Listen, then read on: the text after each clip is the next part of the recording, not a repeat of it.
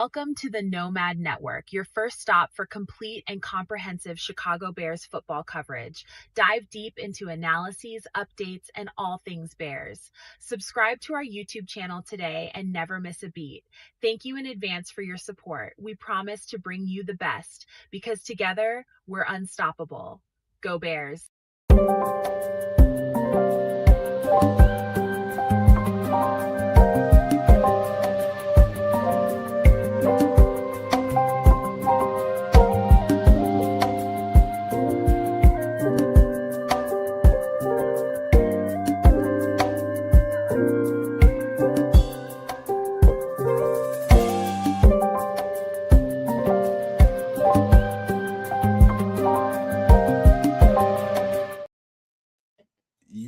Yo, no maniacs. Welcome into another edition of Some Extra Sauce, man. We got that heat for you tonight. Action-packed show. And right next to me, we got Coach Trippin in the building, man. He's substituting in here for Triple R tonight, man. Came to have a good time, came to talk some Bears, came to talk about some coaching, I guess. But we're going to get into all of that in just a second. The Canuck will be here with us in a few minutes. He is doing something, probably find him something to eat, man. I don't know what's going on with that guy, but lately, man, he's been mad hungry. I don't know about all that, but anyway, man, there's a lot of Bears stuff to talk about. First, right off the top, man, I was a little salty last time y'all heard from me. I was scarred, man. You know, all these losses to Green Bay starts to pile up on you, man, and I was taking all of it personal on the last show for sure, man. But we're gonna get to that in that part of the show, man. But for right now, we're gonna get human like we always do before every show, man. And we're going to talk about what's going on in real life, man. So how you doing, Coach? I'm fine. Excuse me. Thank you for having me right here on the network. I'm just happy to represent Sports Chicago in style. And a shout out, right, to all of them, as well as Trip, Coon, and Doe. Give me a follow as the videos will start rolling out, I promise, as Trip sometimes will be hard to work with, but we are managing. Thank you very much. And I look forward to this discussion, as it should be lively, as these damn Packers are still annoying the shit out of me. Well, shout out to Alex Machado. I haven't seen him for a while. He showed up in the comment section, man. I was so glad to see my guy, man. It's good to see you in here, Alex. No kidding, man. Glad to see you in here, man. Shout out to everybody that came in here. Crimson, first one in here. Mr. Mayhem, Siren Collins, Minister Charles, everybody, man. Thank y'all for being here, man. We about to have a good time like we always do every Wednesday night, man. About to have a great time. And, you know, what's the human aspect of what you got going on, Mr. Canuck? Health, man. Just trying to stay healthy, eat right. Things ain't great. But trying to stay up and in front of all that. So as I toggle in and out of view tonight, I'll be snacking on some very healthy eats, some fruits and things along those lines, yogurt. But don't mind me. I'm here for the long haul. I had to jump in. I was going to take maybe 5 or 10 to finish this up, but I had to jump in right away. When I heard this man sort of falling on his sword about how sour he sounded last show, he came up at the end of last show very upset. And I'm glad he's had a couple of days to figure. Oh, you got them teeth, brother. Good for you. The cheapest. Look out, Minister. Hey, Mr. Charles, what's the first thing you ate when you got it? Yeah, what did you snack on? Corn on the cob. How to find the crunchiest fried chicken in the world. That's what Slap ribs. Them teeth, he says. That's awesome. Congratulations, Minister Charles. Shout out to the guys at BCP for helping you set that up. Big ups to them. Big ups to you. But yeah, man. Shout out to Paul Rodriguez who just jumped. Oh, he had some soup. He kept it real. Hey, Siren, I'm gonna do some of that stuff, man. I'm just not in a rush to jump on it yet. It was a long off season last year. I did a lot. I'm just not in a rush, but trust me, I got a list already. It'll be a matter of time before all the recruits and stuff we start getting to all those guys, man. We get That's them out. Good, man. You know what that means? That means we actually are having a season where things may go a little bit longer. Right. I'm not looking forward to it, bro. To be honest with you, but I know I'm gonna have to do it. I'll get it. Trust me, man. You guys will be happy. big ups to Valerie and AC Adam who just jumped in. But yeah, man, shout outs to everybody out there in the chat. And as stated, just we're trying to live healthy, get work crushed down for holiday season. My boy should be back here soon. And like I said, my daughter is back already. Starting to feel a little Christmassy around here, except it ain't because I'm not really a Christmassy guy. But all that really means is family's starting to find their way back to the home front, and it'll be good to have the family all back under one roof for at least a couple of weeks. Yeah, that's cool, man. For me, holidays ain't really the holidays for me like it is for a lot of people, man. I'm different that way, man. I was just what's been going on with me is, focusing on the network, helping out who I can help out. I just helped out one of our friends take care of something. Did that, and mainly when I get some serious downtime, my girlfriend's not here and we're not doing something, man, I'm spending a lot of time spending some good energy and some music. And some of that stuff you heard in that new intro you just heard, that's not new per se. It's probably a couple, 2-3 months old, but some more recent stuff in the last week or so, man, really good energy coming through in some of the music that I'm making. And that's positive, really, really positive, man. I was telling kids yesterday, usually I'm making a whole bunch of hip hop stuff, but that's just not what the spirit is telling me to do recently. And so I obey the spirit, man, making some real smooth stuff, man, some real high frequency vibes, man. That's the best way I can describe it. All depends on how you rock over top of them. That's all. I can still see them things being hip hop anyways. So, hey, we got a new one in here, Valerie Mazur. Hello, Valerie. What up, Val? What it do? Shout out to Patrick Higgins coming through. He's a supernova maniac. You should be too. Same with Joseph Archer. Joseph Archer's crushing it in the fantasy league this season, man. He's doing things all over again. He's the defending champ, and he's defending it nicely. Speaking of which, give me a like, share, subscribe, and come check me out on Tuesdays, 7 Eastern, 6 Central. We do a little thing we call the Superflex Fantasy Football Show, and keeping y'all up on your fantasy football. If you have any questions, you want to know who to start, sit, etc., come check me and my guy D Nice out on a Tuesday. Anyways, where were we? So hey, you were talking about who we put over that music. I'm seriously considering, man, making just a vibe album or something, man, some kind of vibes album, no vocals to it at all, just vibes. I was seeing, I looked on actually, what was it, Instagram or Facebook? I was telling you about MF Doom last night, and how a lot of why I like him is that he produces his own stuff and then kind of raps and will drop inspiration by way of lyrics in like over top of the beats he's created.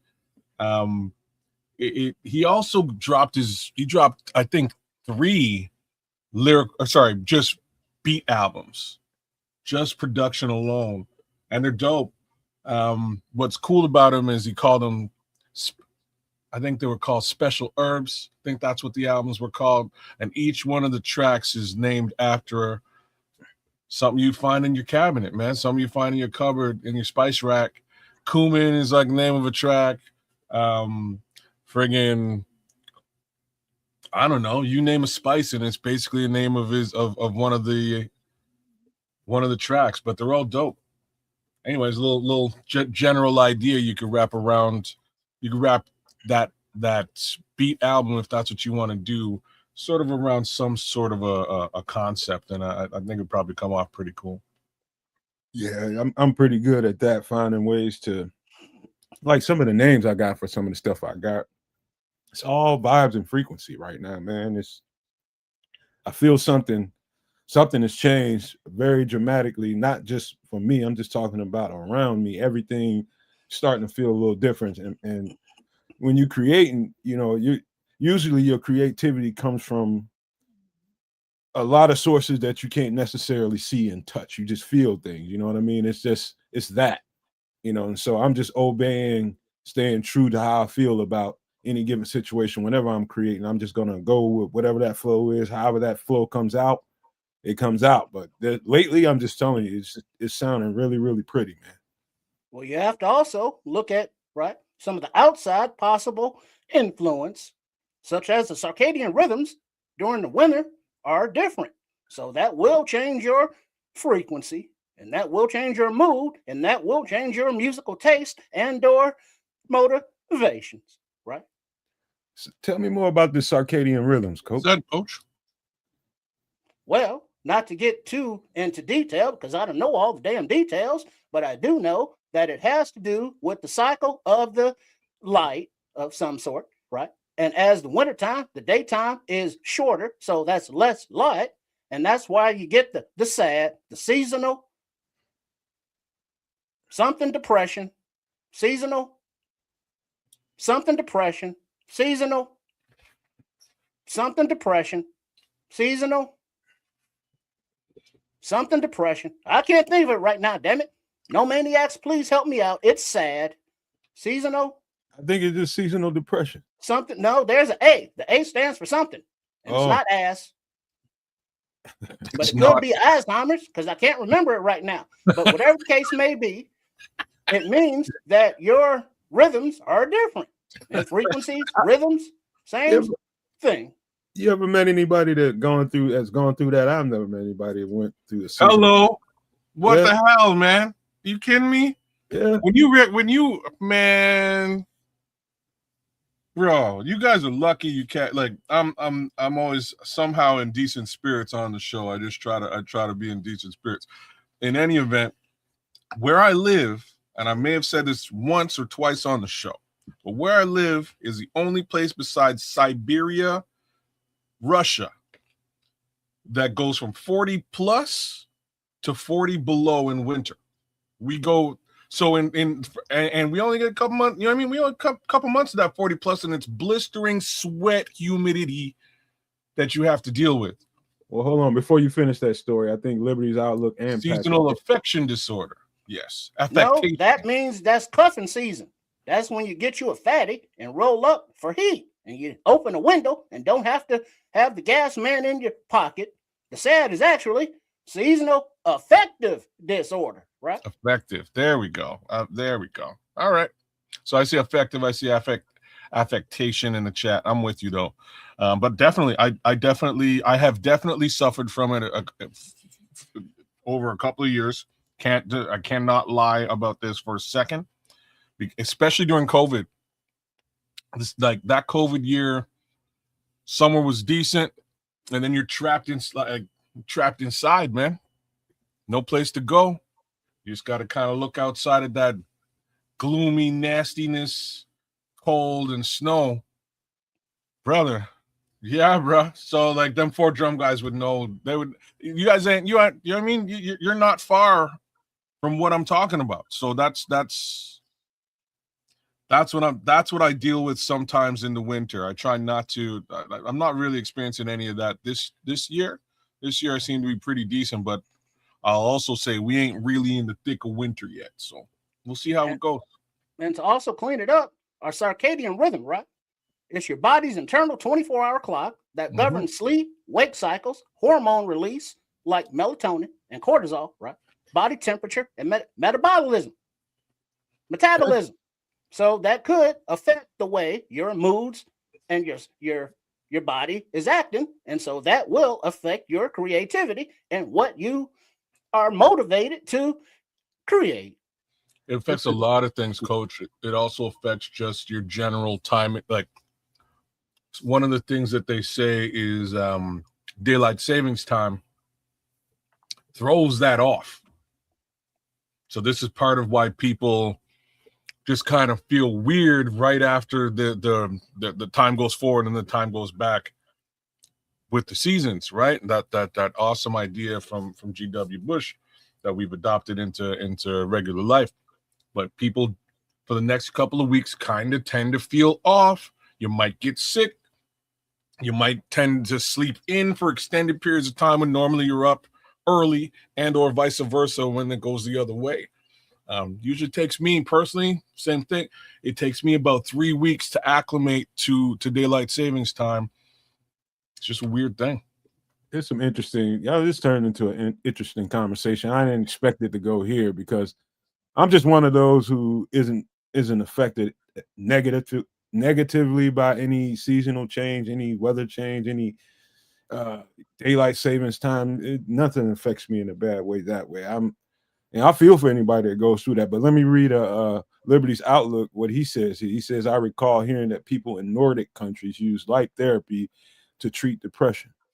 I think I might have heard that before somewhere, man. That sounds familiar. I hope it works for people. I didn't know people really went through that shit for real. But here's another comment by Patrick Higgins. He says, lived in Alaska for a while. Take vitamin D and have a UV light, and it's all good. See? So he would know. They don't tell us about no UV light shit in Canada. So I guess I gotta get myself a light. I really didn't know UV light, I guess. I promise you, man. I swear, I didn't know this was a thing till just now. Really? Well, let me ask you a question there, Mr. Kids, right? Mm-hmm. Are UV lights good for plants? Are they good for plants? Yeah. Hell yeah. Yeah, so I should grow some plants. Good for plants? Yeah. So it should be good for you too. Should be good for people too. 2 + 2. Yes, sir. Exactly. Vitamin D is good for all kinds of spiritual reasons.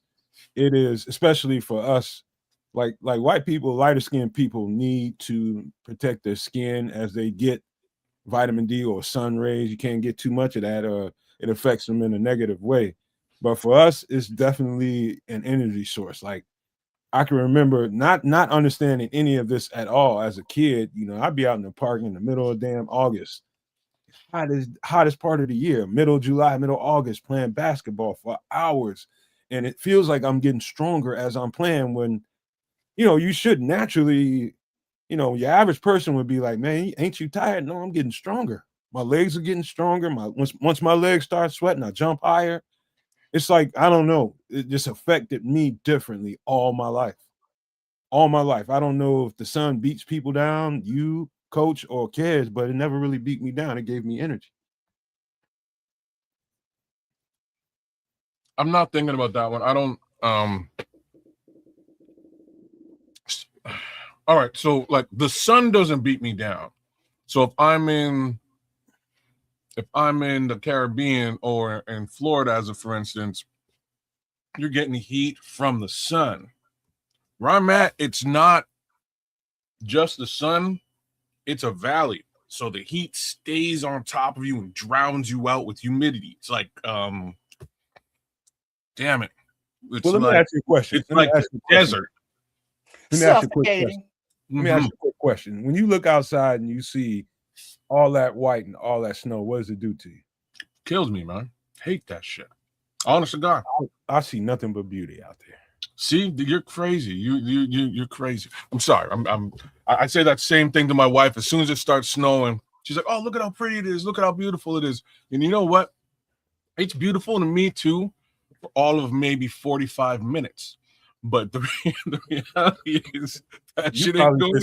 You probably just see work. No, well, I see work. I see gloom. I see gloom over the course of the next X amount of months, and almost unending gloom and doom for 6 to 9 months every year. You know that is ass backwards. You know that, right? What do you mean? That's not the way you should see nature. I don't see nature that way. I certainly see what it is. It's nature. I certainly see fair. I certainly see. Well, there are 2 different things there, though, boys. There's one of the visualization and seeing how beautiful a fresh snowfall, right, can be. Everything is white and pure. But when you got to walk in that shit, you can break a hip. And it's cold to the skin.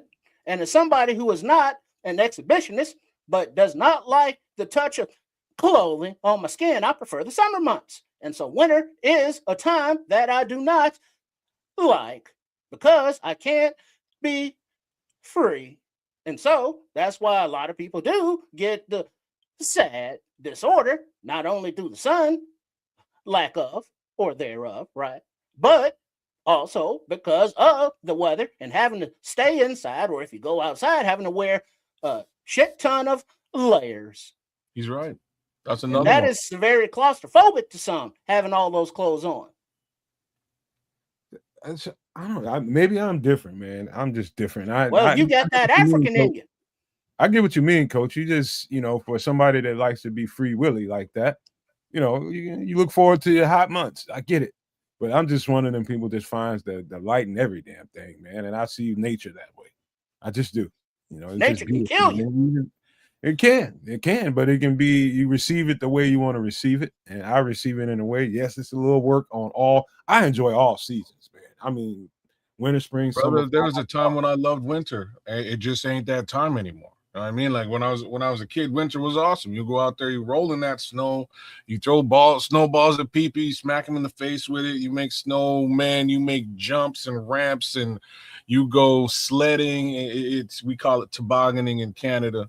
Like I can't skate, but I can, I mess around on a rink and might play goaltender in on some hockey.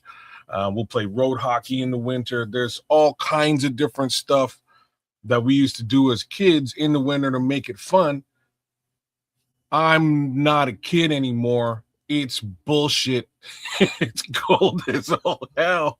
And I don't like every time I go, you got to go outside. You got to clean off you got to shovel, you got to clean off your whip. It is an unrelenting assault for 6 to 9 months. If this period of time was lesser, you know what I'm saying, Patrick? That's what I'm saying, bro. Gonna Like be a snowbird, man. He might be a snowbird, one of them people that's starting I'm to get a so little close older. to being one of them. I'm so close to being one of them, man. I need. This is why. Like what I'm talking about is like why them snowbirds exist. Because at a certain point, it's like, oh hell no. Everybody You know think what I they mean? want that. Everybody think they want that until they get down there and realize how oppressive that goddamn heat is down there. No, brother. Like this is what I'm Oh, trying to. I spent the whole summer down there. So have I. It's a The different whole heat. fucking summer. Trust me, I love that heat because you get some sea breeze. It's not the same. Like over here, Everybody don't get sea breeze in Florida, bro. it depends where you are. You're right. You might, if you're more central, you might not get it. My family's in like Miami, Dade, Boca, and Lauderdale. There's some sea breeze to be had over there, man. It ain't thick like it is here. I guarantee you this, though, kid. That's one of the last places in this continental United States you want to move to. It is rich as shit down there. People are moving right now in droves because they can't afford to live. It's expensive as shit down there. It got costly? And insurance prices, you can't even get insurance is going to cost you a mortgage. What happened out there? It used to be dirty cheap. The natural disasters down there. Go ahead. And what they don't believe in, right, is science. With the political leadership, and what they are having is climate change. So that means the tides are rising. And Florida, being America's dome, right, just kind of hanging there off the continent, surrounded by water, it is losing land mass. And with more and more hurricanes, the storm seasons, right, getting more torrential, they will not insure homes down there anymore like that. And if they do, they're expensive as all get out, right? And so it is becoming very, very expensive to live there. And then also, don't forget that Florida is basically a big ass swamp. So you have to live there with all the swamp critters. And there are not fences on the swamps. They will come into your house. So you will never know when you go into your tub, there will be lizards, snakes, gators, and the damn mosquitoes. They will kill you. So remember that when you think about moving to America's dome. And everything he just said, imagine all of those swamp critters that he's talking about. Imagine every time that water rises and a storm comes in, it just pushes all those animals up and out of there, like the big pythons, just pushes them closer and closer to the central part of the state. And so those things are moving. That's like I'm just telling you, man. It's beautiful to look at for a few It's days. funny, like you guys are hilarious, man. Because, like I said, I spent a fair amount of time out there. So basically, my family at some point realized two things. Like half of them came to Canada, and they were like, "It's cold in this MF. We should leave." And they kind of picked up and thought about where can we go where we can make good money and still experience like Jamaican weather. And so basically they all effed off to Florida. So that's why like Florida's my home away from home. I've spent I don't know. I've spent a decent amount of time out there, and I'll never forget. I was mowing my godfather's lawn, and I keep hearing like, I'm like, what the hell is that? Like, whatever. Just keep mowing away. Hitting snakes, ain't you? Say what? Hitting snakes, ain't you? I'm hitting snakes and geckos, you name it. Lizards are flying out the side of this lawnmower. And I just wasn't paying attention until I finally looked and like hit something and watch just a bloody nastiness flying out the side. And I was like, oh my God, Uncle, like, y'all got lizards like just everywhere. He's like, yeah, it's been a minute since I did my lawn. There's definitely some lizards in there. I didn't want to tell you. I was like, shh, oh, whatever, man. You know, they better run.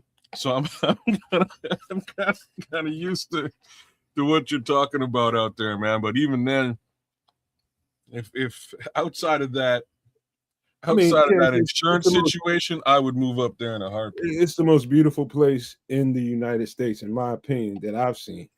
You know, I haven't seen every single state in the country. You know, beauty it's beautiful to other people for different reasons. I'm on palm trees, sand, and blue water, like Patrick Higgins is saying, that turquoise blue water. It's parts that of Florida, the beaches are beautiful, man. I'm saying living there is a whole other foray you're gonna have to go through, man. You better make sure you got it. I'm just gonna tell you that right now. You're gonna have a hard motherfucking time down there. You better have it. You better have it things, buddy.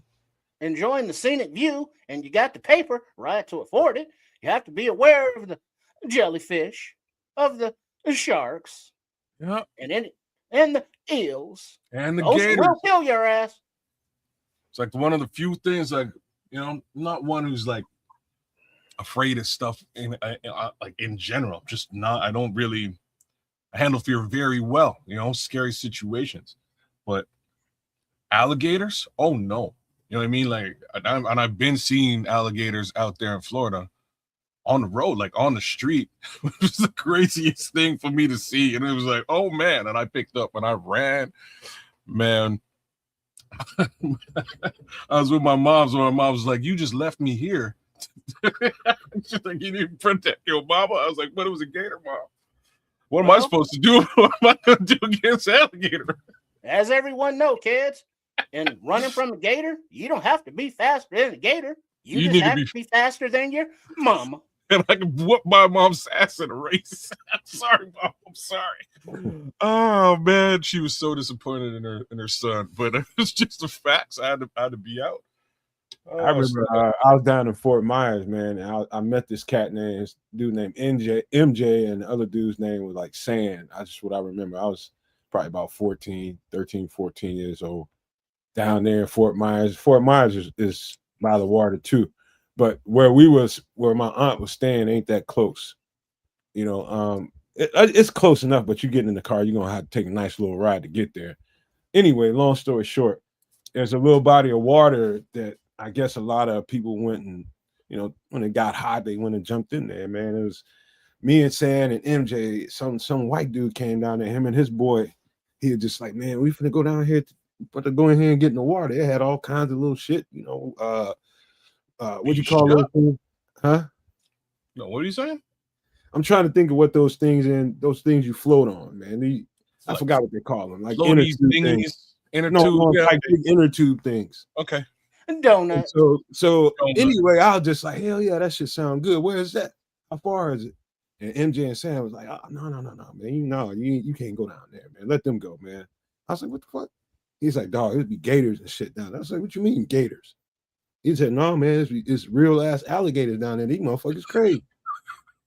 You know when a Floridian says something like that to you, you need to adhere, bro. You need to Yeah, believe. I listen to him. Shit, what you talking about, man? Oh, snap. Man, I was just like, and these motherfuckers finna get in the water. He's like, them motherfuckers crazy. He's like, he said, next time, I said, when my uncle go to the beach, I'm gonna come get you. We're gonna go out there. That's where you go. If you're gonna get in the water, you go out there. Don't get in no lakes, no rivers, and none of that shit. Nope. No, sir. Like I'm telling you. Boy, yeah. But like I said, like it's funny. We got all kinds of weird wildlife over here. We share a mosquito thing. Where I'm at is also a swamp.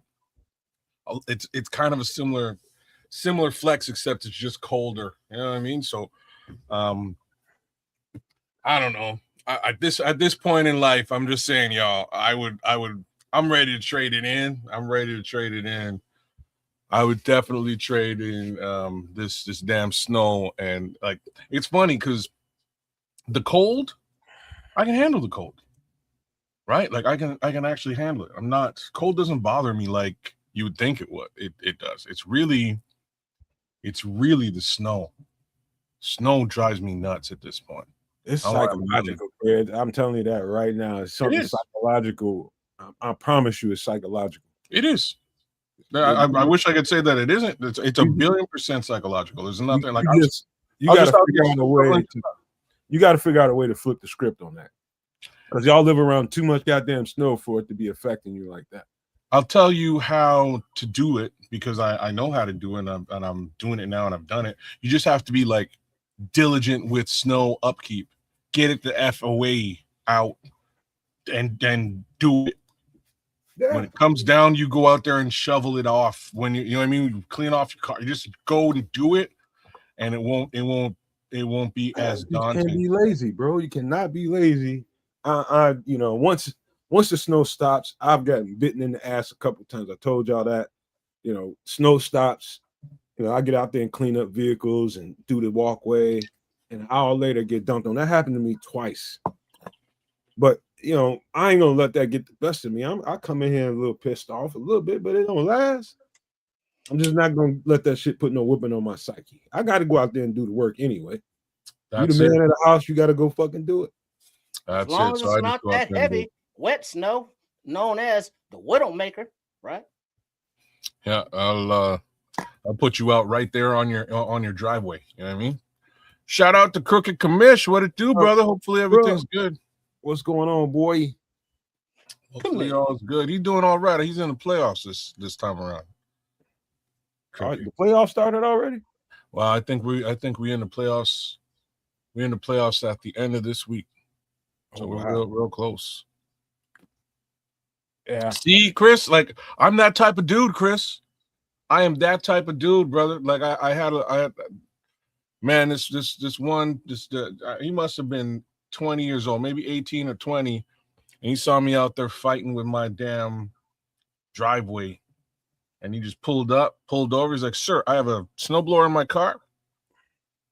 It'll cost you $60 if you if you'd like, I'll do your whole thing." I was like, $60, bro. I'll stand out here and I'll do it my damn self. And then I stopped and I looked across the way and I was like, you know what? You do my driveway and my two neighbors' driveways, I'll give you $75. And he's like, well, okay, cool. And, you know what I mean? He did all three of them driveways and the cars. And my neighbors came out and they're like, "Oh, snap. Well, like my stuff's done." I'm like, "Who did it?" I was like, "Man, I paid a kid. I wasn't doing it." You know what I mean? I was like, it wasn't going to be me. But I definitely paid someone to do it. It's all taken care of. Well, I commend the kid because back in the day when it snowed, that was an opportunity, right? To make some money. Yeah, it was. You would go to your neighbors' houses, right? Especially the elderly, and like, "Ma'am, sir, let me shovel your walk, your backyard, so you don't break a hip." And they were more than happy to drop you a 20 in cash. Brother, and they would do that every time it snowed. I did it for my whole block. Like I had a whole clientele that I would just wait. I would wake up in the morning, 7 o'clock in the morning. If it snowed at night, I just do it. And they would come later on after the work shift, and they'd come and they'd bless me with $15 plus a tip. It's just a regular thing. I made money like that every single winter. But again, I ain't really trying to do that at my age. I try to suggest my kids do it, and they ain't trying to do it either. So there's no getting out of it. David Farley, boy, that's exactly the way to look at it. Shoveling snow is good exercise, man. It's very good exercise for you. Get your blood pressure. I mean, blood rate, your blood pumping, man. It's perfect, man. I look at it that way, and there are opportunities for me to get some good exercise. That's why I look at it, and I got a weird home, man. It's a small house, but a pretty good sized piece of property. And so we have a unique situation here. We have two nice sized patios on both sides of the house. Nice one in the back, nice one out front. And, I don't have to shovel them, because nobody's sitting out there, but I do like clearing them out, making sure they're clear, because it just looks better when you roll up to the house. Just looks better, man. And so, it's like I tell younger cats all the time. They be like, man, you always taking care of your house, man. You always doing this, that. And I'm like, wait till you once you own something, you'll see the responsibility. Just take it personal. You know what I mean? Because even if you don't own something, if you're responsible for that particular property, make it look nice, man. That's called being a good steward to what you have. That's just all it is to it. Just be a good steward to what you have, because a lot of people don't have shit. Very well said. Very well said. But like I say, not a fan of I'm not a fan of these winter months. They eventually get to me, and it's usually not in November. You know what I mean? It's like, let's say January 21 is like a good date for me to be like, all right, I've had about enough of this shit. We need to get this stuff out of here. And the fact is, where I'm at, winter's gonna last up until March. You know what I mean? Like, I'll be dealing with this for another few months. And I mean, at freezing cold, potentially mad snow levels. So is what it is. You just live with it and get your shit done. And all the what's bad about it, all the forecasters, all the people that do this for a living, they are expecting one of the worst winters ever. They're talking about, if you ever seen that movie, what is it called? Where these motherfuckers had this apocalyptic winter. Snowmageddon? It was Day After Tomorrow. That's the name of the movie. You ever seen that movie was dope, actually. I love that movie. I can watch that too many times. I can watch that every day and still enjoy it. Dennis Quaid. Yeah, man. That's a good film. Yeah. That's what they're predicting this winter, man. And so far, so good. So far, so goddamn good, because it's fucking cold, man. But out east, they're about to get hit with 25 centimeters of snow. It's pretty deep. I don't think we're getting that where I'm at. Fingers crossed. Oh, y'all got it coming, but not this round.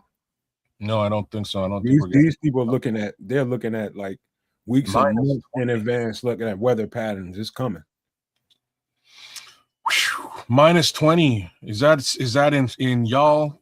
Is that in Fahrenheit? Wind chill. They're talking about wind chill. It might be minus 20. Damn, that's bad enough. Wind chill just as bad as goddamn temperature being, especially in Chicago, boy. You just don't know, man. Them lakes, you get that wind off the lakeshore. I know what you're talking about. That's like, so we don't get that, but we get like it's what it is it's brutal, because I've experienced it elsewhere. But what we get is, I'm in a valley, so it's a wind tunnel all winter. You know what I mean? So we don't get it off the water, which adds an extra biting chill to the cold. Like, it honestly does. But we just get a constant blast all winter long through this valley, man. And then the snow sits on top, and in the summer, the heat sits on top. It's kind of brutal, bro. Hey, kids, funny. What you know in Chicago, the wind, right, is known as the hawk. That means because it will swoop down and bite your ass. And it was a very cold bite, whether it be off the lakefront, where it's just building up the steam off the barren water and hit you in the face, or you get the wind tunnel effect in the downtown area between the high rises and skyscrapers. You can walk down one block and have no wind whatsoever. As soon as you hit that corner, it's almost like somebody's knocking you over. The wind's blowing so damn hard. So it is brutal, and it will be interesting to see how these young quarterbacks adjust. Hey, you know what? He just took the words right out of my mouth because I was about to tell this quick story before we start talking about some food. I remember when I was small, my mother almost got married to this guy. They're still cool and friends to this day, but they almost got married and was with him for a while. And I was a little ass boy. I mean, so little. Well, I'm walking down the street holding his hands. I'm a small little boy. And he's taking me. He wanted to take me up to the John Hancock building. So the Hancock building is like the second tallest building in Chicago. And they do a lot of tourist stuff. And I remember going up there. It was okay. It was cold. Remember, I'm real small. It was cold, but we get in the building. We get up there to all them floors, and I was scared to look down. It was so high. I was just terrified. I just remember that. And but then leaving that motherfucker, like Tripp said, man, it's just fine for a second. And then all of a sudden, here comes a ton of blast of wind. And it felt like I was off my feet for a second. I was that small, but it hit me. It was like a freight train, bro. He's right. They call it the Hawk, but this is weird in Chicago because it's off a lake and it's so many big buildings. It's like the wind just twists and turns in and between all these buildings, and it just comes out wherever. You can be walking across the street and boom, you'll get hit by a blast of wind. If you ain't braced right, you might be tumbling your ass down the goddamn street. Yep. That's how strong it is. Crazy. Oh man, Cornholio likes it cold. He likes the cold weather. I don't know how you can stand it, but like I say, it isn't the cold that bothers me, man. I've at this point where I'm at, I can wear a t-shirt in -10 and it's fine. You know what I mean? -10, -15. I can do a t-shirt out there. Outside of that, you're definitely bundling up. So I can handle the cold. Cold doesn't really bug me. It's the 9 months of cold that bugs me. That's really what gets to me.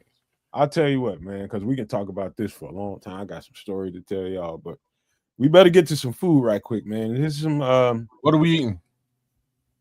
I want to know if you've ever had this, kids. Oh, gumbo. Yeah, man.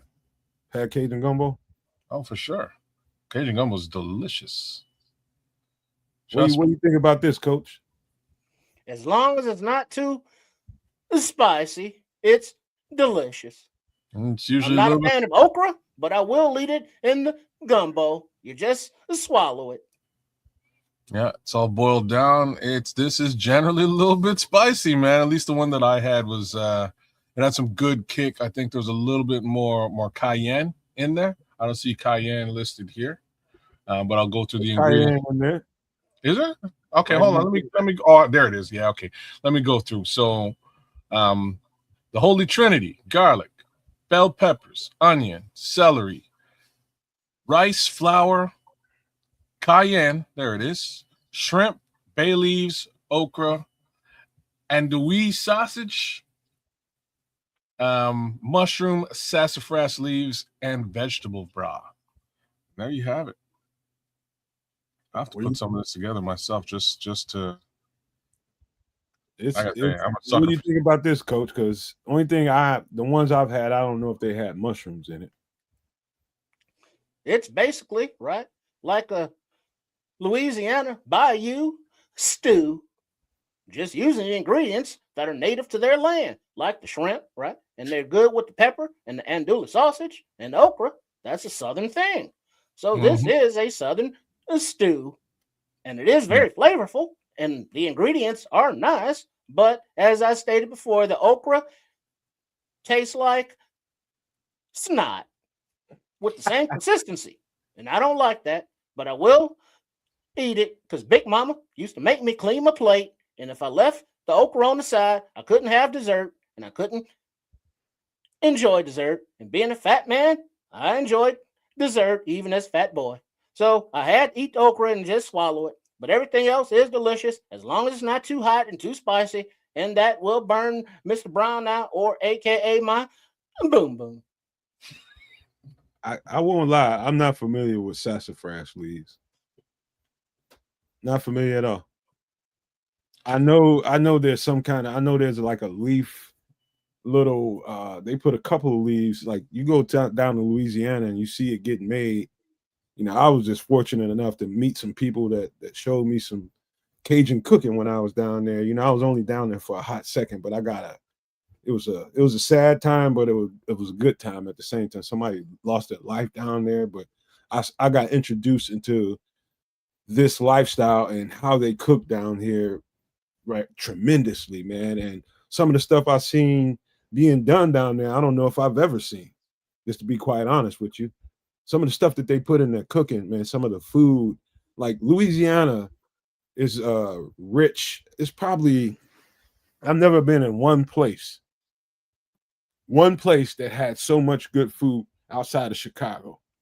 But I'm talking about like Chicago has the best like finger foods, street foods and things like that in the world, at least the country I know of.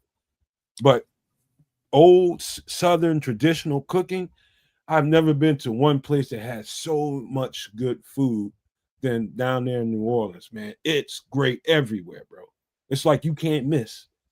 Well, that's why you were at a funeral, and that's what's called the repast afterwards, where they Oh, have community and congregation, right, to come together and reminisce and tell stories and laugh and cry about the deceased, right?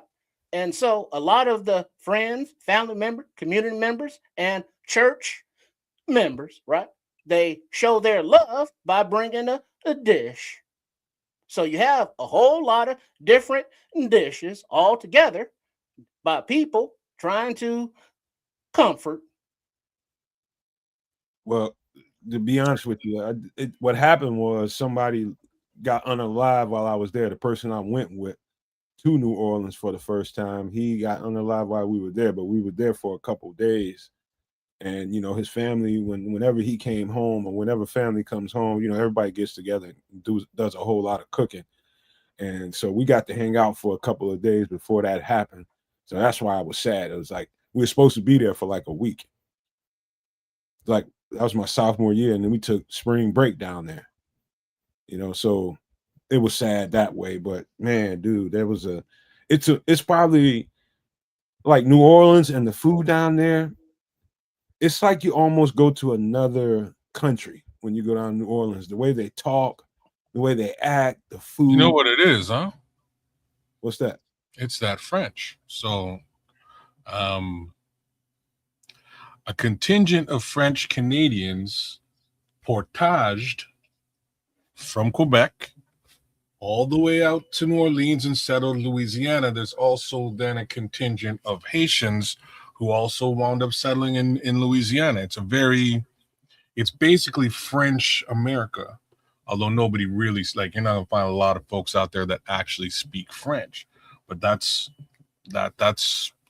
who populated that general area. So you can just imagine what the flavor profile is going to be. You're going to get your crawfish, your shrimp, your um, just a little bit of a different People, fare.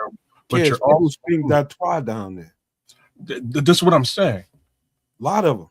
That's what that is, right? That is it's Haitians or French. It's a That's combination over time, right?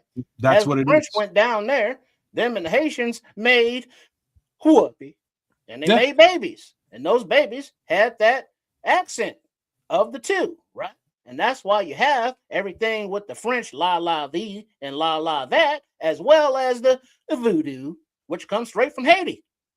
You got it. And even if you look at the New Orleans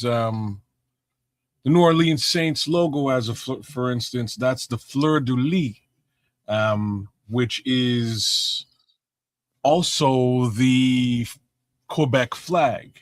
The fleur de lis is also on the flag for Quebec. It's a very, like I say, very, very, very eclectically French place with a lot of French cuisine influence into that native fare that they're going to get around there.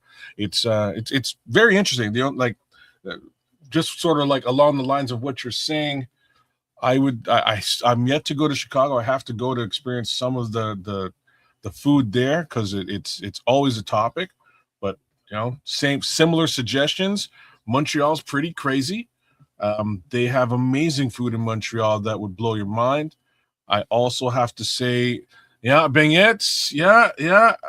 It's like so famous in New Orleans, Louisiana. They have very similar beignets in Quebec too. You guys would be shocked. You know what I mean? Like you guys would be shocked to see the cuisine side You'd be shocked that I went down there and never tried one. What? I was down there all that time for a few days and didn't try one. Everybody was getting them. Everybody couldn't wait to go get their hands on them. I'm just like, I told y'all I don't eat sweets like that, man. Oh, what's wrong with you, man? I'm a meat potatoes kind of guy, man. I hear what you're saying, but like, all I'll say is this: if you're traveling, when in Rome, do as the Romans do, and that's all I will say to that. Like, if you're going to Minister Charles is loving the fact he got teeth. So you know what I'm saying? When you're going to these places, and when I get to Chicago, man, when I get to Chicago, I'm going to crush some of your local stuff for the sake of doing it the way y'all do it. And I heavily suggest that's how you sort of take your general stances and lower your fences a little bit when you're out and about.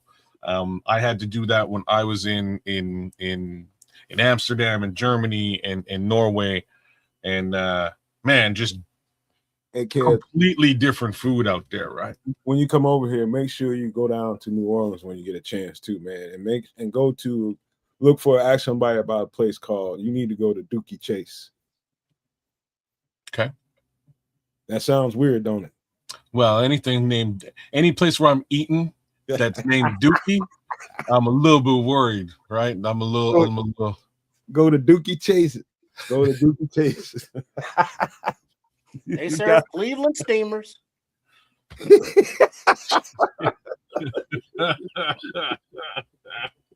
Wow. Yeah. I'm not kidding, man. They got some. I'll take your word for it. If you're bigging it up, man, I'll take your word. I'll go. But if there's shit on my plate, I'm gonna be real pissed off. think about the name Dookie Chase. Yeah, you run. Oh, you're running to the bathroom. No, you don't get know. You I don't know. I don't get it. That's a whole other connotation, brother. Okay. But that's that for Cajun Gumbo. Anybody got any last thoughts, Coach? Kids, anybody, anything? No, this is good stuff, man. What do you think, Coach? I will lead it. He's in. All right, this one I think is all you, kids. I'm just gonna let you take off, and I'm gonna shut up for a second, see what you think. Here we go. Oh, I used to make this on a weekly basis almost. So jerk chicken, pineapple, coconut rice. Or is it pineapple? Oh, you're making pineapple, coconut rice, and jerk chicken. I do this differently. So let's talk. So ingredients first, and then I'm gonna do that. I'm gonna do that. So ingredients: chicken thighs, avocado oil, garlic, ginger, soy sauce, cider vinegar. I usually don't use that. Lime juice, honey, allspice for sure is a must. Pineapple, bell peppers, onion, rice, coconut milk, cayenne, cinnamon. Yeah, okay. Thyme and rice, or thyme, depending on how you want to pronounce it. Cool. So what they've done here, it's interesting. So they're making jerk chicken for the most part, and mixing it in with coconut rice with pineapple. I would do this the other way around. I would mix the pineapple in with the jerk chicken. So now you get not just a little bit of a spicy jerk chicken, but it's sweet too. So I make a pineapple jerk chicken, or I make a honey jerk chicken, and it's delicious. This is stuff that oh hell, there's honey in this too. Jamaican question for you right quick. Yes, sir. Pineapples are readily available fruit down in Jamaica? Yeah. I didn't know that. Yeah, you pull that off a tree. You know what I mean? Like there's, yeah. You know what I mean? Like there's fruits everywhere in the country. You know what I mean? It really just depends on where you are in Jamaica, but you can find any given kind of fruit at your disposal.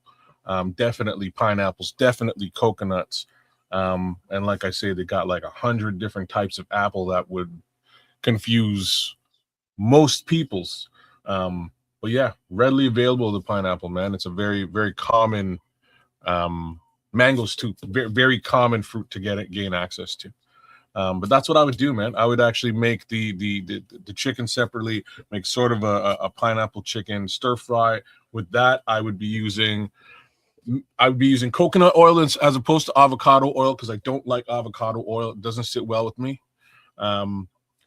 Chicken thighs, garlic, ginger, soy sauce for sure. I wouldn't use cider vinegar. I don't have any use for it. Lime juice I would be using. Honey, allspice, Well, it's a lot of and sweet. pineapples. I can see somebody putting the contrast of some cider vinegar in on that dish because there's a lot of sweet going on there. It might cut the sweet a little bit, but the thing that's going to cut the sweet regardless is the allspice. Like the allspice is going to add a heat to it, and I suppose the cider vinegar is actually a great idea. Same thing with the lime juice; it'll also cut the sweet. But the cider vinegar is probably actually a brilliant idea with this dish. Not just to cut the sweet, but also to make it a little bit less dry, like less of a dry chicken. Because there's two ways to make jerk. You can make it dry, or you can make it wet. You know, very simply put. This to me, I would make a wet chicken with wet pineapple jerk chicken. That's what I would do. But the coconut rice, mine would have peas in it. I'd have kidney beans in there, onions, rice, coconut milk. The cinnamon, which is like something that would throw people off. Cinnamon is used to add a little bit of flavor to the jerk. Okay, so that's just like a little secret. You're tasting some jerk spice. Pre-made jerk spice likely has a little bit of cinnamon in there on its own. Just that's just how it is. I won't kid you. The very first time I even tasted jerk, the flavoring, I was in Jamaica. Mm-hmm. Very first time I ever tasted it, and I didn't know what to do with all this shit that was going on in my mouth. I was just like, what is this taste, man? What is this? I didn't know what the hell. It was good though. I just knew it was good. And I was just thrown off by the flavor profile of jerk the first time I tasted it, because it's just got new stuff in it. You know, it's the regular cuisine we eat over here, you know, unless you know some Jamaicans and cook jerk on a regular basis, which I didn't, you know, that's a new flavor profile to your palate. And I was totally thrown off, but in a good way.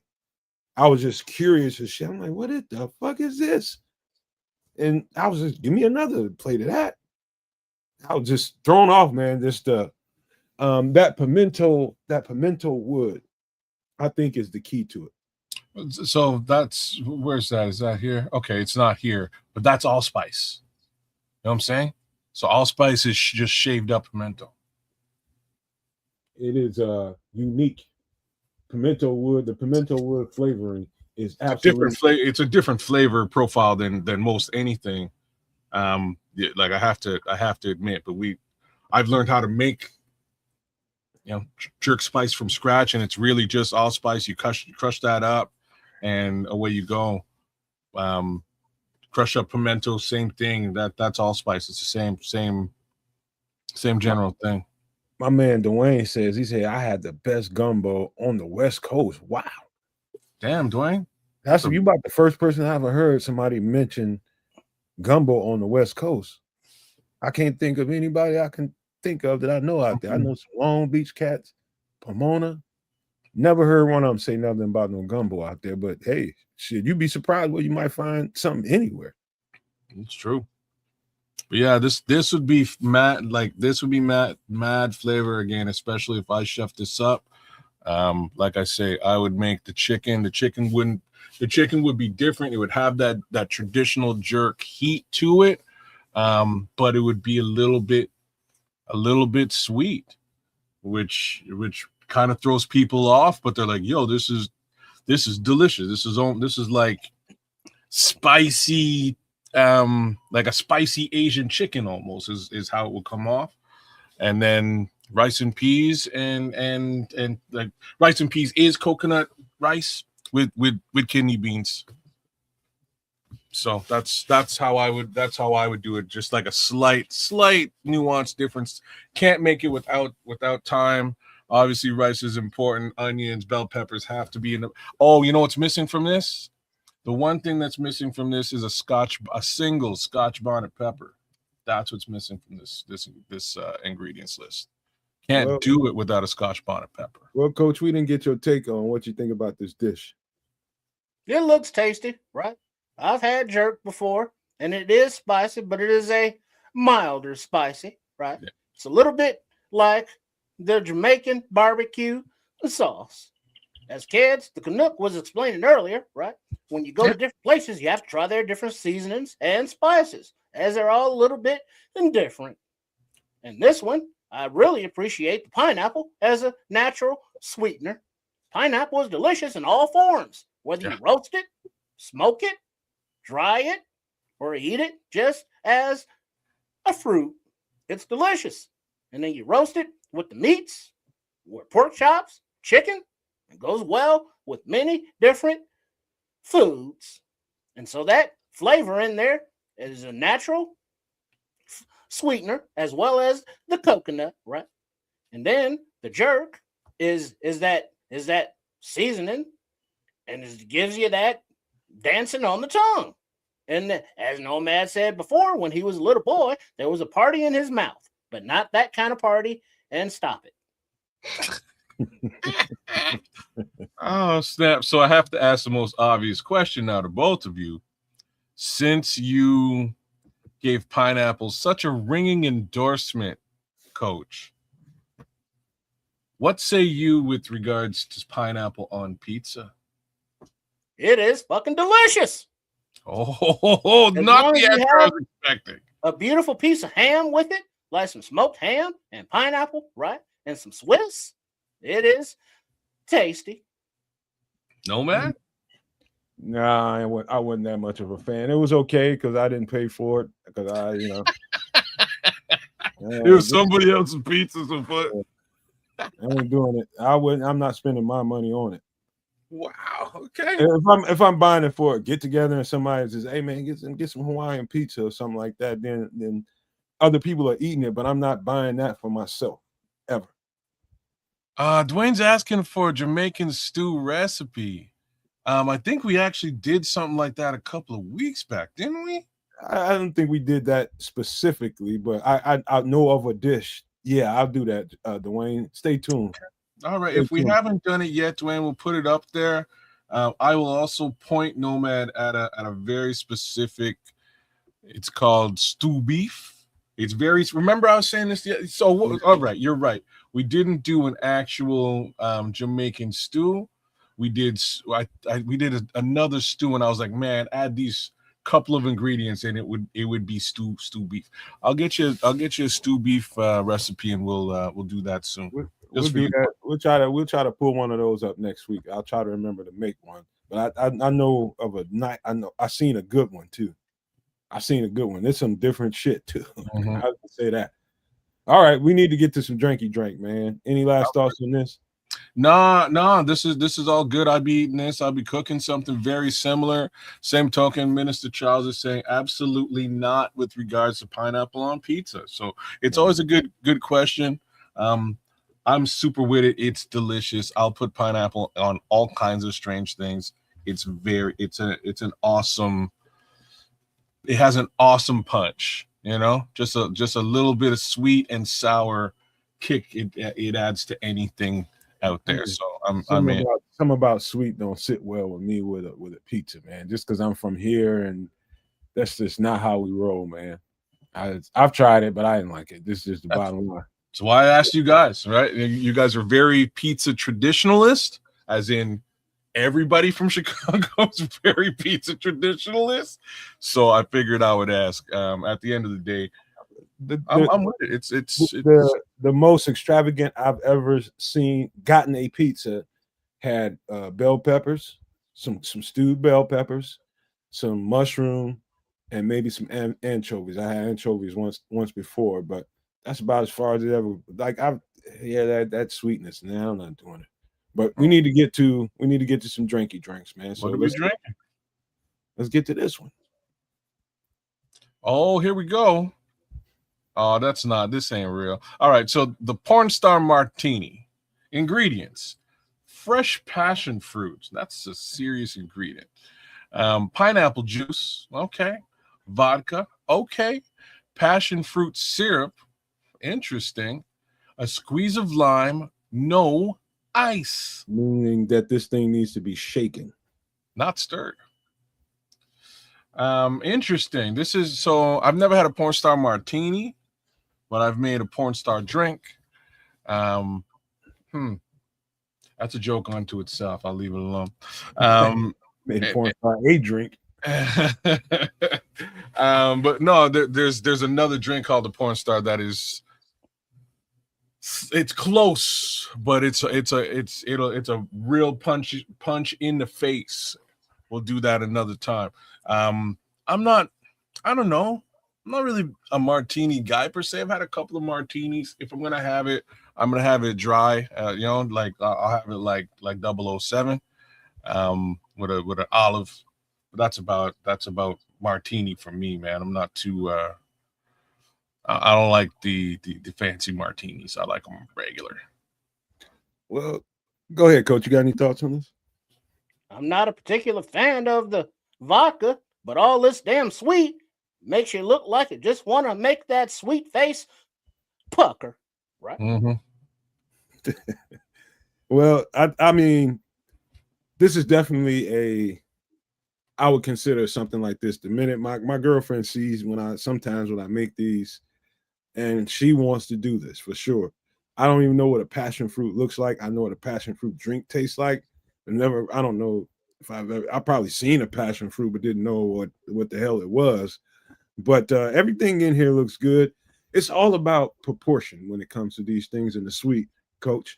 It's like when you see syrup and these things like that on here, it's about, and that's going to go to the next drink we're going to talk about after this. But it's all about the proportion. So you don't overdo the sweet. So you just put a little bit of sweet in there just for the flavor, and it doesn't overwhelm you as far as the sweetness goes. I learned that pretty quick, man.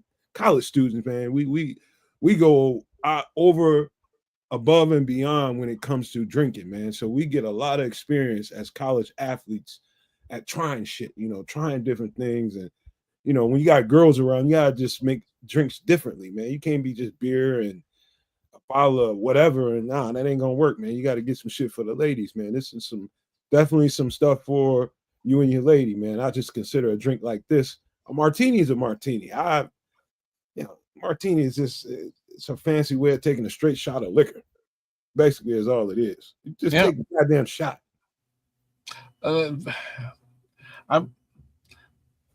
not one to shoot vodka. Like, I've done it, and the only reason I did it was because it was Grey Goose. I've also done it with Ciroc. And those are just a little bit higher end vodkas that go down like water. But if I'm shooting something, it's gonna be like, it's gonna be harder than vodka. It's just me.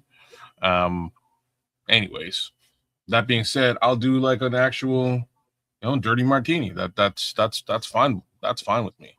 All this, sweet martinis. This is for me. Like this is for the wife. I'll like have a little taste and go, this is sweet. I like it, and then I'll let her drink it. I'll mess with it. Yeah. Have a good time with my lady afterwards, man. Straight up. Me and her, I'll down the size of a glass like this. I'll probably down 6 of these bad boys and be ready to go do a little tumbling. Oh boy. That's about what it's gonna do to you. Sounds about right. You know what I mean? They call it a porn star martini for a reason. All right, any last thoughts on that trip, Coach Trip? Well, if you are down for the porn star activity, might as well have porn star beverage, right? Amen to that. Yes, sir. Let's get to the next one. This is a lot of people's favorite, but we never did it on the show. Feel free to take off, gentlemen. Oh boy. Yeah. So I remember coming home when I was in Florida when I was a kid. So I spent 2 months with my auntie. I remember coming home, my uncle and me walked in and she was just face down. Just we opened the door and I was like, oh shit, auntie? I was like, what happened to auntie? So we helped her to bed. She went to bed next morning. I was like, damn, auntie, what happened to you? She's like, oh, the Long Island iced teas got me. And that was her answer. That was her answer. And, you grow up and you realize what the heck they got in this thing. And you realize, okay, yeah, that'll get you for sure. So this one's, okay, all right. Yeah, this is a real one. Ingredients, ice. Gotta get your ice in there. Gum syrup, white rum, lemon juice, ice. You're gonna double up on ice. Oh shit! I didn't realize that. I'm just teasing you. Either way, you kind of need to double up on ice. I agree because you got white rum in there already. Now you got vodka coming in there, a little bit of cola. You also got tequila going in there, and then some triple sec. You might want to finish this off with some more ice. I'm being real now. So this thing is triple sec is a liqueur, just for the record. Yeah, it's a citrus liqueur. This thing is sweet with that extra lemon juice. It's sour. It gives you that actual iced tea flavor. But those 4 liquors in here, at first it's like, yo, who put what in my iced tea? And then you finish that first glass and it's on after that. Like when you finish your first glass of this, oh man, that was real good. Let me get another. And the second one tastes like actual iced tea. The third one also tastes like iced tea. The fourth one, you're not necessarily going to remember that you drank. And that's kind of how Long Island iced tea works. It's great stuff. Well, since we're telling stories, kids, the Canucks, right, led into an experience that I had back in my youth, right? There was a club called The Click on Michigan Avenue down there in Chicago, right? It's no longer there. There was a tragedy. Rest in peace to all that past. But before the tragedy, right, there was a bartender that was known to make very good and strong LIITs. Shout out Black Sheep. And I went down there with some friends. It was an occasion, right? And we were in a limousine. There were several of us. We were pimping, if you will, right? So I went to the bar, had a couple LIITs. The first one, it was sweet. It was refreshing. There was a lot of ice. It was very cold. It was delicious. So I quickly had another 2. I do not remember much from that evening, except being held out of the limousine by my belt loop, right, by my buddy, as I whirled along the street as the car drove along. Yep, that sounds about right. That's how those nights go. Oh man! All right, since we're going there, I got to tell you. All right, the first time I had a Long Island, I was with some cats that I knew, and somebody from work want to take you out, and it's like, man, come on out here, man. I know a spot we can go to, man. Some good drinks, that kind of situation. So we up in there, and you getting ready to order, and it's come around. What do you want? What do you want? What do you want? And I'm just like, whatever they get, what y'all drinking, man? Okay, we're gonna get these Long Island iced teas. All right, cool, let's get one. I ain't thinking nothing of it. It's liquor, so I'm gonna find out. So they get to the table and they in these big ass huge mason jars, bro. Big, huge mason jars. They almost look like this with the lemon in it and everything, but it was just bigger and taller. And we sitting at the table, people ordering food, and I'm tearing this motherfucker back, dude. And I'm tearing it back. And next thing you know, one of the dudes I was with, he looked over at me. He's like, "Hey, dog, hey, take it easy, man." I'm like, "What you talking about, man? This motherfucker good." I mean, it was good. I was slurping that thing up, man. Before that food came out there, I got up to go to the bathroom to go take a leak. You get the wobblies with your first step, is that? Boy, that thing hit me, boy. I'm telling you, boy.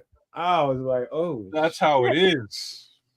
I was good long as I was sitting down, but I got That's up to how go." it is. You, as soon as you get up and like, you know, your circulation kind of changes, it's over. You don't even know where you Man, were. I was talking, man. That food couldn't have came fast enough, man. We ate a boatload of chicken wings, man. I don't know how many wings we ate, but we ate a lot of them. And man, I was telling somebody about that shit about 4 months ago. I was just like, man, first time I had a Long Island iced tea, that thing was so good. I was slurping that thing down, man. You couldn't hardly taste the liquor in it. This is And I it. think that's what gets people.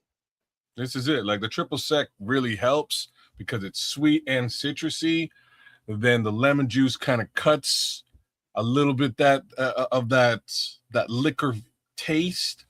Tequila mixes very well with lime, right? Like, you know what I mean? Lime and salt and tequila. Like it's just it kind of fades into the drink.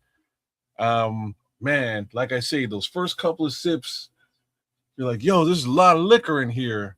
And then it just tastes like you're drinking iced tea and having a good time. And God only knows how the night ends, man. And all I know, I've had my times with this drink. It's good, but because I had that early life experience with my auntie, you know what I mean? I know to take it easy with these drinks, man. This will come back to haunt you the next day. And unfortunately, it's kind of sweet, and that's why you were hurling out the out the You had too much of that limousine. syrup in there, bro. It's the syrup and the sugar that gets you. You will wind up blowing chunks someplace in America. It's just how it works, man. This is good stuff, though. All right. Any last thoughts on Long Island iced tea? Because I do have one more for the man that blows chunks out there on Long Island. One will do you. There Yeah, you go. especially the one I had, boy. All right. This is what you need when you have one of those nights like Coach Trippin had. One of my favorite, when I say my favorite things to drink in the world, even though I haven't had one in a long ass time, this drink has everything in it. Everything in this drink I like, minus the horseradish. Anybody come to me with a Bloody Mary, a classic Bloody Mary with the horseradish in it, you paying for it because I ain't. Don't bring that shit to me. No. Isn't there horseradish and Worcestershire sauce? I don't want to taste horseradish and shit. It But is. this is my point. If you're getting the Who's Your Sister sauce, you're getting horseradish regardless.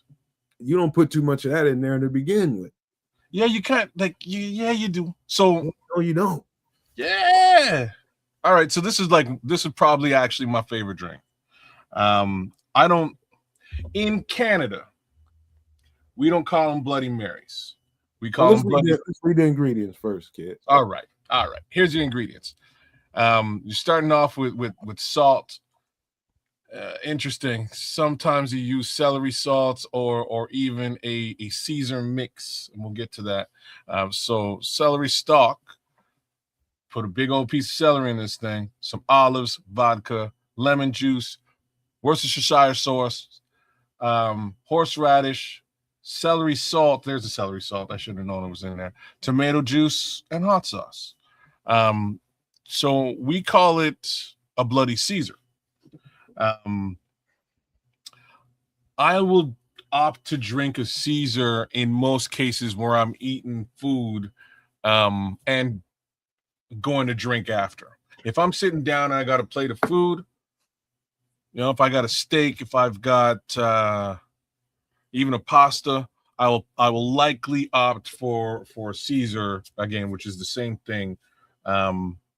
Nowadays they make especially in Canada, they make Caesars crazy, man. They put you'll get spicy pepperoni in there. Sometimes they put bacon in these drinks. All kinds of madness in there, man, just to add a little additional kick. Hot sauce. They make these drinks sometimes super spicy. And hot sauce is in this one too. Yeah, but sometimes they make them like, again, super spicy, and they're pretty good. Put a little salt around the rim so it gives a little bit of that. The bacon is too much. I'm with it, but that is pretty rich. They go crazy, man. They go crazy. You walk into certain bars and say, hey, yeah, I want like whatever the house Caesar is, and they'll go, okay, cool, and they'll come back and it'll be spicy as all get out, and then you don't like olives, celery stalk. I think there's some olives in there in this one.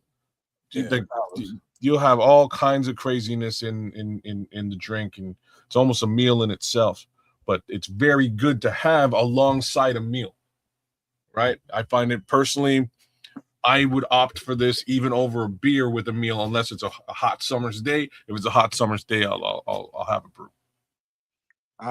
I would. The only thing I'm trading out is a Worcestershire, and for the tomato juice, I like to use a V8.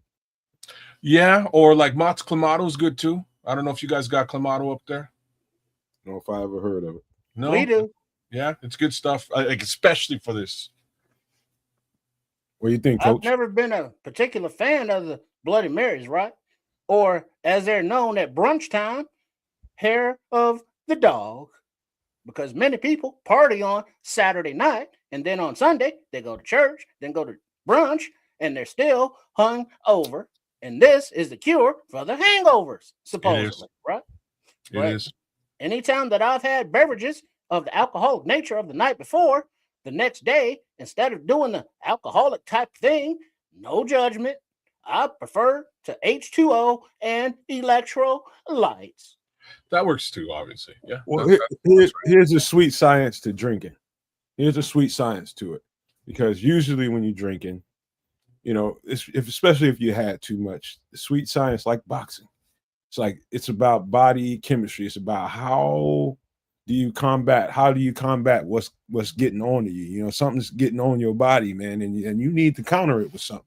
And so the train of thought is, you make you one of these, and to me, the medicine inside this drink is the tomato sauce or the V8, whatever you use, and the hot sauce.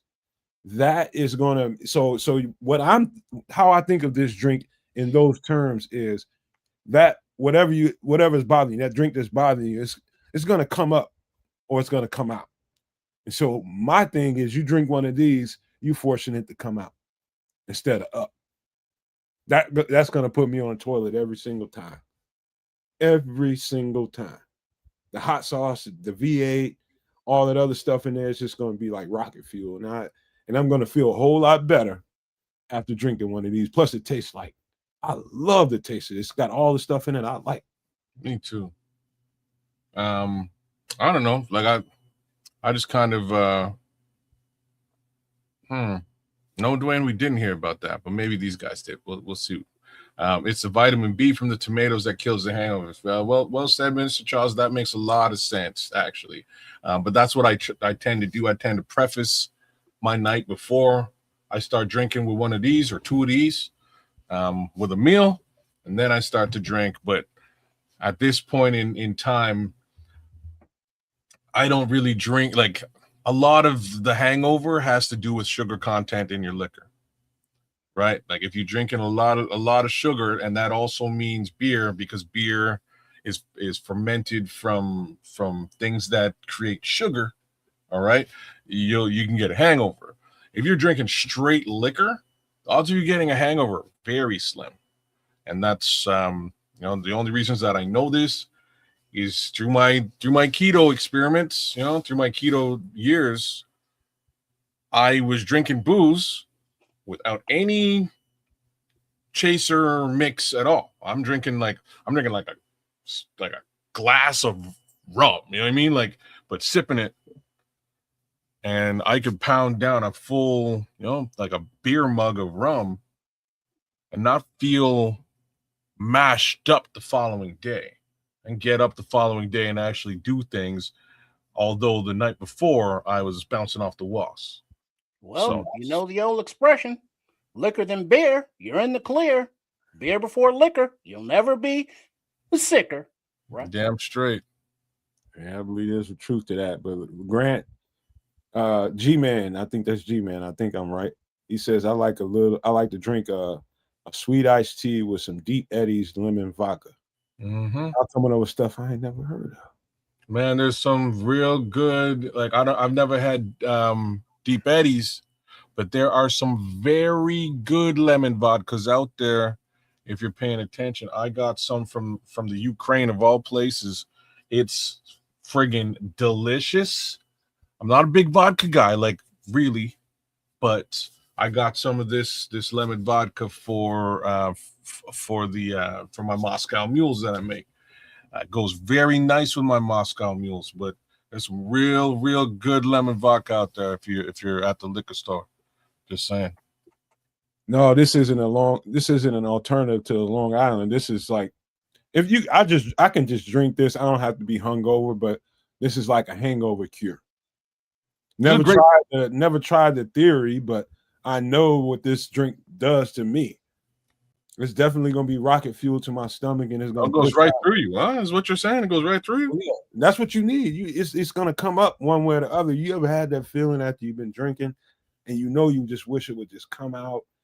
You just want to just get it over with. Just get this shit out because it's wearing me out. I'm feeling all woozy and just like ugh.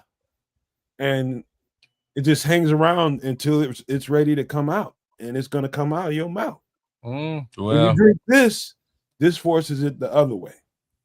I don't have that. Like I'm saying, I drink this on a regular basis. I drink this with meals, and my meals don't come flying out, man. They stay with me. You know what I mean? They stay with me until they're ready to go. You didn't put enough Tabasco in that shit. I get mine extra spicy, bro. You know me, man. I'm living on the edge with the spice, so I get my stuff extra spicy. And I drink them all. Like if there's a drink that you'll catch me out, and if there's a drink you'll catch me out at the restaurant drinking, this is it, right? This is basically it. If I'm at the bar, all bets are off. I'm drinking other things. But at the restaurant, this is probably what you're gonna catch me with. I don't do wine. I don't like wine. It was funny. I was sitting with a bunch of my American counterparts. And I ordered one of this, and they're like, "Damn, you ordered a Bloody Mary? What the hell?" Because again, it's just not like it's not a regular restaurant drink in the U.S. And this is how I come to understand that. What? And who told you that? This is what my boy said. This is what the entire table said to me. And what's funny is another girl came over, and she's from North Carolina, but spent some time in Canada. And she came over to the table, and she was like, "Oh, so you're from Canada, right?" And I was like, "Yeah." She's like, "Oh, I could tell by the Caesar." I was like, "See?" And like we were all like, "Oh," because all three of the other guys sitting with me all had old fashions. They all ordered an old fashioned, sat down there pounding down these old fashions, and I got a Caesar, and they're like, "What the hell, bro? What are you doing?" You know what I'm saying? Like they found it super, super weird that I was drinking a Caesar.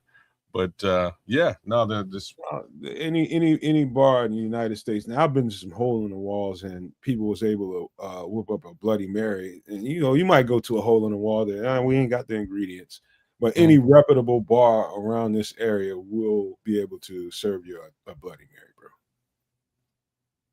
If they're reputable around here, they can serve you a Bloody Mary anywhere in and around the city, for sure. Well, good to hear that this is something that still lives on strong in the United States of America, man. Great drink, one of my favorite drinks in the world. I like everything you see, all the ingredients, including the celery. I'm eating all that, eating the olives. I'm chewing on the ice when it's delicious to me. Me too, man. I'm pounding the whole thing down and enjoying it with, like I'm saying, with a pasta, with a nice meal. That's how I eat this thing. Or that's how I drink this drink. But if you do go to a dive bar and order one of these, they will roll their eyes. There you go. And that's what I'm saying. If I'm at a bar, I ain't drinking this. Why not? because you get a can of PBR for $2. There's answer number one. You know what I'm saying? There's answer number one. That's it. But it's just not what I would be drinking at the bar. If I'm at the bar, I'm probably drinking some kind of whiskey. That's what I'm in there for. Or again, I'm having a beer, right? Like that's more my. Ooh, I'm gonna have to try this one, Grant. I mean, G man. He said, ever tried Six Peppers Bloody Mary mix? He said, I like it a lot. It's spicy. I'm gonna go get it. I'm gonna go get it and have it in the house for the next time me and my girlfriend have one of them nights. And we do it pretty regularly around here, man. So I'm just saying, on her dates, like she's got a weekend coming off this weekend, even though we got a game Sunday. Saturday might be one of them nights. I'm just saying. So I might have to make one of them requests when she go to the store. It's 5 peppers. He says it's 5 peppers. Yeah, man. No, do that, man. I'm this is something anybody can enjoy this particular mixture of goodness, man. I love except for maybe Coach Tripp because of that vodka, but I love this drink. This is, like I say, this is one of my most regular go-to drinks. All right, man. I could talk about this for a little while, man, but last week we didn't get into the Bears conversation until like 2.5 hours into the show, man. We are beating that by an hour right now. We about to jump head first into the Bears conversation once I get this off the screen. And let me put the ticker on the bottom first so we can. There's some news that happened. Give me a second. Get my mouse. Going for a second. Give me a minute. All right, you do your thing. We had some movement going on, some workouts and those kinds of things. So we have Bear workouts. We have Jaquan Jackson, receiver, 5'9", 188. Receiver Dante Myers, 5'10", 190. Quarterback Tyler Elgersma, 6'5", 277. Safety Derek Ford, 6 foot, 206. Josh Bledsoe, safety, 5'11", 207. Defensive tackle DeAndre Coburn, 6'2", 332. Isaiah Rakes, D tackle, 6'1", 310. And Ty Summers got signed. And I think that's due to we lost to the Ravens. We lost Carl, what's his name? Carl Jones, a linebacker. Carl Jones is the Raven now? They scooped him up. And so the Bears have been busy. Bears have been very busy. I love these D tackles. Just telling you that right now. The only guy on here I haven't had a chance to really look at is the quarterback. I know the rest of these guys I've seen. Any thoughts? The only thing I know about the quarterback, he's 6'5" from Canada. Yes, he is. So what I can tell you is this. That's one of the better, he's from one of the better football programs in the country. So I know Neville Gallimore went to the same school as him before finding his way into the NCAA and eventually getting drafted. There's another, I'm trying to remember who the other kid is that took the exact same path. But this school is the situation in London, Ontario is that there is there's a high school program. There's also a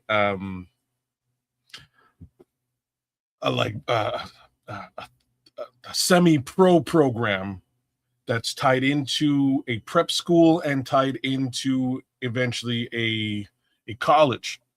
And it's all just grooming, really, for athletes. That's what this whole little program is in London, Ontario. Very good program. And how I know is my kid used to play these guys every year at both levels. And their AAA program was they were very good. Disgusting team. I'm just wondering if you any idea how old Elgersma is? Let me see how old he is. I don't think he's old. I think he's only been there a year, maybe, if that. I'm just trying to think if he would have played with my son. He might have. but their team is very good, and it's because it's an entire program wrapped around football. I'm trying to think if there's and basketball, and they want to feed athletes from that program into the U.S. so that again they can get drafted and continue to just continue that program and its support. I find it interesting. Oh man. he would have played my kid, man. He's good. Then I watched him. I find it interesting. We've not seen. I've seen all the workouts come through here. We've not seen a quarterback be worked out yet. Today is the first. Yesterday was the first time I've seen a quarterback come through the pipeline in any workout, and I don't think I've missed any workouts so far. But and I might be wrong. If I miss one, somebody can let me know.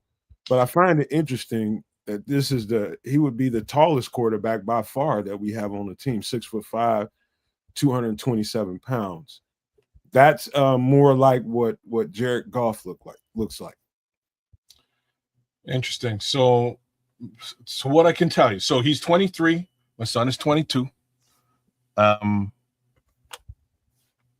They definitely played each other during his time in AAA or semi-pro. Definitely played each other. That quarterback in London was super good. Probably the best in that particular league. The second best would have been the one who played with my son. So Green Bay's say what? Is Styles there? Is he in town? Is he there at the house? No, he doesn't come back until next week from Cal. Bring his ass down there. He would know. I would actually bring him on. So he definitely played Tyler. Like now that I'm thinking about this kid is tall. He would have got a couple of sacks on him over the course of time, but this kid is like he's very accurate and pretty mobile for what it's worth. CFL draft, second round overall, 18th pick, not terrible. Green Bay picked him up. He wasn't starting in the CFL. He had I do know that he had a little bit of a workout and a look with Green Bay, and at this point apparently they've allowed him to get scooped up by the Chicago Bears and looked at in some capacity too. So he's good, man. He's actually I've seen a couple of decent quarterbacks come through the youth sports and I can't remember the semi-pro league here anyhow. But he's probably the better of the two that I've like. There's two quarterbacks that I think could play in the NFL that I've seen. He'd be the first one. So I believe you, kids, and I don't want to brush over these workouts as something insignificant because I don't think they are. Although I will say this is just from what I know. A lot of times when you see workouts at team facilities, there are favors. Sometimes, I ain't gonna say a lot of times. Sometimes they're favors for agent favors. Hey, I got a couple guys, man. Do me a favor and give them a workout, man. It'll do good for their confidence. Just get a look at them. Just take a look at them, and that's how it works. That's how you gain favor with certain agents, man. You do these things like you see on the bottom. I'm sure it's a couple of guys on this list that happen to be favors for agents, man. So, but I do think highly of these two defensive tackles, in particular, Keandre Colburn. That guy in particular. Before we go there, Nomad, one question for yourself and kids, as he referenced, right? There's a school in Canada that produces athletes. Isn't there a school in Florida here in the United States, right, that does the same thing? Because I remember them talking about that during the last draft. Yes, there is. I don't know what the school is. It's a prep school in Florida. What I can tell you is that international something. I won't know the name. I can tell you an international program that the Canada guys go into, the African guys go into. From anywhere you can go into an international program. They do have that facilitated through the NFL. So Aaron Rodgers wound up going to one of the Florida through that Florida program that I can verify as well. I'd have to go and do some research to find out where and what the actual school name is. But that's how he eventually burgeoned into the NFL, into college, and getting drafted ultimately. I know this because I know a guy who played on the exact same team. He's from British Columbia. I used to work with this guy. Shout out to Big Cam. Anyways, I used to work with this guy, and he used to play right alongside Aaron. The difference between him and Aaron got drafted. Cam did not. Yeah. Yeah. Now, speaking of not getting drafted, the defensive tackles, they did get drafted though, right? But didn't stick. In some cases, yeah.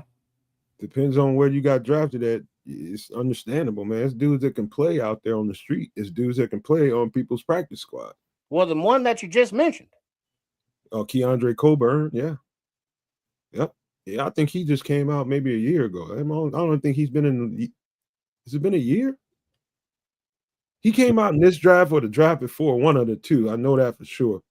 But he's one of, I thought he was better looking than, there's another D tackle that came out the exact same time as him, the guy that was right next to him.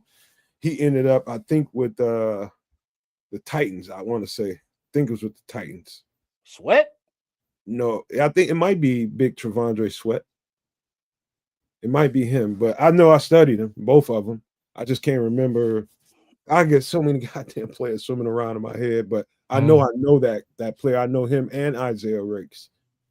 So I'm gonna ask you a question though. So you said that you like these tackles. Hey, it's Dr. Earl. What up, Dr. Earl? I don't. Why? Like, do like we clearly need linebackers. Like, there's no questions there. We need viable depth at that position.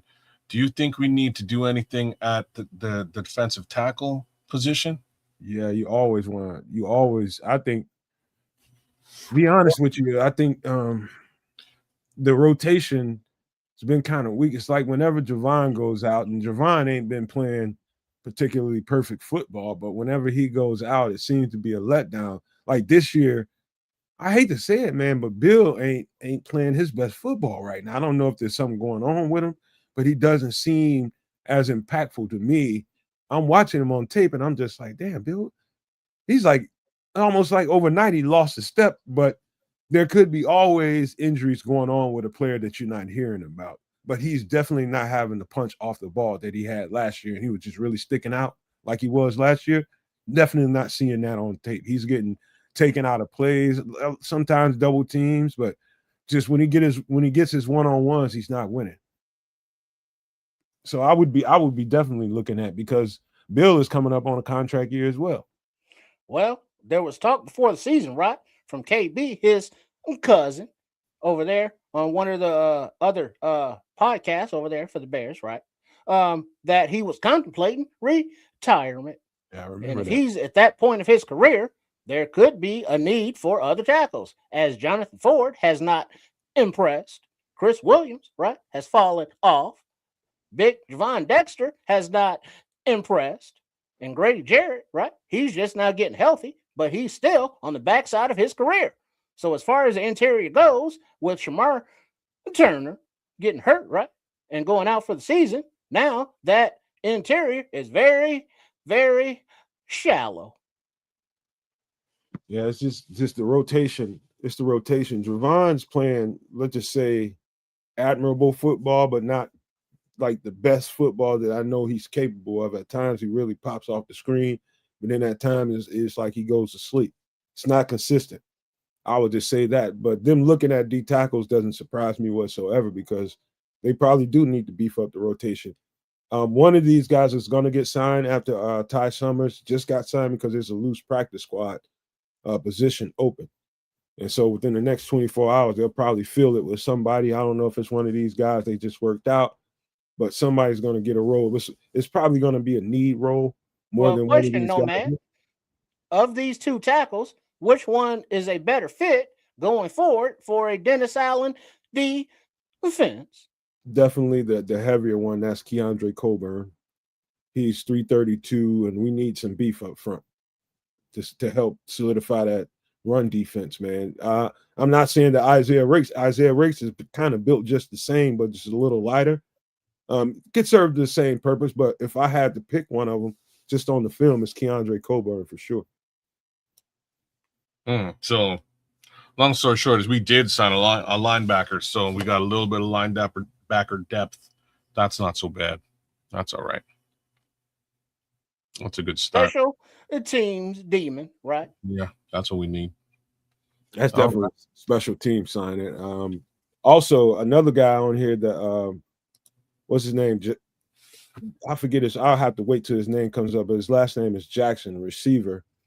Boy, that kid is cat fucking quick. If you ever want to, I believe is Jaquan Jackson. Yep, Jaquan Jackson, cat quick, and it's got long speed to burn. He's a beep guy, beep like the road runner. He's gone. Jaquan Jackson is speedy, and I'm sure they let him work out and just like, oh, if we can get an opportunity to put him on the roster and see what he can do, give him some special teams work like that. The only thing is with a guy that small, and he's not the biggest guy in the world, and neither is like Josh Blackwell, but you put him on special teams, you're going to have him out there as a returner, but you're going to need to have him do other things too. And that is get on the the kickoff and go down there and make tackles and get off blocks and make a play in the kickoff return game. Not the kickoff, but the kickoff team.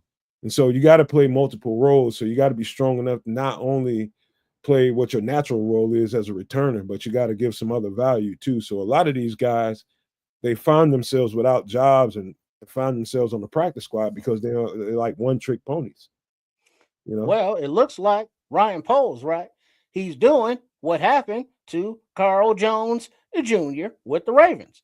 They signed him after he was waived during the roster change-ups, right? And so he's able now to be a contributor for their team. He was a young UDFA for this team. But now, going forward, this is the time of year, even though this team is still fighting for a playoff position, right? But like last year at this time, they found Jonathan Ford off of a practice squad. So going forward, this front office might be looking around the league for other players, not only on practice squads, but free agents that fit better in this scheme going forward, especially on the defense when there are so many injuries to contend with, and as well as fitting the scheme fits. It's interesting you just said that because I'm going to be quite honest with you. Carl Jones coming out of school when he was at UCLA, his best attribute, now he's a solid linebacker in a 3-4 off linebacker kind of role. In the role that he has to play in his 4-3 defense, he's not rushing the passer really at all. In a 3-4 in the Ravens, he would fit much better. They'll probably get much more out of him in the role that he'll play with the Ravens if he gets up off the practice squad and onto the roster. He'll fit you. He'll flash there because he'll get after the quarter. That was his best attribute, was as a pass rusher. That was his best attribute, and he had no pass rushing role. He had no pass rushing role here in Chicago, so we didn't never get to see that trait in him. To be quite honest with you, he's a better fit in Baltimore. Interesting. Long story short, as he gets on the field and gets paid. Can't argue with the man. You wouldn't be surprised if he never got off the practice squad and they poached him again. He ended up back with Chicago. Who knows? But I do think he's a better fit in Baltimore. I don't think they can do that.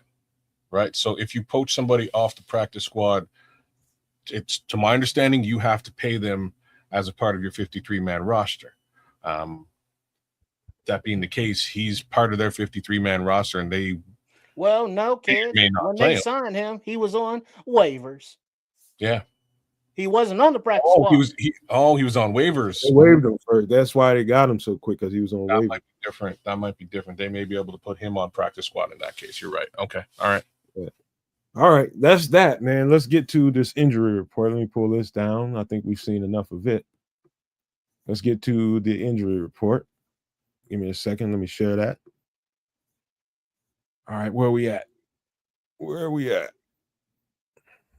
here we go. Y'all see it? Yes, indeed. All right, let's just stick with one guy at a time, which is probably the longest conversation, and that is Kyler Gordon. I'm gonna let you guys talk before I say anything. I'll take all the meat off of this bone. Um, man, I don't know what to say. It doesn't sound like he's going to be back anytime soon. And that's brutal for a guy who just got paid. He just Friday night. Sorry. He just got paid, man. Right. So we were hoping that we would get a little something from Kyler Gordon this season. And it really increasingly looks like that's not gonna happen, right? He came out, played a couple of games early in the season, came out and played a little bit of that the Eagles, and then that was the end of it. Couldn't make it to the following game, and I think that really hurt us this past week. We could certainly use. Hey, Abdul Jones, what it do? We could certainly use some Kyler Gordon right about now. And the reason I'm saying that is that there's now film. It kind of shows a great weakness of the Chicago Bears without Kyler Gordon, and that's in defending those crossers and drag routes. CJ Gardner-Johnson is a fantastic player. That's just not necessarily his strength. So, that being the case, I'm a little bit worried. I should say something about that, kids, not to refute what you're saying, just to add a little something to it and maybe take it a little bit away. On that film, watching that play where CJ got took across the middle like that, taken across the middle. There's a couple of them, don't know, man. Yeah, when I told you during the game, during the live watch, that why are they having them play this alignment when you're playing head to head instead of taking the technique for me is to take something away. You might get something, but you won't get this.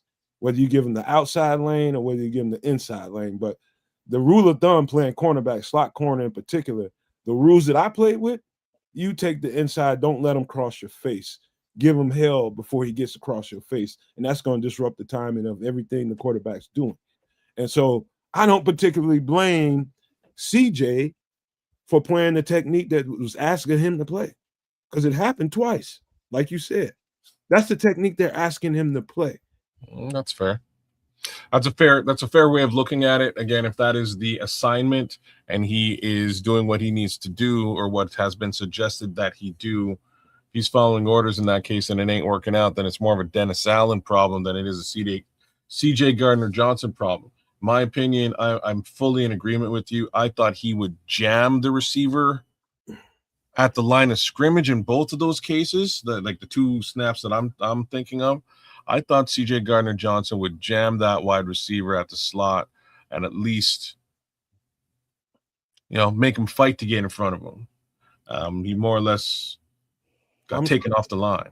I'm speaking to you from what I saw on film, what we saw live, and what I heard Ben Johnson say when asked about those plays. Okay. He said exactly what he said, he had a little bit of mishap with technique, and I know exactly what he meant by that. And that's just as we described, you play off coverage when you're in a man-to-man situation when there's nobody really behind you to help.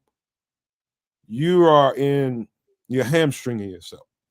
So that's they either have to, in the play like that, like the one that really cost us, the one crosser to Christian Watson, if you're gonna play that technique, if you're gonna give him a head-to-head matchup and not take the inside away or the outside, then you must have help over the top. That's the only way to really stay into that play, because all it takes is one step, and if that ball is on time, the receiver is gone from that cornerback, like you saw. Yeah.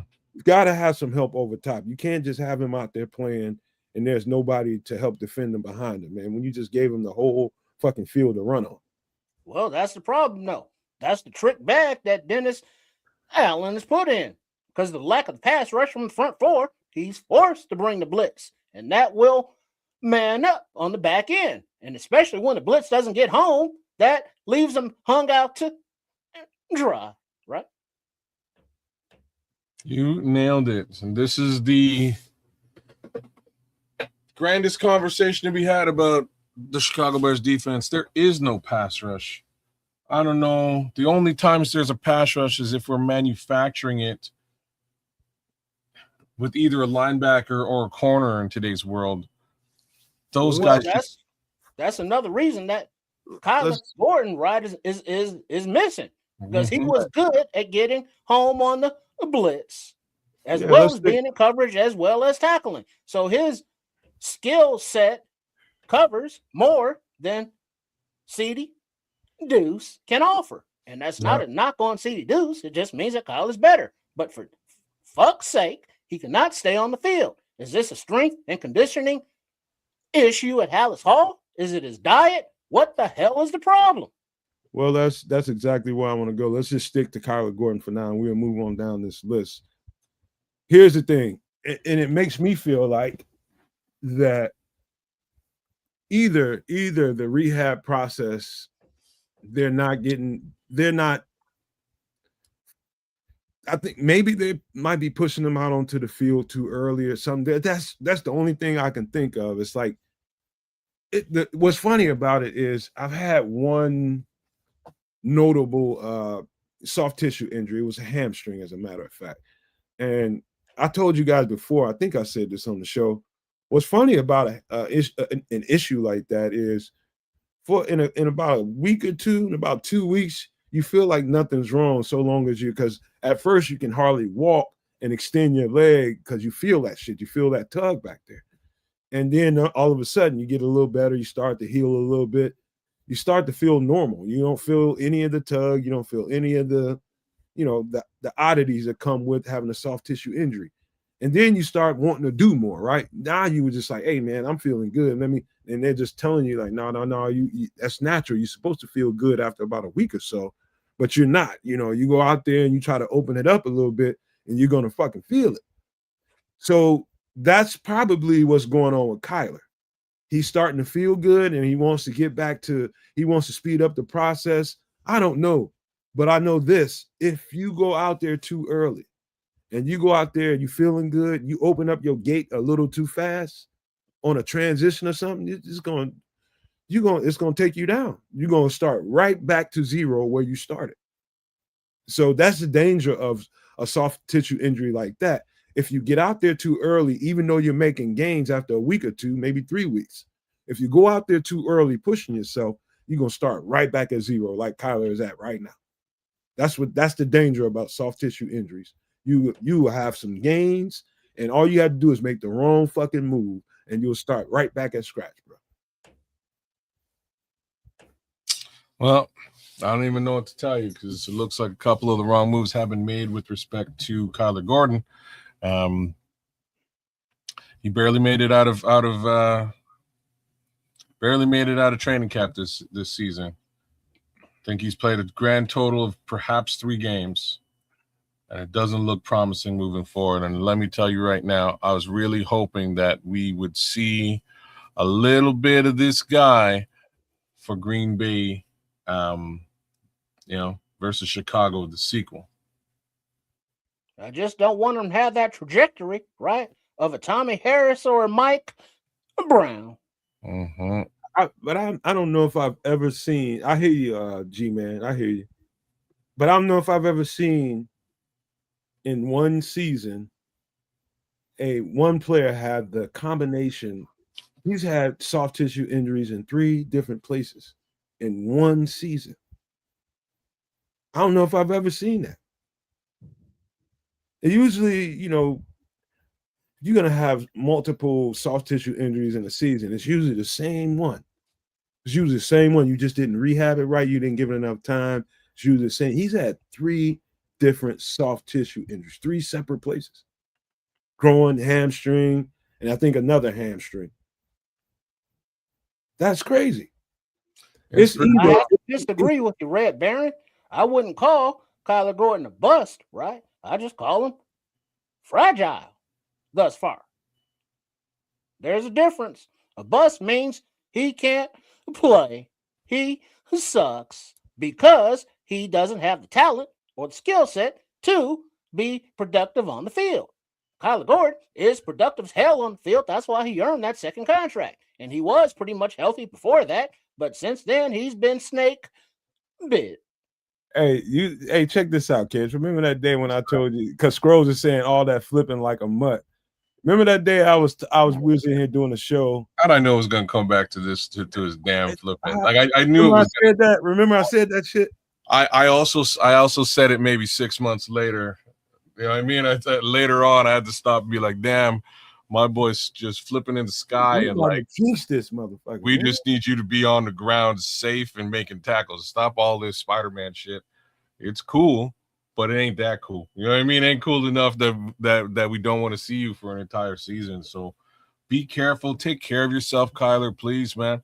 We need to get you on the field, bro. We need to get you on the field healthy and trained up in football shape so you can make your impression felt next year. Again, upside for where you sit is you got paid. Downside is your team really needs you right now. I know this, man. Kyler is like he behaves like a goddamn kid with ADHD. And he's just hyper,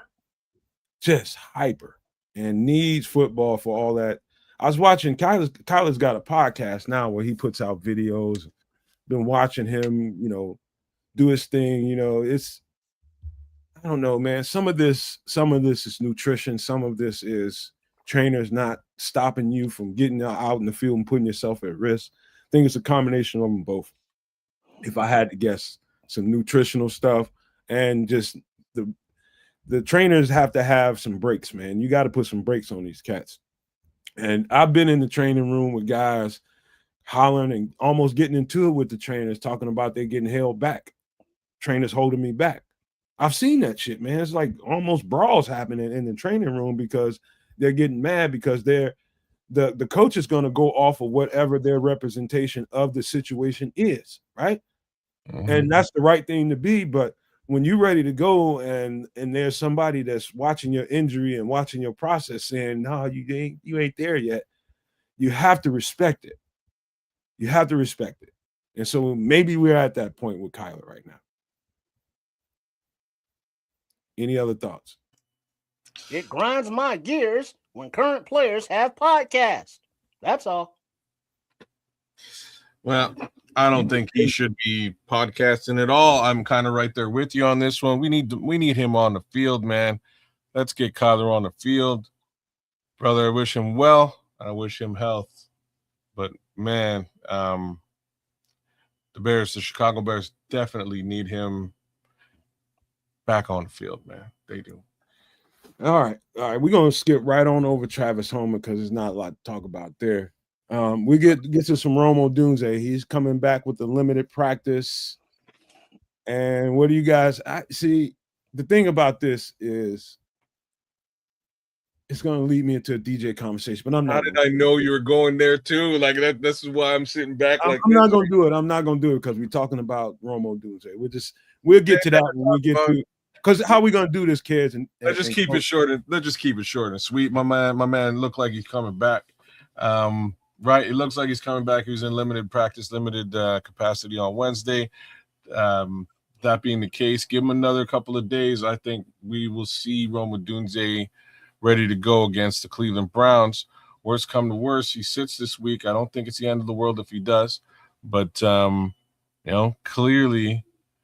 He's Caleb's favorite target, and having him back on the field, his impression will be felt. So that's it. He is needed, and his impression is felt. But at this point in the season, understanding that the playoffs are still being fought for, he needs to be on the field. But it would be helpful for just the physical injury, right, of a stress fracture in the foot. You can't just will it away because he could make it worse, and now he's out for the rest of the season. But if he takes one more week off, maybe he's that much more healthier coming back for the Packers game. Couldn't say it better. The way I understand it is he's pretty much been dealing with this pretty much the whole season. Actually, now that it's come out and he missed a week, I do remember a lot of different plays where he's come up limping, but he continued to play. And that might be true. He probably been dealing with it for a long time. Football players at this point, everybody's nicked up and busted up a little bit, and it's about pain tolerance at this point. It's about pain tolerance. Of course, I've never had a stretch fracture in my foot, so I can't speak to that in particular. But I think at this point, it's got to be about pain tolerance. What can you do? What can't you do? Can you deal with it? Can you not? That's what it is at this point. And obviously, we need him out on the field because you can tell, you can sense in Caleb was definitely missing the cat for sure. That's 100% true. And so I'll just leave that there before we get, because how are we going to do this? We're going to talk about this injury report. Then we're going to exercise those demons on the Packers game that just happened. Then we're going to get ahead to the Browns game. So I just feel like we need to close that book on the Packers game. But that's where we are. All right, what do you think about this Tyreek getting a limited practice, man? What do you think, Coach? Tyreek would be an asset back on the field, right? But he has been out several weeks, and now that his coming back in practice, I do not expect him to be a big difference maker on the field this week, especially with the weather and how cold it is, right? And his hip, those joints need to be loosened and stay loosened. It may still be healing and recovery-wise, and he may be good enough for the walkthroughs and in practice, but game time, let him make sure he's good to go. If that means another week off, then so be it. The question for me is just game speed. Are you back up to snuff? Are you in game shape? He's had a couple of weeks off now, and you can only hope that he's still in game shape and everything's fine and he hasn't missed a step. You plug him in, or you work him into a rotation with Jalen Johnson, who's, I'll say he's hurting a little bit, but anyways, he's definitely lost a step due to his time off. Maybe you rotate these two guys in at that one, number one CB and see what kind of output you get. And that's my thoughts there. I think we do need Tyreek. It'd be great if he's able to suit up, but we'll see what the rest of the week looks like. Yeah, Tyreek, we definitely need him out there. I'd love to see us get back to a problem with having too many corners that can play and be effective in a game. Jalen, I can tell Jalen just watching him, he just needs to get reps, and he just needs to get back into where he's flowing. It feels like looking at him run and react to certain stuff going on out there. It's almost like he doesn't trust it yet. I don't know if that makes any sense to y'all, but he just doesn't trust. Well, if it's not making a business decision on not making that tackle on Josh Jacobs, right, on defense when he was surrounded by 4 Bears, and Jalen Johnson said, no, thank you, Olay. That is something that he has done throughout his career, right? He is not a tackling cornerback. He's a coverage cornerback. But now coming back from injury from his core and his groin, he still has to get his legs under him. And then also remember, since he's been out so long, this is his first foray into the Dennis Allen defense. So he's still feeling his way out there defensively as well as physically. And it showed up as he was burnt and missed assignments in the Packer game, right? Well, I think it's less than that. I think it's all about the gate when he has to open up and transition. I can see the hesitation. I can see the step. It's like I think he's a great cover cornerback. I think he's a great one-on-one cornerback. For him to get back to the level I know he can play at and watching it on film, I can tell that there's a hiccup there. And he doesn't fully trust it yet. And he's getting in shape too at the same time. So you got conditioning shit going on, and you got to play enough reps to where you trust your body is going to be your body, and you're going to be able to do the things that you normally do on a regular basis. I don't just by the film, it don't look like he's there yet. He's trying to find it. He's trying to find that shit again. That's what it is. It ain't have nothing to do with nothing else. It's just he doesn't. When you can't transition with the burst that you normally transition with, your groin is everything when it comes to your transition. Your groin, your hamstrings, your ankles, all of that stuff is very impactful in your transition. And that's all the cornerback does. transitions in, transitions out, transitions up, transitions back. And so when you're growing is something that you're worried about, I can see why the hiccup is there. That's all it is, man. He just got to get to a point where he trusts it again. Interesting. Well, we'll see how that all shakes out, man. We'll see. All right. I think we're talking about Jalen. Any other thoughts on Jalen? Go for it. No, it just looks like he's lost a step, and again, that's probably just a conditioning thing. They're load balancing him in. Hopefully, he eventually gets back into to Jalen Johnson game shape and continues his Pro Bowl trajectory. Right now, this past week, he didn't look great. Nah, it was obvious to me something was up with that. It's clear. He's got to learn to trust again, man. Trust his body and let whatever's going to be is going to be. It's going to be that. You know what I'm saying? That's just play football. That's just where it's got to be. He's got to get his mind there, and his body will follow. All right, there we go. Any more thoughts on this injury report?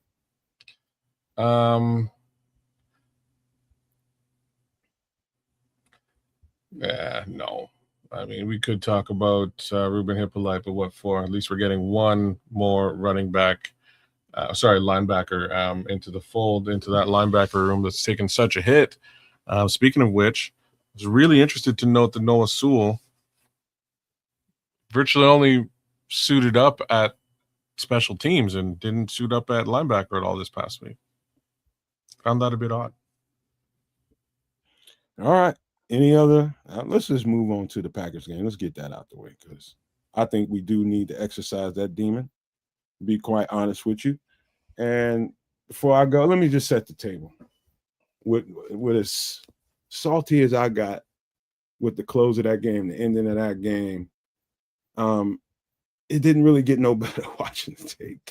It didn't get no better watching that tape. And let's just stick to the offensive side of the ball, and then we'll go defense. The offensive side of the ball, watching these guys, it's like, holy shit. Caleb Williams, if I can get you to execute on your early opportunities, I don't know that we're in a situation where we're struggling for a last-second victory. And I'll just start there, man. That's the part that really got to me watching the tape. I'm good now, but when I was watching it was really upsetting, man. So you're saying he's leaving a lot on the table then? He's leaving a lot of cash out on the field. Well, that becomes a touchy situation, right? Because anytime that you can point out earned criticisms or levels in the game that he has to correct, everybody wants to get all defensive, like it's a damn cult. And then they say, well, the defense should have made stops. It's like, well, we're not talking about the damn defense right now. That's a whole different subject. We are talking about the quarterback, and his footwork is still work in progress. He's making the right decisions. It's just sometimes he might be a little late, right? Because that play to Cole Kmet on the last play, he made the right decision. He just made a bad pass. Now, his reaction after the game was like, well, he's like Jordan, and he's just going to shake that shit off. It's like, okay, but you better make that next one because Jordan did.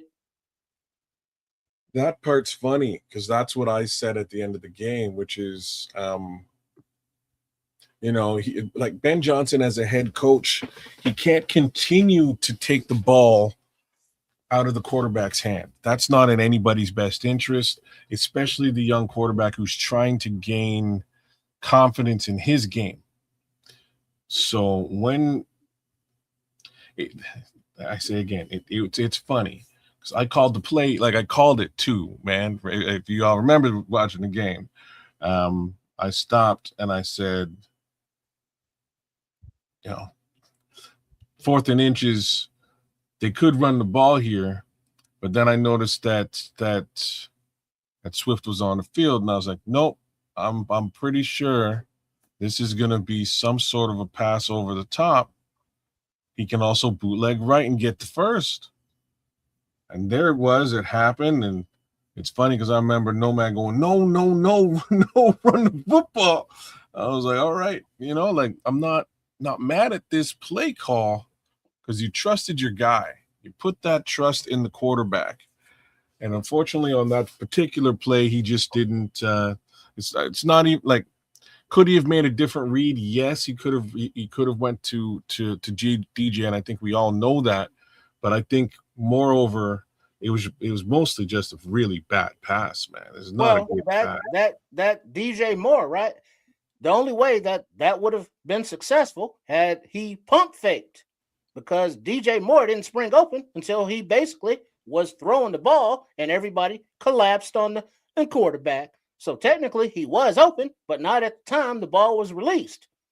That was all a moot point with a pass to the back pylon, for fuck's sake. Yeah, that would have that would have saved the day. Gotta agree with that. So I don't know. Again, unfortunate pass at the end of the game is what it is. I think there's we can really zero in and dissect this pass a lot more if you want, but there's other things to talk about with regards. It is. It's you know what I'm saying? It's that one play is the thing that irritates everybody, and everybody will hang on to that play, but it was so many other plays, so many other opportunities. Like that last play, just to get it out of the way, is a 3-layer concept. The field's cut in half, and you're a weapon. There's a middle flat, and then there's the end zone flat, corner flat. And you make a choice. They put it, which is the right thing to do. You put it in your quarterback's hand and make him go make a decision.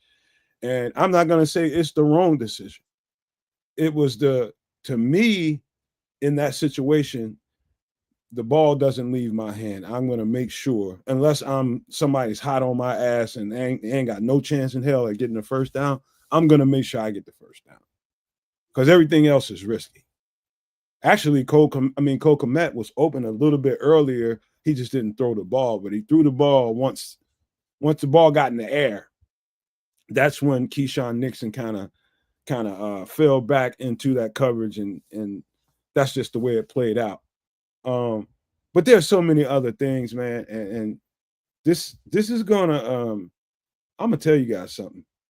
One of the things I heard this week that really sticks to me is something I've been saying for a minute here. And that was from Matt Forte. He was on 670 The Score. I just so happened to scroll by and seen this. And he said something to the effect that Caleb Williams, sometimes his biggest enemy is his feet. And I'm gonna go into what he's trying to say there. It sounds exactly like it is.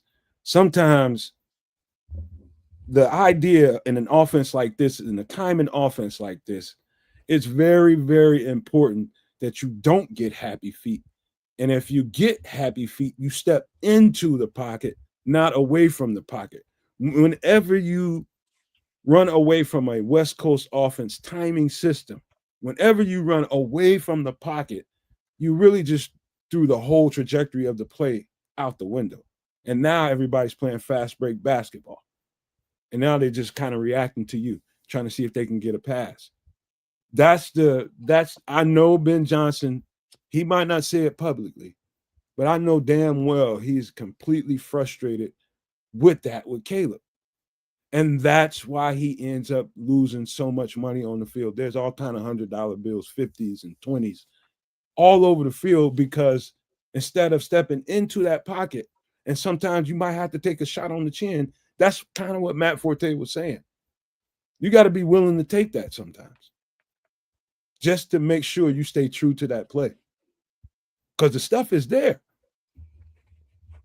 Ben's dialing it up, man. He's dialing up daggers. It's not just that. He's dialing up situations that he's seen before. Like, Caleb's seen a lot of these concepts at this point in live reps. So he should be able to build out from there and start actually hitting these receivers in stride. But he's not able to do so just yet. It's fine. Well, that's why they call them growing pains. Yeah. The pain part, that shit is annoying. But we hope that the development goes to where now that we can look back and say, hey, remember when they weren't developed? But now look at the anticipation throws, look at the footwork, look at the under center, look at the audibles, and look at the command of the offense. That will take time, understandable, but being victims of their own success and being so close to the playoffs, we need faster development, but we can't rush it, but we need it. Scrolls, understand what I'm saying. Scrolls says, so we need 30 points every week to win, no matter. That's not the point at all. The point I'm trying to make, this is, you'll understand it when I say it like this.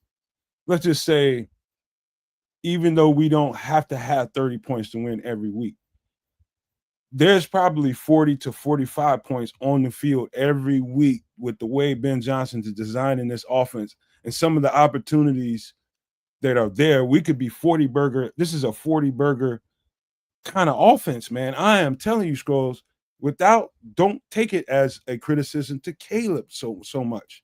I'm talking about the way this offense is scripted. Every time I look up, I'm just like, I could tell you flat out, there's probably 18 to 20. I'm gonna give you on a low bar. Probably 12 to 15 tutties left on the field so far this season. Sure tutties. There's one every single week. And so I'm telling you, Scrolls, when this kid gets it, when he realizes that in the pocket is where he's going to make his money, and the money that the way Ben Johnson scripts this up, it's like foolproof shit. All you got to do is deliver in your execution. This is a 40 burger fucking offense. Not that we have to have that every week. This is a 40 burger scheme. I'm seeing the plays out there. That's all I'm saying. Yeah, there's a lot being left on the table. It's dig a little bit deeper.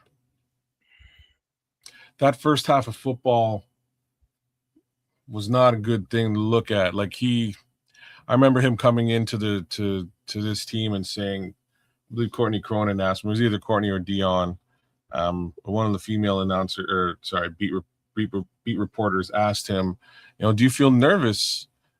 And he's like, no, I don't get nervous. I never get nervous. Nervous is not an emotion that I ever deal with in my life, and I'm built for this shit, is like more or less what he was saying. And I don't know if it could be anything other than flat out nerves, man, but he's not accurate until he really starts to lather it up. And that's generally quarter 3 or midway through quarter 2. Takes him a while to get there. It's more than that, kids. And y'all gonna have to be tough and have some thicker skin right now with what I'm going to tell you. And that is, I think he's completely uncomfortable executing out of play action. And that's unfortunate. That's fucking unfortunate, because a large part of what Ben Johnson does, and I'm sure they've tailored the scheme to get him out from under the center a little bit more because he's Caleb Williams, and that's just where he's more comfortable at. But that doesn't really make this offense the dangerous offense. You got to be able to execute. So when you got a running game as effective as this running game has been the last 3-4 weeks, you got to get those plays. Those are opportunities on the field out of those play action plays. That defense is freezing when we go to look like we're handing off that ball. And there are things open over the top. That's the whole reason for doing that concept in the first place. To pull that ball out from the belly of the running back, drop back, and deliver a strike down the field, get that 7 points. That's what he's missing. He cannot execute to the level that he needs to at this point in the under the center. And that's hurting us, bro. Big time. Well, they gotta manufacture. They have to manufacture points in the first half of football games. It's about that simple. I can put it all on Caleb. There's got to be a couple of other answers here as to why things look the way they do, but I don't know, man. Get some big old magnets and see if it helps. Well, the thing is, being a team game, right? The offense shouldn't give a shit what the defense is doing, and vice versa. They each have their own responsibilities. On offense, it's to score the football. Every drive should end in points, especially when the defense, who's struggling and hurt, turns the ball over. But now the defense has its own responsibilities. And if they cannot carry the weight, if the offense needs to score 30 points to win the game, then the offense needs to score 30 damn points to win the game. It is what it is. Is it ideal? No. But you want to win? Then you don't point to the other side of the ball and go, well, you all didn't make any stops, so fuck it. No, you play to win. Makes sense to me. Last thing with Caleb, and I'm not hanging everything on him, but it's a large onus goes on him. He's the quarterback. He's the leader. He has to execute the plays. And this whole thing with DJ, and I had a fair share to say about that Sunday, and I still feel the same looking at the tape. I still feel the same. And anytime you have a player of that caliber and that good, sometimes you have to throw that ball to him. Freaking chance be damned. You throw that damn ball to him when you got to have it plays. You got $20 million man walking around on the field presenting opportunities for you. When he's not double covered, you get him the goddamn ball. That inability to make the connection with DJ, I'm not putting any of it on DJ. I don't know what the fuck it is, to be quite honest with you, but I don't like it. He's become too Romo Dunze dependent. And it's starting to annoy me watching him play football. DJ's been a good sport about it too. You don't see him out there, bad body language. He ain't pouting. He's just going through the motions. But every time he has opportunities and Caleb's throwing that ball 10 miles over his goddamn head, and it just makes me feel a certain kind of way. I'm like, what in the fuck is going on here? What in the DJ probably have 1,200 yards by now if he just connect on this shit. Execute the plays. That shit's pissing me off, man. I ain't gonna lie to you. Me too, brother. Me too. Because this is a conversation that we've had a few times over the last 2 years. I don't know what's going on there. I'll say this out loud. I don't like manufactured horizontal touches for DJ Moore at all. I think that's absolute garbage. Luther Burden, sure, give him a little gadget work. I don't think DJ Moore should have anything to do with that at all. It should not be this hard to get him the football. And in that respect, I don't know what you do with that come the end of the season. They've really pushed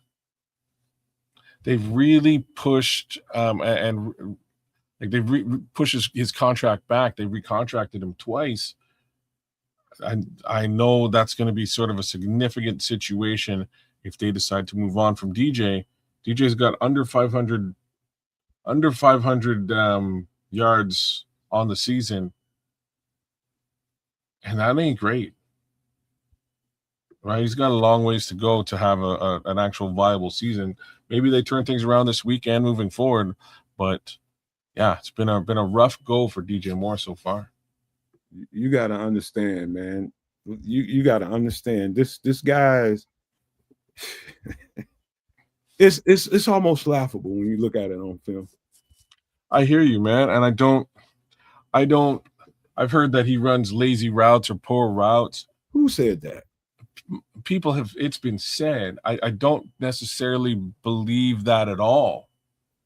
Right? I don't believe that at all, because what I've seen a guy, a wanton blocker. I've seen him get his nose, put his nose into blocking situations and get open, right, within his route.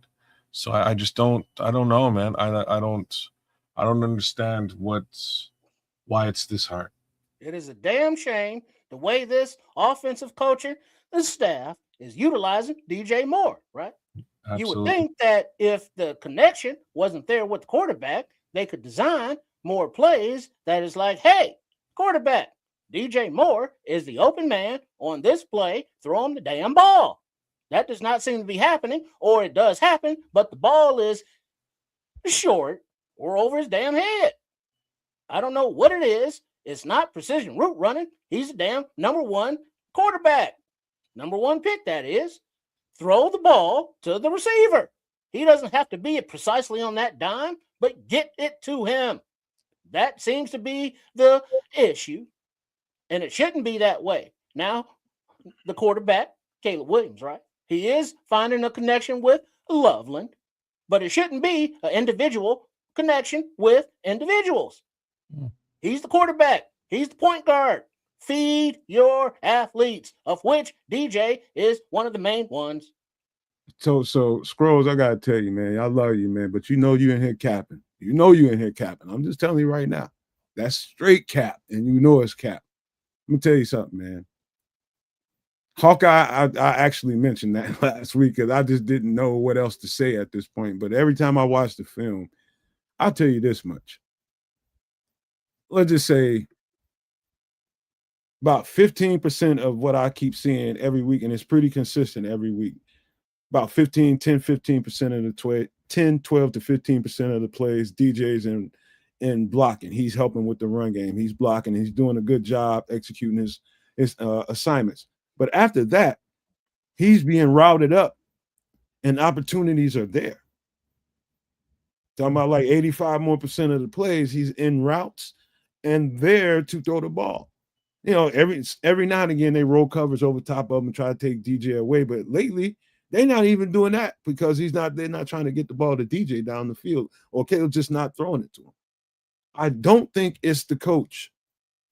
I think especially on the deep routes, I do believe that Caleb Williams does not have the confidence in throwing the deep routes. It almost feels like he feels embarrassed because he's so inaccurate down the field. And so he just won't even throw him. DJ be one-on-one, got somebody tethered to his outside shoulder, and he's got him. All you got to do is just rope that ball out there to him. That's it. The frustrating part is this is one of the first quarterbacks that just refuses to rip it deep. I'm not saying throw it into danger, right? Or just get it picked off. But too many times you see Rome or DJ put up the mailbox post, right? Put up the hand like shuck it deep, quarterback. And he doesn't, or he misses. Yeah, brutal situation across the board. I don't know how you fix it. I start, I was thinking there, I think maybe you give him a couple of deep shots early in the game.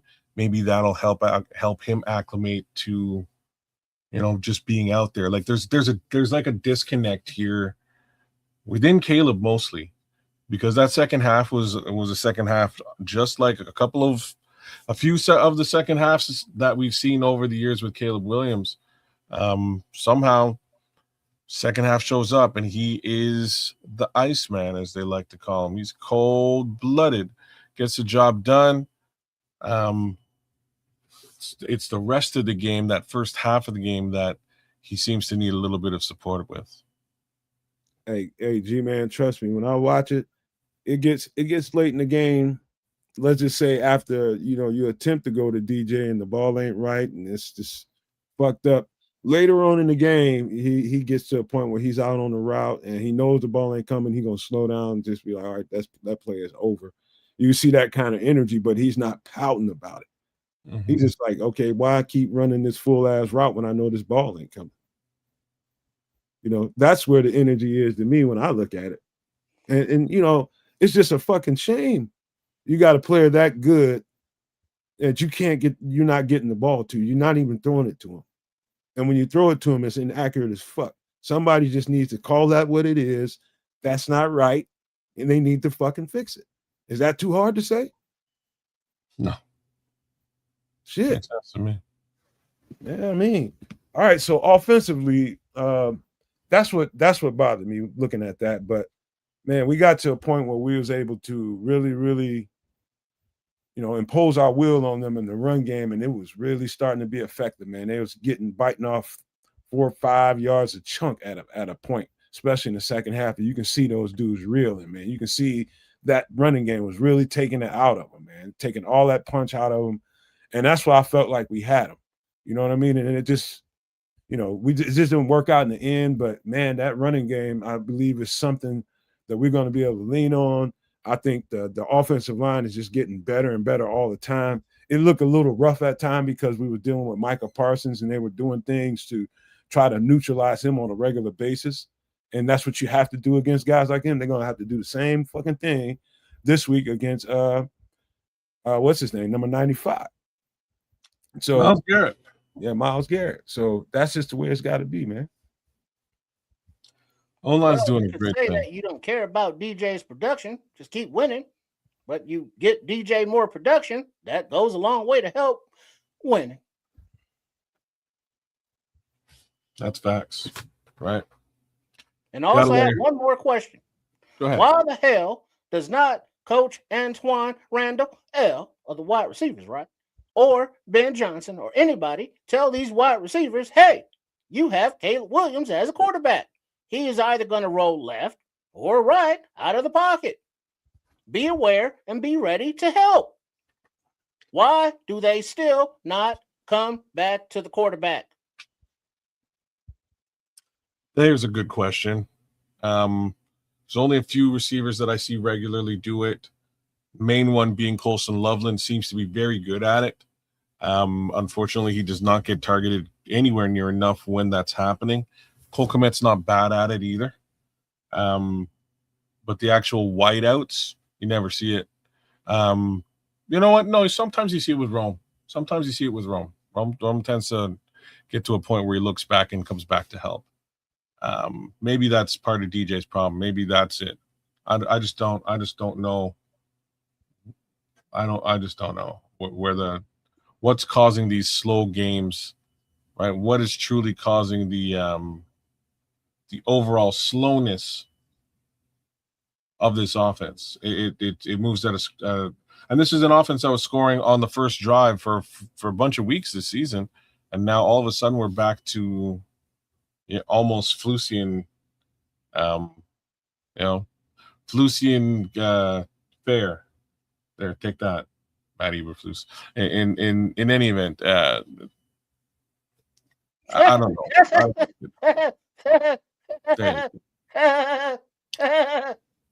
Sorry. I read something funny there in the chat. They said, called and it is an elite QB. Caleb is an elite QB. When you're supposed to be at a spot for a route, you need to be there on time. Not once in this goddamn season have I seen that ball come out on time more than 20%. There's that, right? So it's hard to say that, Grant, right? When he is rolling out of the pocket and changing the timing of the play, right? That play shifts time the second he rolls out and avoids stuff. Now, not to say that he shouldn't be rolling out at all. There's many situations when he should be, and it looks beautiful when he does. The flip side to this, the inverse, is if he actually just sort of steps up into the pocket, guns the ball on time, and takes the hit. He's really much more focused on avoiding the hit, which, again, changes the entire trajectory of the planned play. So the timing piece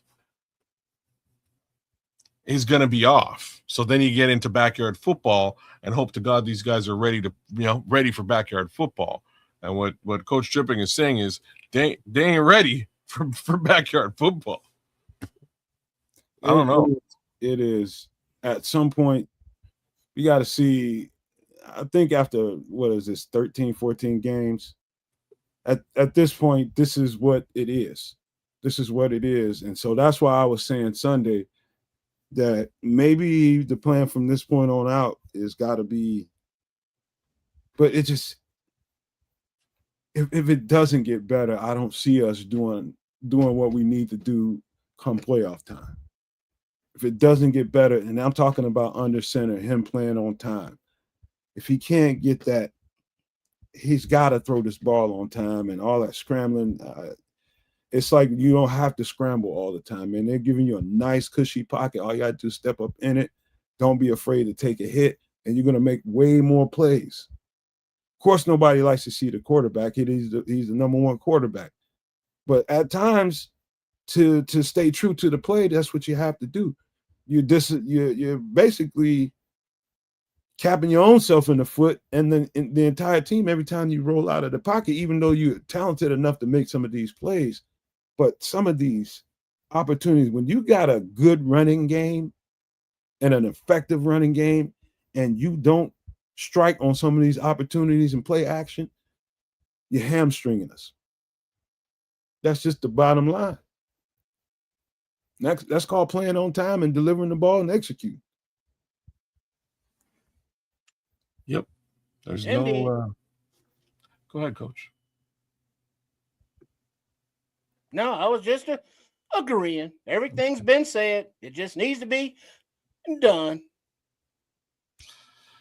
Scrolls, those are two interesting characters because they would actually work out in with regards to a trade, right? Because all three of these people have been paid by their respective teams, and it's really just a question of draft capital. Like, what do you want to let go with regards to draft capital to the other teams? So it would work out well actually for a DJ Moore trade for those guys, for Max Crosby or Myles Garrett in that case, just given what you're saying. That would actually work out very well. Line of sight. Then the question is like who, like then there's a bigger question. And the question is like who is your wide receiver on the other side? Is that LB3? Which is I'm fine with, really, now that I'm thinking about it. I'm okay with that. All right. Let's move to the defensive side of the ball, man, because one thing I've seen a lot, but the one thing that really sticks out at me, and it actually pains me to have to say this thing. The one thing that really sticks out at me, and I keep seeing it time and time again throughout the season, and that is Jaquan Brisker slow to the ball when the ball is in the air. He's just not quick and fast enough. He's just not quick and fast enough. There's many times I'm watching Jaquan Brisker with the ball in the air, just not having the closing speed that he needs to make a play on the ball. Is it closing speed or awareness? No, it's not aware. No, trust me when I tell you, it's exactly closing speed. He's plenty aware. He's a smart player. Very smart. His FBI is off the chain, but you need the foot speed and the quickness to match what you're seeing. And he's not able to close on the ball. I've seen that probably 10 times during the season, the same way. But it's his closing speed, and he may see it, but I say that because he sees it, but it's like a delayed reaction before he moves. Now, first of all, he was never good in coverage, right? But there's a lot of missed assignments, a lot of confusion in the secondary, and even on run plays, he's not closing up and putting the ball carrier in the ground. He's a step slow, and he looks lost. I don't know about lost, Coach. I just keep seeing eye recognition and reaction to the play slower. And that's just foot speed to me, quickness, bursts, getting from A to B. That's mainly what I'm talking about. I think he's got great football IQ. He can recognize some things, but then sometimes it's just, can you get to the play as fast as you think you get? You're not getting there as fast as you think you are, sir. You're late. You're like a second late every single time. And it's like, sometimes it's alignment, if you got enough depth, and if you like just say, for instance, kid, if you're sitting back there at the free safety, they put you out up top and they put Kevin Byard down in the box. And you gotta, when you're backpedaling, you're trying to make sure you're looking at both sides of the ball, both sides of receivers coming at you. And so you got a third responsibility of the deep, right? Yeah. And the ball can go left, the ball can go right. When you're trying to keep yourself evenly spaced in between both of those opportunities. Now, once you see the arm of the quarterback come up and the ball come out, how fast are you getting from A to B to make a play on that ball? That's what I'm talking about. Yeah. It speaks to the fact that he doesn't have very many, if any, interceptions.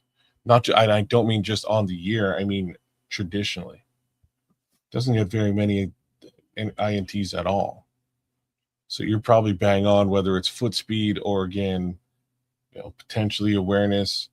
I don't know whether it's a combination of both, but he got burned up this weekend, and it was kind of embarrassing. It was kind of an embarrassing look because he could have taken that ball away, and I think we can all agree with that. That ball could have gone the other direction if he had just maybe a step more. Or at the very least, laid out and tipped it away.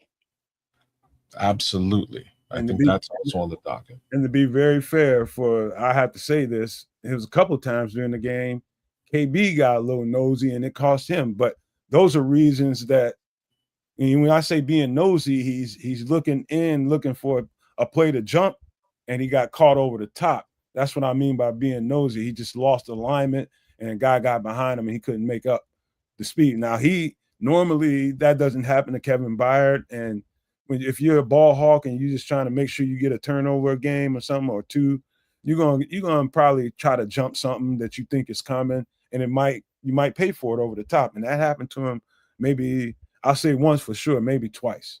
I'm not sure exactly on the second one, but I know it happened once. Just being greedy. Yeah. All right.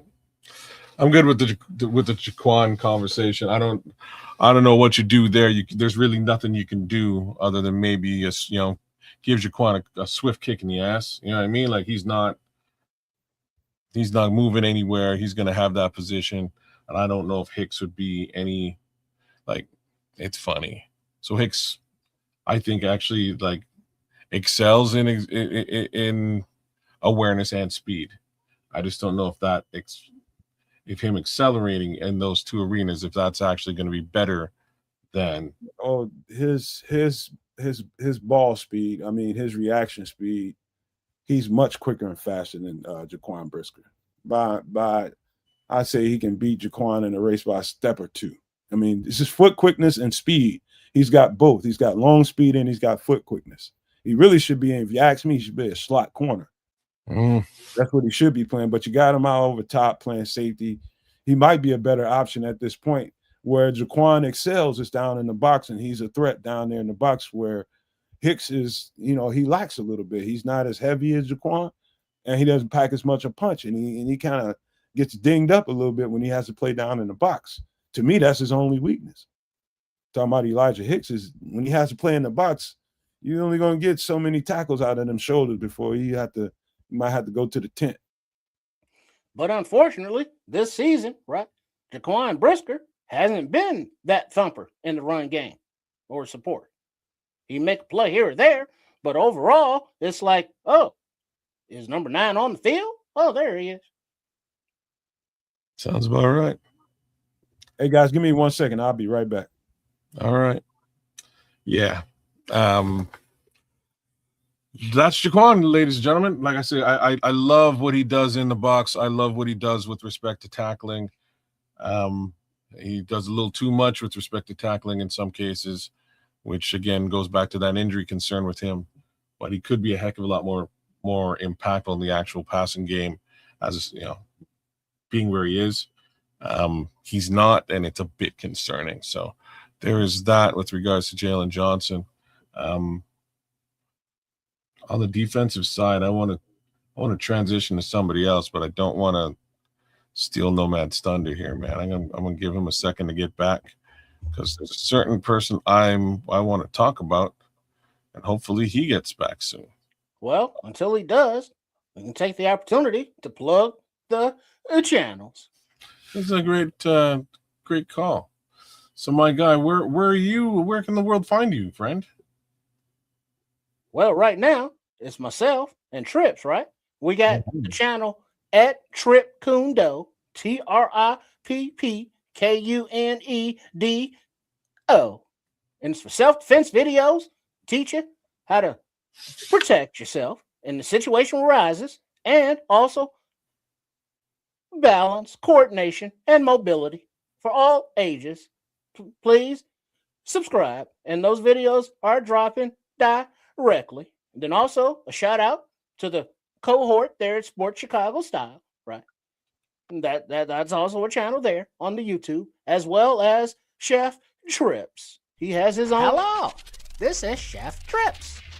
Please join us on the last Wednesday of every month on the Nomad Network for the show Some Extra Sauce for my live cooking segment, MFR in the Kitchen, where we make inexpensive but tasty foods that will be beautiful. And I look forward to seeing you there. Shout out Chef Trips. All right. Thank you for those public service announcements. I heard them, but I didn't see. All right, let's get to something else. That's let's just get to the damn Cleveland game, because I think it's worth talking about real quick. I'm gonna just take a little meat off. Ed's had a question. I did. Any idea if Tremaine Edmonds gets back? I don't think he's going to get back for this game here in Cleveland. No, I don't think so. You'd have saw him on the practice list, whether he was having a limited or something. No, I doubt it. I think he gets back for the following week. I mean, he'll. I think the window will open next week. Me too. Love to have him back for that Green Bay game. I think he makes a huge difference, especially if we don't have Kyler Gordon involved. But that's my 2 cents there. We've definitely been missing them. Both those guys, especially Maine. Just a lot of things that his presence alone prevents a team from being able to do. Some of that. It's a lot of things that they're doing defensively because Maine's not there, and they're trying other ways to cover up the fact that Maine's not out there. Exactly what's going on. Just to put that out there for you. All right, but anything else with the Packers game before we get to Cleveland? Nah, we good to move. Now I'm gonna give you guys. I'm gonna give you guys, and when I get through saying this, I think you guys will get where I'm coming from. Cleveland, I told you guys they're dangerous. One of the top 3 teams defensively in the league. For a long time this year, they were number 1, but they gave up some plays the last couple of weeks and probably dropped their rankings a little bit. But I am no doubt in my mind that is one of the most stout defenses in the league that can create havoc. They don't do a whole lot of exotic defense. They just play the damn calls very freaking well and with a lot of force and aggression. And so it pops out on film, and it makes you just like, holy shit, man. This whatever the defensive coordinator, whatever they do with this defense, man, they have superior athletes, number 1. They can get after the passer. They can play run defense. They're good in the second half of the defense and third half of the defense. But we'll talk about that in a second. But offensively, let me tell you something. What's dangerous about this is, like, everything that we sat here and complained about Caleb about is something that Shador, like stepping into the pocket, he's kind of good at. And his accuracy, his long-range accuracy is pretty good when he has time. And what have we been complaining about for weeks? The lack of pass rush. So I'm telling you guys right now, do not be surprised if we don't get a pass rush on Shador Sanders, that he likes this shit to fuck up. I'm telling you right now. He's accurate. If he's got time, he'll light your ass up. I'm just telling you, bottom line truth. Well, you realize we don't have a pass rush. I'm gonna say it like that because I've been waiting for one for about 4 or 5 years now. A whole lot of money been spent. Leo Factor says they're just throwing money in a hole, but I don't see any level of pass rush there. Austin Booker looked great upon his return and then has faded into obscurity. It's really unfortunate that that's what's gone on. But there is no pass rush to be found, not in the interior. You know what I mean? That's where we are. You know what's weird about these two is where Caleb, like, they're the yin to each other's yang. Like the downfield accuracy of Shador, his ability to be able to step in the pocket and throw the ball kind of on time, versus Caleb, arm strength is superior. Caleb's ability to be elusive is superior. And so everything, it's like they have the other one's worst qualities they're good at. That's weird. Crazy. I don't know, man. I don't know how to handle it. Dennis Allen has to use his coordinator wiles, right? And create some smoke and mirrors to confuse this rookie. Because whatever talent he may have, he is still a rookie. And take advantage of that. Beautifully said. That's what they're going to have to do. They're going to have to run some games on the quarterback and keep him guessing. Let's just say that his ability to process is probably not, at the NFL level just yet. So that's you're right, Coach. That's what I would do. I would be blitzing folks and dropping linemen into coverage. I'd be doing some funky stuff just to throw him off the major read. Well, I'm not a fan of that, as there was a play in the Packers game where Montez Sweat, right, dropped into coverage, and he was basically just covering grass, and the ball went 40 yards over his head into the end zone. I prefer my lineman getting after the quarterback. That's just me. Well, Montez Sweat's probably not the ideal person to drop into coverage, though, but maybe he is. He's got the speed needed to cover somebody for about 10 yards and then hand off to a corner, hand off to a DB. But either way, I don't know, man. I don't know how they, like, and this is what I've been saying. Like, I don't know how they make a deep playoff run without any level of pass rush. It just doesn't compute for me. I don't know about anybody else. We're going to get healthier, and we're going to, like, Tremaine brings a lot to the table as far as that goes too. Kyler used to bring a lot to the table. Who knows? Do we get him back? Do we don't? I don't know. But be honest with you, just to give fair credence to Montez Sweat is making plays out there, man. He's out there getting pressure. It's like, but if it would look a whole lot better if he's got somebody from the other side meeting him there. When you only have one legit pass rusher, it's a lot of times you can double team him, you can chip him. There's all kinds of different things that you can do to him to keep him from. And then when you got an offense that gets rid of the ball pretty quick, it's going to neutralize that anyway. So he deserves a whole lot more credit than he's getting too. He's been playing decent football. He puts up decent numbers. I don't know if he deserves a whole lot of credit. In my opinion, he's doing exactly what he's doing, just a little bit less than what they're paying him for, just a little bit less. His game could be stepped up, but I'm fine with his game, and I'm also fine with what he's being paid. Like, all that stuff is fine by me. End of the day, it still ain't good enough. Like, it's still not, and this is not a shot to Montez. I'm just saying this defensive line needs more. They need to be more impactful. They need to be more disruptive, and they need to be behind. They need to be in the pocket, collapsing it on a down basis, and they just aren't. It's what we need is those other guys over there, whether it be Book, whether it be JTS, whether it be Dom Rob, need to step it up a notch. They were like missing in the pass rush department. You know what I mean? It's the only people that you see putting real pressure on is Montez. It's Montez and Grady Jarrett right now, with a little bit of Jervon Dexter sprinkled in. But on the other side of the ball, ain't nothing going on. And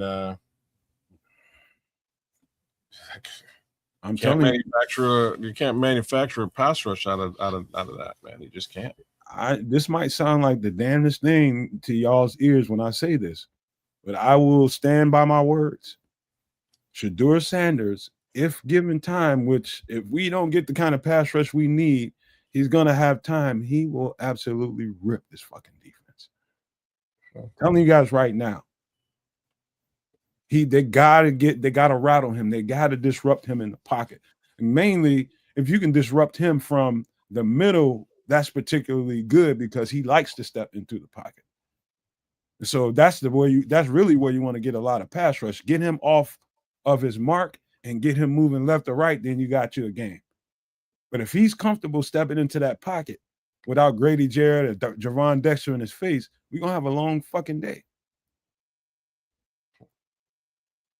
Yeah.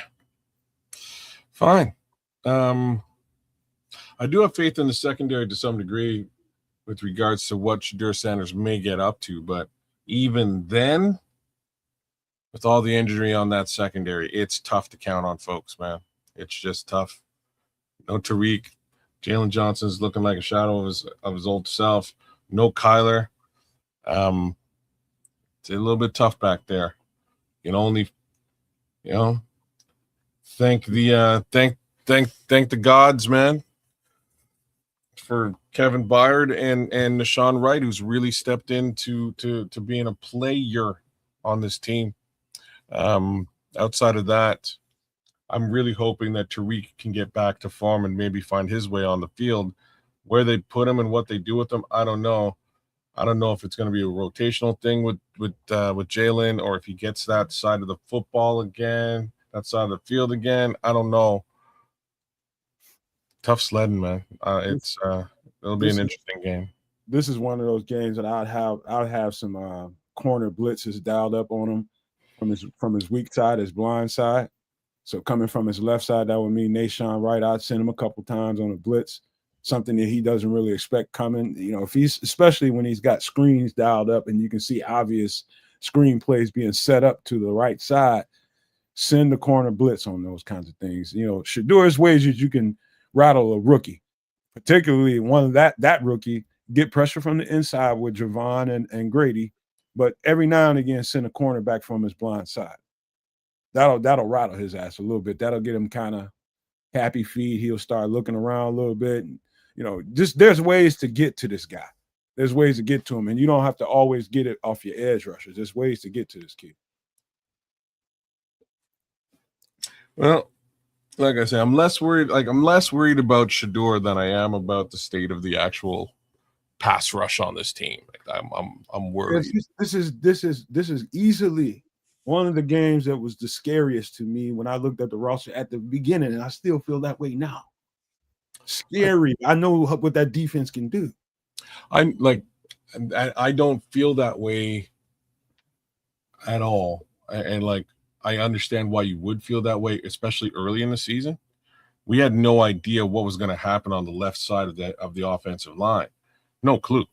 For all facts of reality, it was a turnstile for the first couple of games. Now it's starting to really look solid. I think we're okay over there. And when I say that, I mean the kid's done great against Max Crosby. He did really good against Micah Parsons this week, right? Like he did. I can only expect that he's going to do pretty decent against Myles Garrett. Is he going to shut down Myles Garrett? I'm going to say doubtful. Hell no. You know what I'm saying? Myles Garrett's a little bit of a monstrous human being, and he's going to get back there, be disruptive, and get to the quarterback at least once, if not twice, maybe more than that. They're going to have a special plan for him, Canuck, number one. Number two, that man has 20 sacks on the season already.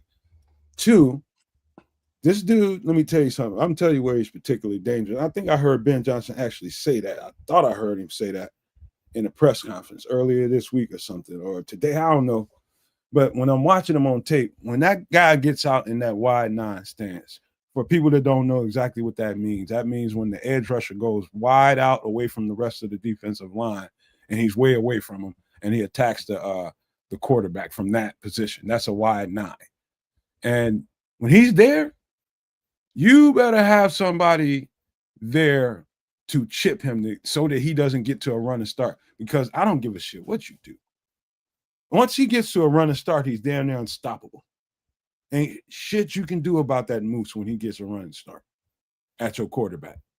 You better have a plan for whenever you see him flex out to the wide 9. There better be somebody, whether it's tight end, running back, and a tight end, and your tackle. Get 3 motherfuckers on him. But you better be aware when he flexes out to wide 9, get somebody for his ass because he's coming. And ain't nobody that all he's thinking is, oh, he don't give a shit about what Chicago thinks about Ozzie Trapil. All he sees is a goddamn rookie. And I'm about to eat. Well, my thoughts is they may layer in 2 rookies. May be some sort of a jumbo set with Theo and or Luke Newman. I can see them doing something along those lines just to keep him. Newman's on IR. Yeah. Who is Newman? Yeah, he's been on IR for 3 weeks. Newman on IR. All right, fine. Then Theo Benedict it is, if that's the case. But definitely a couple of chips from them tight ends, man. Try to save a little bit of grace. Chips from those RBs as well. I'm really, that's one thing to just say out loud. I really like how both of these running backs have been performing in pass pro. They're doing a great job. Man. But yeah. Y'all probably think I'm over exaggerating, but this game worries me. Like, this is a 3-win team, so I'm not extremely worried. I am going to say that they match up very interesting against us at this present time, given all the attrition and injury that we've had. It'll be an interesting football game. I think it'll be a very well. I expect us to win. I expect it to be uglier than it should be. Unnecessarily, bro. It's don't underestimate this team whatsoever. I don't care what no maniacs. I don't care what that record says. It doesn't matter. When one thing about teams, football teams, you all know this. You don't have to be no damn nuanced guy to know this. You can tell when a team has got momentum. And I know I had to watch both of those games just to have some idea of what they're doing lately. So I had to watch the Cleveland game against the Titans. And I can tell they've got momentum. They feel good about what they got. Even though their season is over, they're playing for their future and they feel good, man. Something about inserting Shedeur in that lineup, and he ripped it. Man, he got like 350 yards, 4 tutties, and he looked good out there at times, really good at times. And you can tell the team is feeding off of that momentum. On the sidelines, that's when you can see a lot. Watching from the sidelines, you can see people being energetic over there. They're feeling themselves, and this is the team now. We are not the team that we was starting the season when nobody gave a shit about the Bears. It's just another game on somebody's schedule. Now the Bears are potential playoff contenders. They're pretty much all they gotta do is win a game or two, and they're in there. Now everybody, especially a team like this, wants to do what? Kids and coach, take them down, right? Yeah. Play spoiler. Exactly. That's why it's scary. That's it.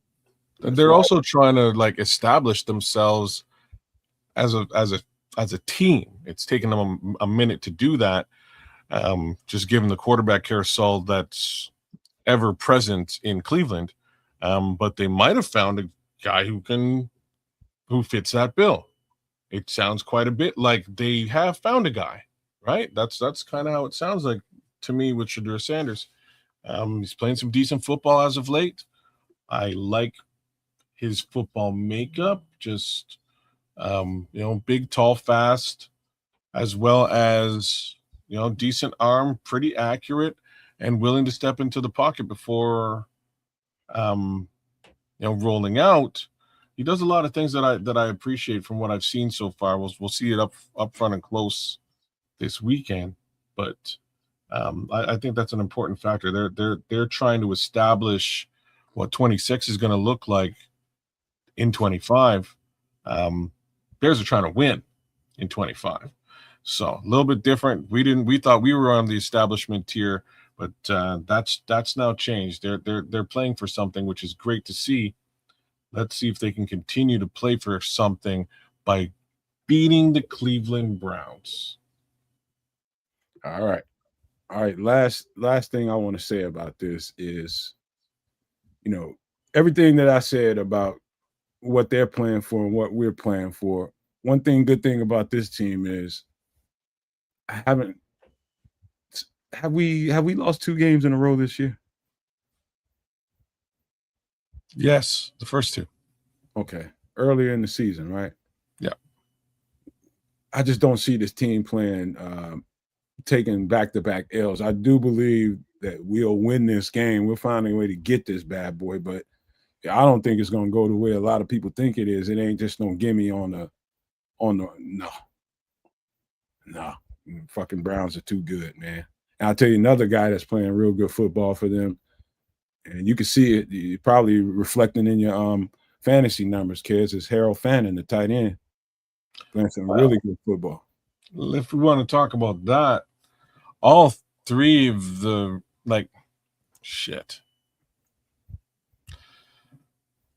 their offense isn't really to be slept on, right? Like, they're not doing anything. Again, 3-win team.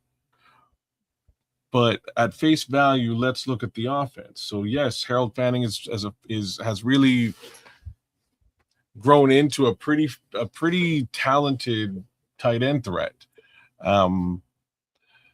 You then have to look at Judkins running the football. Judkins is great. Another area where you got to go and take a look is at those wide receivers that are over there. And we're talking about Cedric Tillman, who's a pretty darn good wide receiver. And on the other side, you've got Jerry Jeudy, who's an amazing wide receiver. So it's really been a question of Shedeur Sanders gaining an understanding of the overall scheme, and as well as gaining chemistry. Don't forget about that deep ball threat, Isaiah Bond, they got. Oh, that's right. Isaiah Bond will take the top off too, right? So it's just a matter of Shedeur getting comfortable with those receivers, right? Like, that's really where he is. He's starting to. It's only been a couple of games for him. As that bond and rapport builds, things will be easier for Shedeur and the team. They're smack in the middle of all this relationship building, if you will. And, Look at that. Somebody had to say it in the chat. Leo knows what I'm talking about. Even versus the 49ers, Browns had a good game. It was Browns special teams who gave up bad field position several times. See, interesting. Yeah, we don't want to win on a special teams gaff, but I'll take the W. You know what I mean? At the end of the day, I'll take the W. Facts of the matter is, I'm just a little bit worried of how this is all going to shake out. This could be a daunting offense that we're looking at that might just finally be finding itself. All right, man. Yeah, this just with that team starting to move the ball offensively, they were having a terrible time moving the ball with the quarterback shuffling. Ever since, I think they had the first couple of games were all right when they still had old man Flacco. They were decent, but everything came to a screeching halt when he left. Everything. They put Dylan Gabriel in there, and shit just didn't work out right, man. The shit was just going left, and it ruined their season. But insert Shedeur Sanders, and all of a sudden that offense can move the ball, and now they're playing a complete game. It was just the defense out there playing too many snaps and just out there too much. They're a dangerous team, man. I'm just telling y'all right now, but I believe the Bears are going to beat them. They'll find a way to get them, but they're going to have to they're going to have to do it in a way that doesn't look conventional. Like I said, throw some cornerback blitzes, a couple of linebacker blitzes from the middle, and you got yourself some turnovers there, man. I think some of that will produce some turnovers. And then, if you start putting that kind of pressure on them, you start throwing in just errant balls down the field, and then you got Kevin Byard on the back end of that.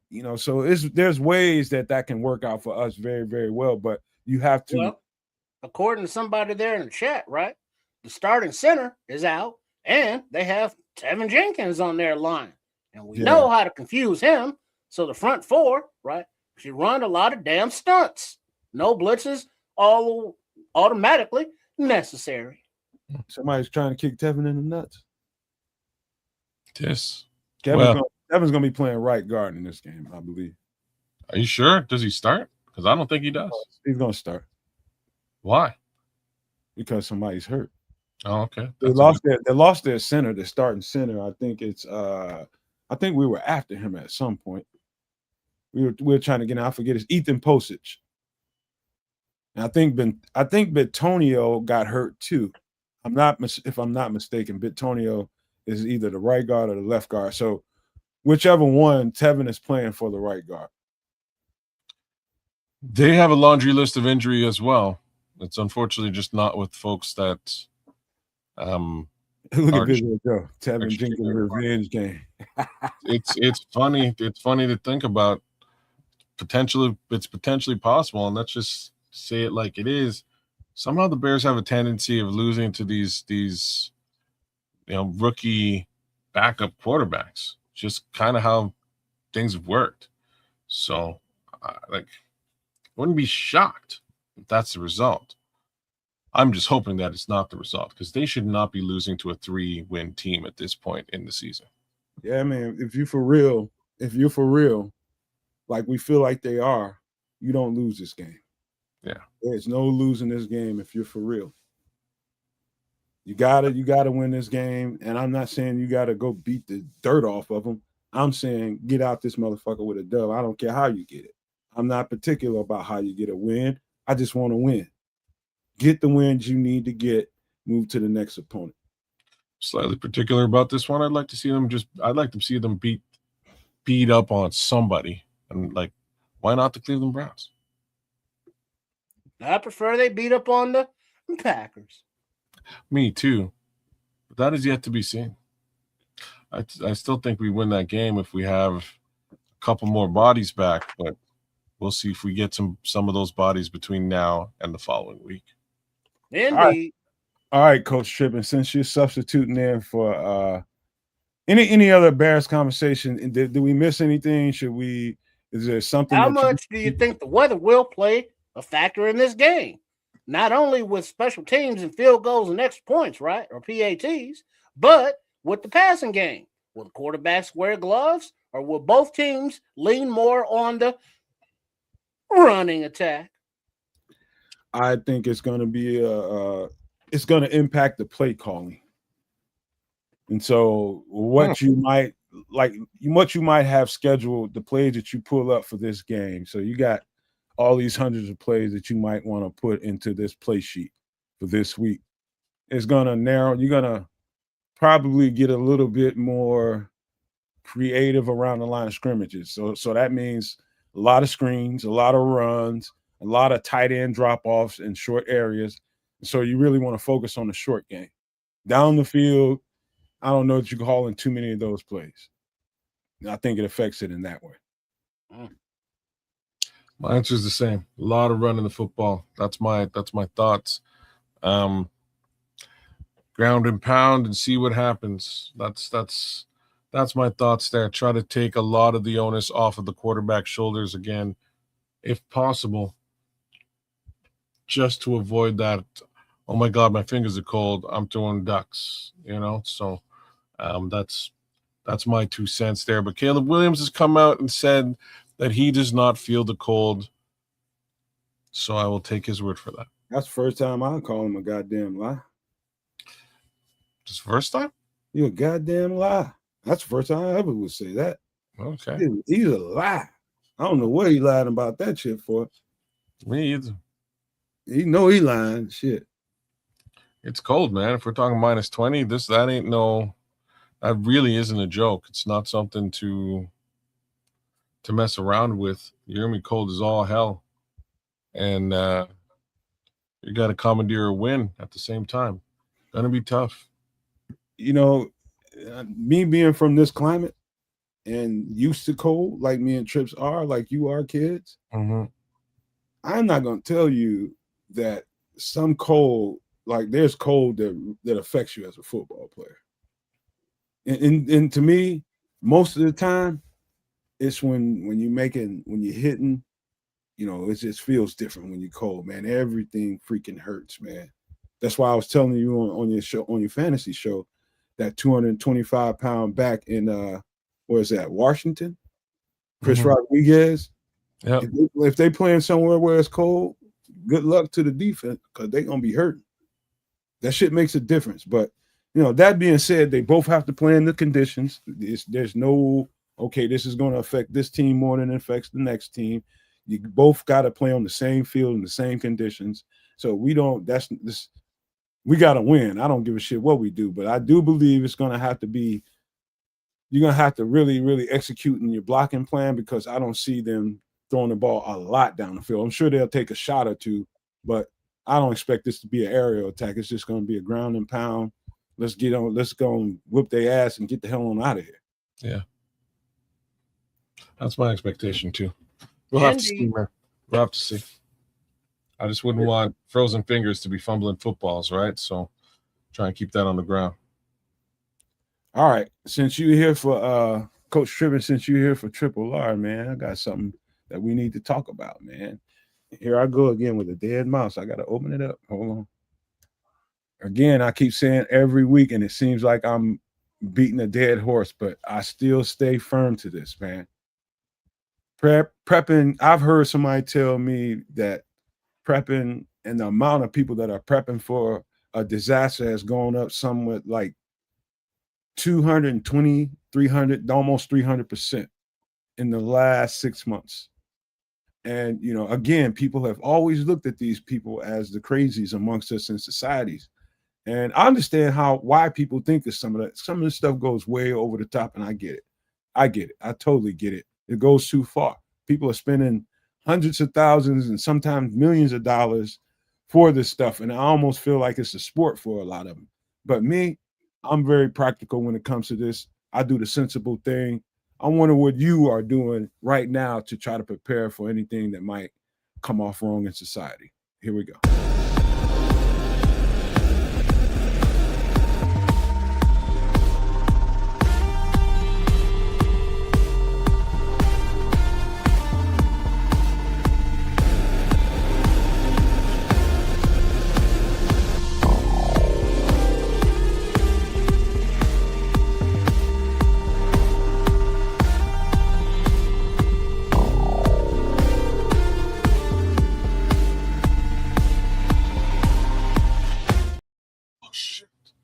So what we have here, fellas, it says 3 bare minimum must-haves in preparation situations.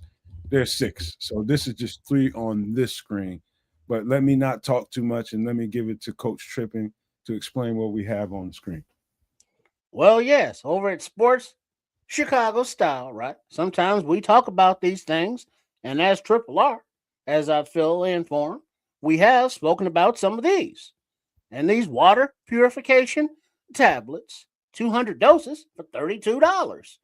That gives you 200 doses, however amount of water those will purify, whether it be a cup or a gallon. I'm not sure, right? Can't read that bottle. More like 5 gallons per or something like that.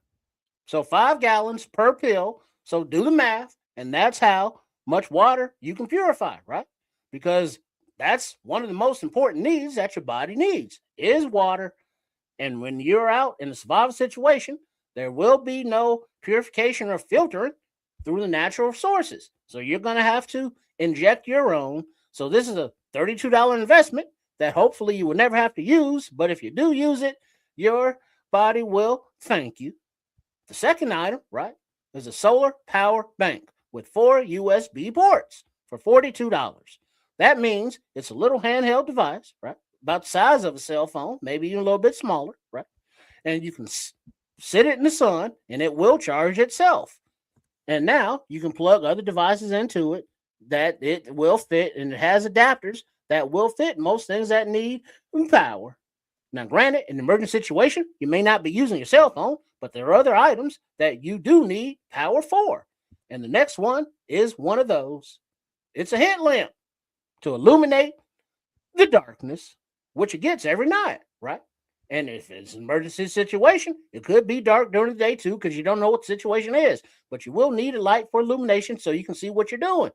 And to survive, that will be a comfort. And you can recharge that for $23. That's what the unit costs. But you can use the pack together to recharge your headlamp. So you don't need to use the batteries. You don't need to order them. You don't need to go to a grocery store or convenient mart. You can do it by yourself with the use of the sun with these two items for $75 for the both. But then water purification you will need as well to go in your kit for your safety as well as survival. Any thoughts, Canuck? These are all things you definitely should have. The portable aqua, that's pretty cool. I've never seen it. I've never seen pills that do a full Potable. 5 gallon. It's potable, like Potable. potable water. That's what this makes. Potable water. That means water that can be consumed. Interesting. If So you've like, ever been on an airplane, right, you will see the tanks getting filled in the plane. Sometimes it says potable or non-potable. Non-potable is a non-drinking part that they put in the lavatories and such. Wash hands. The potable water means it's edible okay, or consumable. very cool. Solar power bank, most definitely. That solar situation will definitely help you out. You really want more of a full-on generator, but this will get you by in a pinch. Especially if you're in mobile capacity, if you're walking around, carry this thing around with you, and you've got some juice. The headlight, I'm a little bit less. I don't know about the headlight piece. Is like, you can just get a regular lamp. Regular. I mean, this is very important because I'll tell you why. It's Okay. because you never know what situation you'll have yourself in. You may not have the option to have a lamp in your hand. You might need to be toting multiple things in the dark, and you want to have your hands free, right? So see? from a hands-free perspective, I see the value there. For me, my thoughts immediately go right to cell phone. If you've got a power bank and you can charge your cell phone's got a flash that should suffice as a pretty decent, a pretty decent lamp in a pinch. But that's me.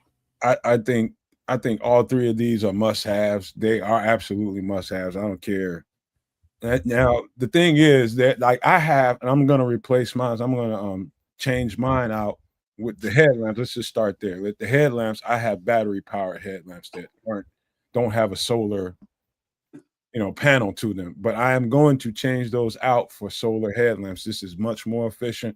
At the end of the day, you want to use the natural resources to their best advantage. And the sun is your best resource that the world has. The earth has one resource that is above all, and that is the sun. And the more things you have inside your planning kit to keep you going, the more things. Okay, hold on. We got to talk now. So is there actually solar powered headlamps? Yes, bro. I'm going to ask the weirdest question now. If you're devoid of light and you require a headlamp, how are you to get it charged by solar power? What do you mean if you're devoid of light? Well, under the pretense where you would use a headlamp, there would be generally less light involved, right? So you charge. Well, you charge them during the day. Right. So you charge them during the day. Okay, all right, cool. You just got to make sure they get enough charge to last you through however long you need it. All right. Okay. Because when you want to make dinner at night, you don't make it all at night. You start prepping it during the daytime. Okay. And this is part of it. If you have an emergency situation where you have to make a fire, you have to make the fire and check that. You have to get the materials for the fire during the daytime. This is something else that you still have to plan for. Okay, I will accept this as a viable answer. This makes sense. So Just a little worried there. if you're doing a kit and you're starting to make some plans, my suggestion to you all, the best you can, some of these smaller items, these more efficient little items like this one in particular, and then one next to it, is get as much solar as you can get. It's great to have solar and battery compatible devices or whatever you're trying to use, but make sure you have that as an option as you're starting to build your situation out. You want to use the Earth's natural resources to the best of your advantage. And to me, this is the best thing you can do, is make sure you never know when the next time you might get a pack of batteries, or if there's some you never know. But if you have this next thing to it, this USB power bank, these things are pretty powerful, man. These things are pretty powerful. I have 4 USB ports, $42. Also very important in your arsenal, man, because your USB is these things, your phones and any other device like a phone, any other device like that is going to all be run off of USB. If you got a power bank that can charge you up, that you don't have to use like per se your generator or something to be powering stuff up, this is a solid side option to make sure that you can power up the little things that's going to keep you going, your communication devices. So this is very important. But the potable water, this thing right here is, you can buy a bunch of this stuff for a very little money, and eventually this is going to run out too. But let's just say you're one of those people that don't believe that society is going to break down. If it breaks down, it ain't going to break down forever. We'll be back running in a couple months or something like that. Then you are one of those people that's going to need some of these aqua tablets, potable tablets. That's what you're going to want. But this is not a long-term strategy unless you're going to get cases and cases on top of cases and spend tons of money on this stuff. This is going to also run out. So the truth about water is, if you want safe water and sure safe water, you're going to have to boil it. So any other thoughts about this, man? I think these are must-haves in your tool bag. If you cannot find a power bank, right, that is solar, they also have some that are crankable, and you can crank them and charge them up. And then they also have some that are combination solar and crankable. That's very cool. The crankable and solar, you're almost certain to have some level of electricity, regardless as to what's going on around you. So that's a very, very key add-on to have. All right, y'all. Let's just watch it with the language in there, you guys. We gotta watch that. This is YouTube, and I have to delete comments when I see bad cuss words in there. Y'all be a little bit better than that. All right, we got another. Got something else you need to look at. Very underrated things, man. This is actually 3 more. Coach Trippin, you want to start? You can go right ahead. Well, you have zip ties. They're 120 heavy duty variety, right, for $5. Those are very helpful if you have to not only restrain somebody, but they are good to connect things and support things and tie the things that you may need for your survival, that you never know, that you need to strap something to or seal or whatever. They are very useful, very easy to use. A pack of lighters, $50 a pack for $10. Fire is one of the utmost important needs. Now, it may be difficult getting a 50 pack of lighters if you're immobile, right? But if you have a secure location, that's fine. But I would recommend, instead of the lighters, get a flint and steel to carry instead to make fire. But also, for your first aid kit, you need surgical gauze pads, 200 piece, $5. Go right ahead, kids. Dennis Reynolds Tools. Yes, Brandon B. I'm with it. So for those of you who are Always Sunny in Philadelphia fans, yeah, this sounds like stuff that Dennis Reynolds would use on a date night, or potential kidnapping support items. All that being said, yeah, Zip ties. Do you need to tie something down, man? Good to have, quick and easy, or tie someone down, as the good coach mentioned. Lighters saves you from doing all that flint jazz, right? All that rubbing of sticks together. I need my tools. Oh, that's funny. Surgical sponges as well. That's good stuff to have too. Just for for first aid purposes. So I at $4 at $5 for 200 a piece, you should probably get a couple of those, man, just to hold you down. Same thing with the lighters. All three of these things at the price point. You probably want to, a little small stockpile of each, so that you're well taken care of when what hits the fan. Whenever I'm doing this and I'm bringing this portion to the show, when I'm producing this stuff and I'm thinking about what to do, what to bring to the table, I start thinking about myself when I first was enlightened to this world and what would I need to do to start myself off. And that's where I kind of go. I kind of go there. And this is just a lot of this stuff you might see at your damn grocery store aisle when you go in the checkout, except probably the surgical gauze. You probably got to go to the pharmacy area or something back there to get those, but they're very inexpensive. Say somebody gets a wound, you know what I mean? Until you get to a point where you can get that wound sealed up, whether you got glue, whether you got somebody that knows how to do a stitch or two, whatever, you need something to plug that wound. If somebody's bleeding out and you stuff a bunch of these in somebody's wound, you just gave that person some more time, or yourself.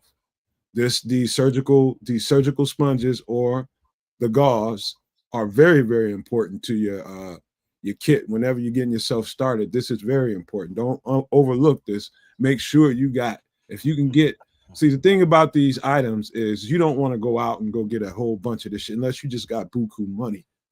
You just piecemeal this thing, man. You go out and get you some stuff when you got some time, you got some money, you start adding it over time, and next thing you know, it starts collecting up on you.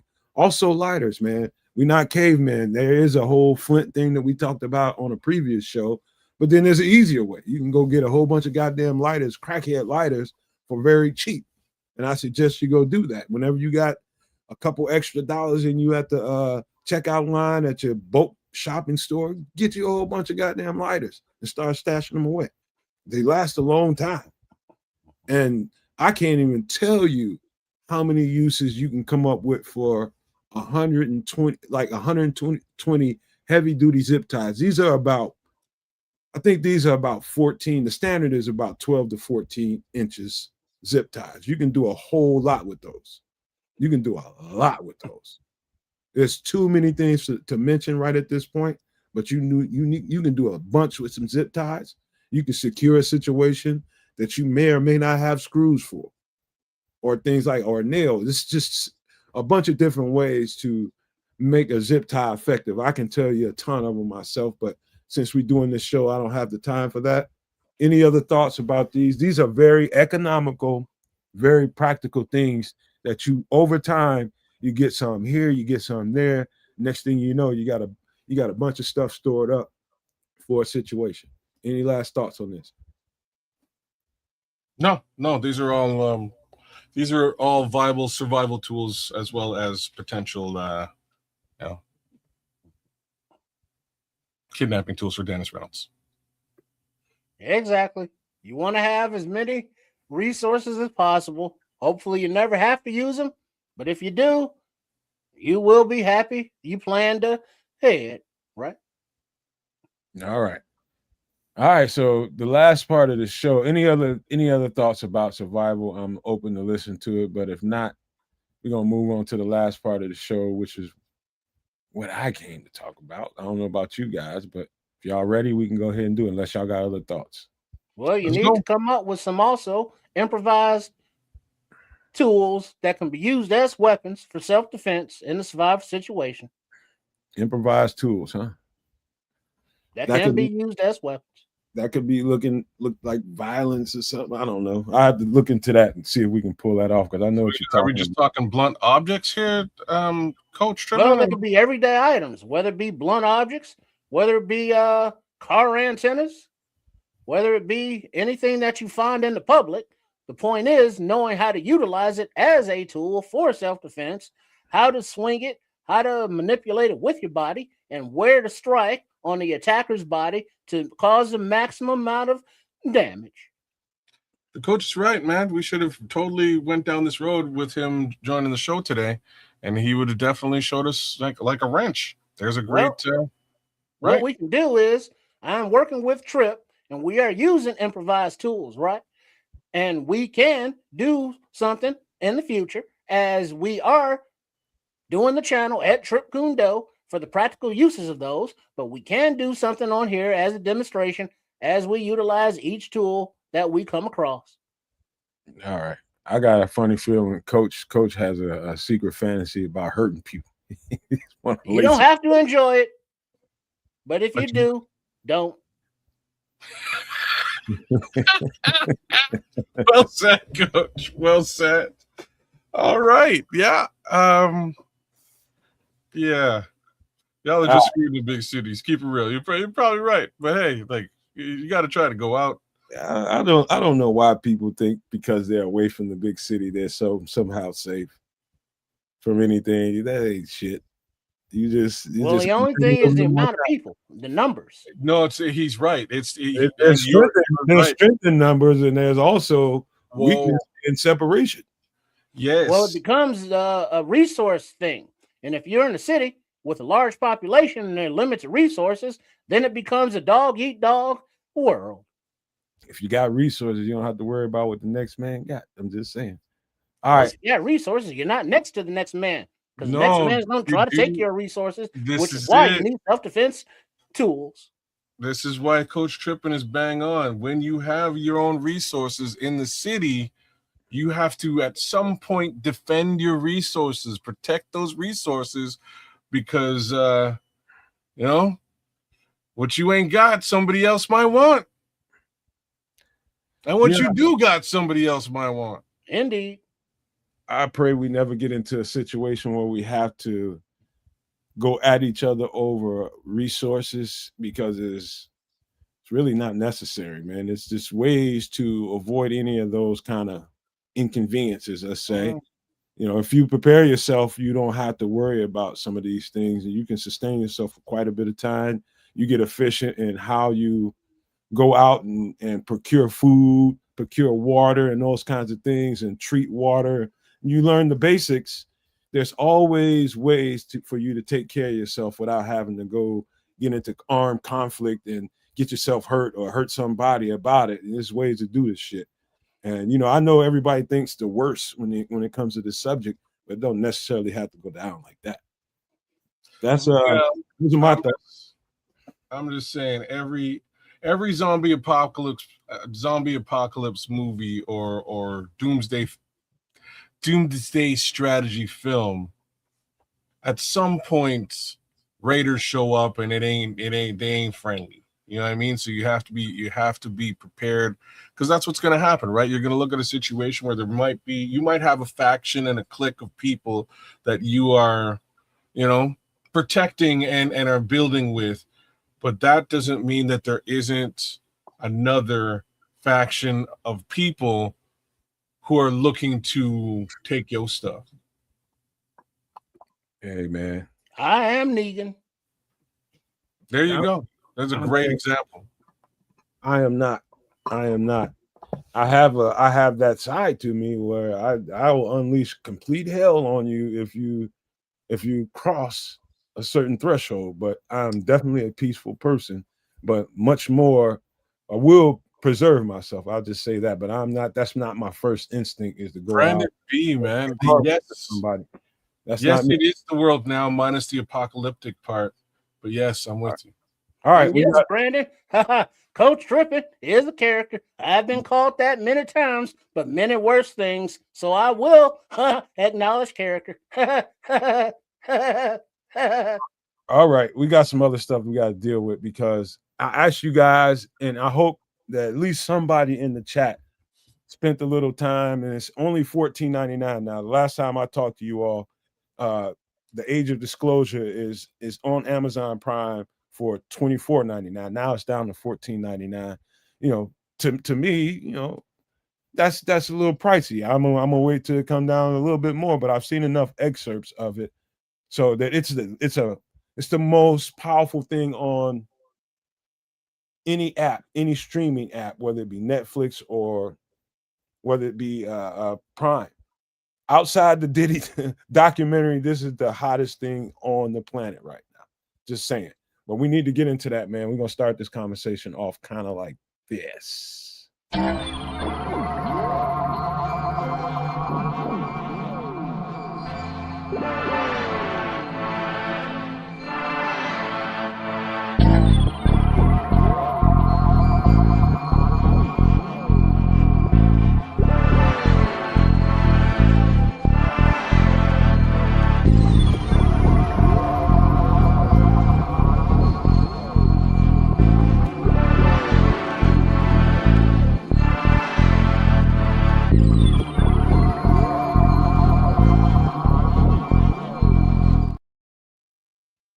Okay, so if you're new to the channel, and I see a few new people in there, quite a few new people. Last week I asked everybody that could and had the means to do it to go check out this documentary called The Age of Disclosure on Amazon Prime. Like I said, in this, I've seen enough excerpts of it where I can talk on for days about this, but I'm not gonna do it because I had a conversation with kids about it. He said that he was gonna part a little bit of time to check this out and look into it and see what he can, you know, discern from what he heard. And let's just start with you there, kids. Did you learn anything? Did anything pique your interest?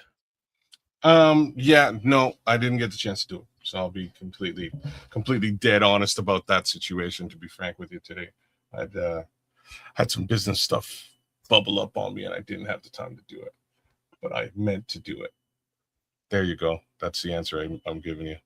So Okay. I'll do it back at you. And I'll ask you to give us a little bit more on the idea of this documentary, because it sounds interesting, but the questions are like, what are they disclosing? Quite a bit, kids. Quite a bit. In fact, this is this goes to the highest levels of the government. Let me give you the backstory. So I don't know the guy's name. I had his name written down, but I didn't do it for the show. I'll do a little bit more as we get more into this documentary and after I get to actually see the whole thing. But I've seen tons of excerpts of it, different people saying what we talking about, the highest levels of government. So there have been people we saw on one of the earlier episodes of doing this stuff and some extra sauce. We saw a Senate committee hearing. No, it was a House committee hearing. Remember that show? Mm-hmm. Where they were talking about all the stuff that they saw and all the stuff that they were reporting on, and they're trying to get some exposure to what's going on, and they're trying to get the government to tell the public what they know about this. So long story short, this is years in the making. And what we know is this is from the highest levels of government. We're talking about Secretary of State, Secretary of Defense, current, not yesterday, not 8 years ago, not 16 years ago, current. This goes back, talking about the disclosures, going back all the way to the first Bush. No, I take that back. Is it the first? Go ahead, Coach. Well, it's not beyond the realm of possibilities, right? Or reality that the government lies to you. Whatever the subject matter may be, whatever era it may be, there are factions within the government that have their own agendas aside from the government's own agenda. So whatever factions those may be, they have their own operations, how covert they may be, whether it be space stuff, whether it be covert CIA stuff, whether it be covert drug stuff. The government does that because they have the resources and they have the power. And those people with the resources and the power are often very little people who just want to control others.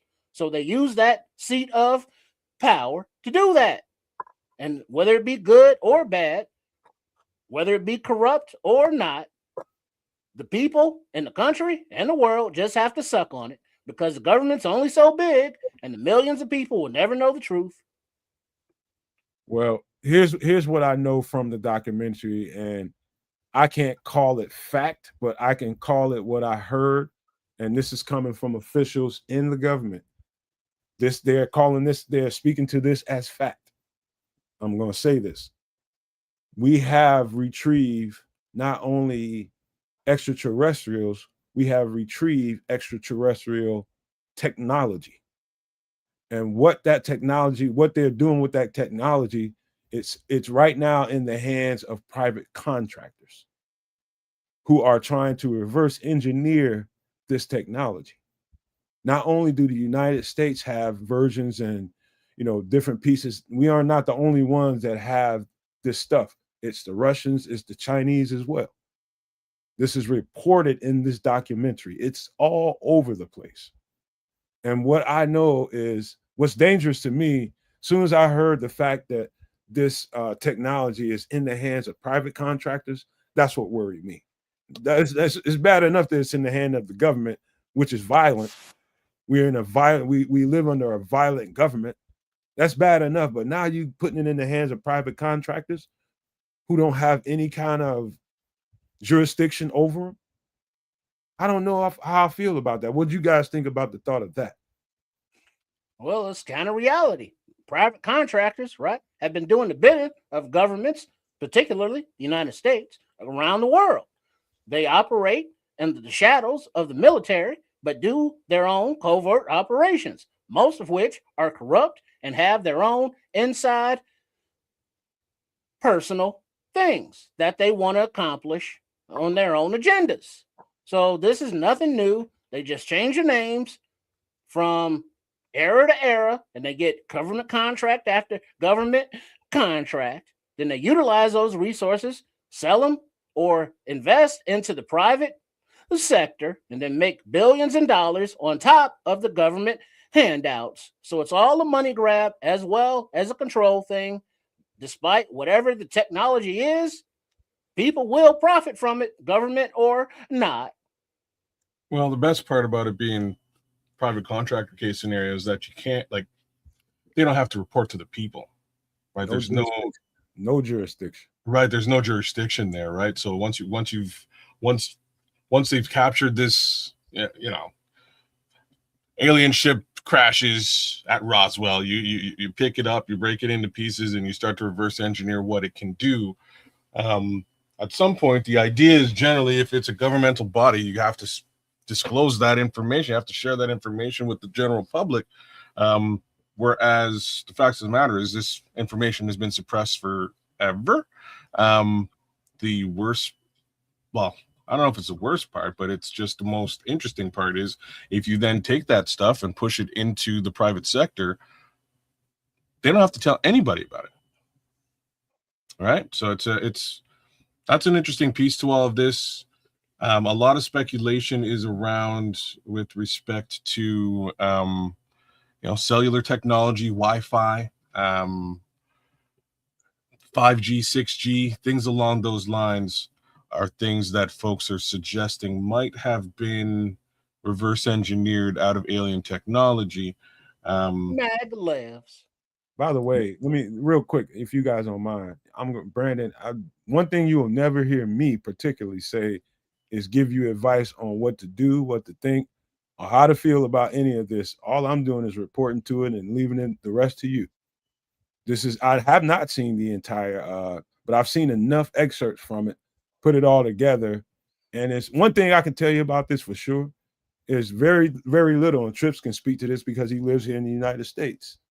One thing we don't have is bipartisanship in this country anymore. It's very, very divided, and for a lot of different reasons. And whenever you get some bipartisanship on something this big, you feel like it's pretty securely something very real, man. You got both Republicans and Democrats in on this whole documentary, giving their takes on what they know. In private, you have to have a certain classification to get in some of these meetings and listen to some of the stuff that's said. Even in this documentary, which they reveal a lot in the excerpts I've seen, even they can't say everything that they've heard or seen. And so but that's what we've heard and what we know is still a lot. So how you discern whatever we're saying on the show, we're not telling you what to think about any of it, or don't take any advice from us. As a matter of fact, check it out on your own and come up with your own determination on what you think this is. That would be my advice to you. But carry on, Kez. I interrupted you. Sorry about that. No, it's okay. I'll touch on just the branding aspect of it too. I'm watch the documentary. Feel free. We're not going to purport to being experts in this as a field. The reality is there is information and that is out there that you can discern for yourself. And Minister Charles gives a very interesting secondary comment, and like the fact is with stuff like that, even if they're giving us some information, not giving us all the information, right? And that's where part of the problem comes from, right? That's half the issue. You're only going to get what they're only going to spoon feed you what what they'll allow you to gain an understanding of, and the rest will be obfuscated, because if everybody had all the information, people might freak out, and nobody wants the people to freak out, or at least no government wants their people to freak out, and that's kind of where we are. So the way that I see stuff like this, just to give you a grander view, I don't know for sure that alien technology has been reverse engineered into our technology of today. I don't know. It's speculation from me. It would be speculation by this documentary. They were specific, Kez. They said they are attempting to reverse engineer it. They ain't saying that they already have. Well, so this is where you're saying they were specific or they were not specific? They're specific about they are trying to. We are not the only country and the people that are trying to. Not only us, it's Russia and China as well. They're attempting to reverse engineer this. Yeah, so that's not specific. That's super vague, and I'll tell you why it's super vague. That's why I said they probably not telling us everything. This is what I'm saying. Like, this is why it's actually super vague. So Roswell happened when? Just as a for instance, right? Like, if Roswell happened 50 years ago, they've potentially had 50 years to reverse engineer something out of that wreckage. Anything, whether it is I don't know that this stuff, what they're talking about is something that happened at Roswell. I don't know that. I'm giving you a for instance, right? I'm not being specific, right? So as a for instance, if there is a wreckage of any sort of alien craft and it hits the ground, you're going to confiscate whatever's at the site, and you're going to test it and look at it and see whether it do funky stuff. You know what I mean? You're going to see what it does, and that goes for any crash that may have happened, and we'll just say since the 60s and 70s. So again, it's the year 2025. We've had approximately 50 plus years to reverse engineer some of this technology and graft it into what we know today as standard regular technology. I'm going to assume some of this has already been reverse engineered and pushed into commonplace. Again, cellular. You're really jumping the gun now. Well, it's not a jump. It's not a jump. It's not a jump of the gun. It is actually like either it is or it isn't. And I just need them to say, yeah, we did that already. And what they're saying is, well, we might do it in the future, and that's some bullshit. Because if you're telling me that there's been a bunch of crashes over the years and a bunch of wreck sites, I just don't know, man. I don't know why they wouldn't disclose what they might have actually done if they pushed this into the private sector. Well, I can give you a little bit of what I heard in the excerpts. One of the Bushes, I can't remember which one it is. I want to say Bush 2 got very, very close. Had Bush 2 or Bush 1? Bush 2, I believe. Okay. Bush 2, and they said that he got very, very close, but then got into a huddle in one of those skiffs, and they talked about, what kind of ramifications would a disclosure like this do to the economy, What will it do to the religious sects and all that kind of stuff that you have to consider in a society? You know, this flips everything upside down. And they talked him out of it. And from what I understand, not this last President Biden, but the first Trump term, he was very close to disclose something, and they talked him out of it for the same reasons. And so here we are now with all that they know, and these people ready to disclose. They won't disclose it for the ramifications it might do economically. And religion is a big part of the world, and how would people react to that, man? Because that's the reasons they're saying why it hasn't been disclosed yet to the public. Yeah, so that's a cop out. I'm not saying that you're lying or something like that. I'm just saying it's a little bit of a cop out, and why that is the government at this point does not use like a Muslim state would have a problem with that type of disclosure, because again, so would Christians. Shit. No, Christians would not. I'll tell you why. I don't think so. But I'll tell you why. So a Muslim state would, because the actual government of a Muslim state is backed by Sharia law. It's backed by actual religion, whereas North America, as a for instance, or even the UK at this point, they were at one point truly based on Christianity, but they're not governed by Christianity or any religion for that matter. And at this point, it's probably in their best interest to abolish religion across the board, right? Like this way you can just govern by means of government, period. And you don't have that as an obstacle or delineation or separate sect that you have to pander to, right? If you can abolish that at this point because it's not serving the government as a modicum of control, then why not do it, right? Interesting stuff. Well, it becomes a lot easier to live your life, as I have decided to do, and that is being understanding history, that every government of every civilization around the planet has lied to its populace, whether it be for personal gain, right, or for civic safety. The lies have been told. What they are, I don't know. I don't care. It doesn't affect me, and if it does, it will. But until it does, it won't. I assume everybody's lying, for fuck's sake. Well, here's another, and I'll tell you exactly who spoke these words, and he wasn't the only one. But the one that sticks out to me is Congressman Tim Burch. So you guys can go Google this. If you got your phone right now, you can Google Tim Burch speaking on this. So in a statement made in that documentary, he's speaking to this as fact. He says that there are 5 to 6 underwater extraterrestrial bases in oceans all over the world. 5 to 6. Now, if you know what I know, only 5% of the world's oceans have been even, looked at or gone to. Only 5%. And that means they've been to a lot of places, but only 5%. That's a lot of water that hasn't been traveled to. And so Congressman Tim Burch, if you got your phone right now, you can look this up.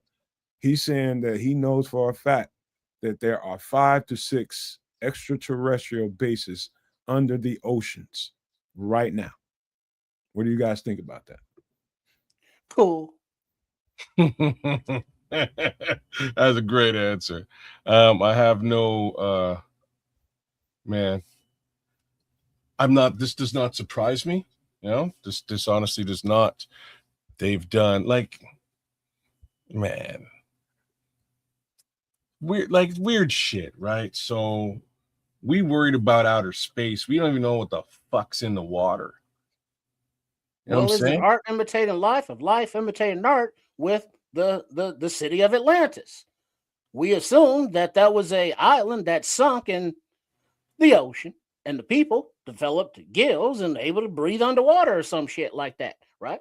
But what if they are from another planet and they decide that, hey, we can survive and breathe under here, and the regular humans, right? They can't survive under here, and we go fathoms and fathoms and thousands of fathoms deep, they won't bother us. We don't give a shit about them.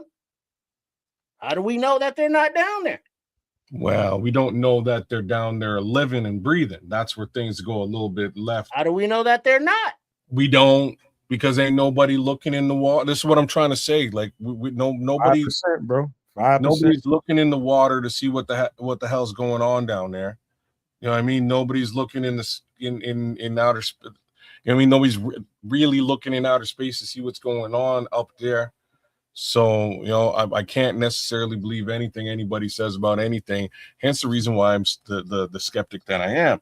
But with respect to like Atlantis, as a for instance, from what they say, it's more or less an island state, or a state that was sort of on the edge of Pangea. It collapsed, fell into the ocean, and this would more or less be what you're looking at, which does make a lot of sense to me, right? It makes sense to me that maybe there was again, state on the side that succumbed to a tectonic shift. That particular state, that area, that region, again, couldn't be saved and slid into the ocean. And this is what we're looking at this point. And like why I don't really disbelieve that is that I'm under the impression that if this place actually did exist, it may, it may actually have been connected to, the pyramids, right? Like the pyramids of Egypt. It would have been, it could have been a thriving society that might hold some of the true secrets as to what was going on well before standard society, standard civilization was put together. So in the modern society, we only, let's just say time hasn't been tracked very, very far. It's, if you get biblical about it, they say time started a couple thousand years ago or so, something like that. But to stay away from that, we just don't know. Like from what was said in the excerpts, these entities have been here for thousands of years. Thousands of years. How many thousands of years? Not sure. But that's the report. Thousands of years, 5 to 6 known bases under the water, all over the place. Huh. Yeah, I don't know. Like that could well be. I just don't know.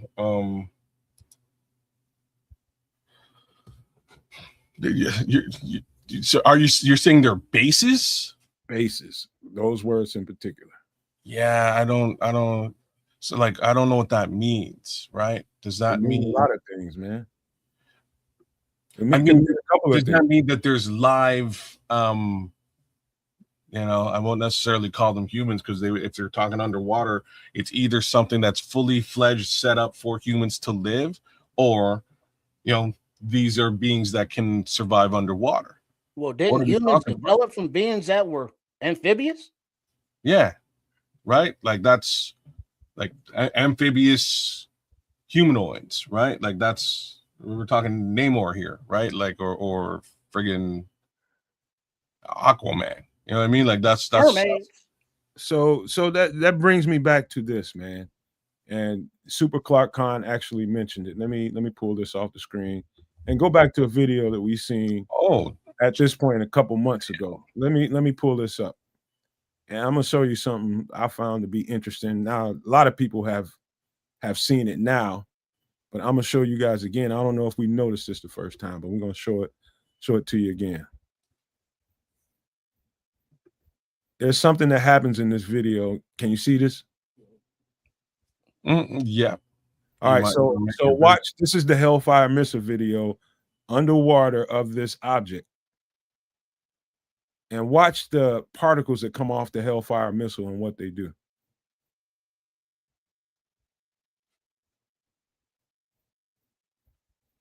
I'm going to pause it when I see it.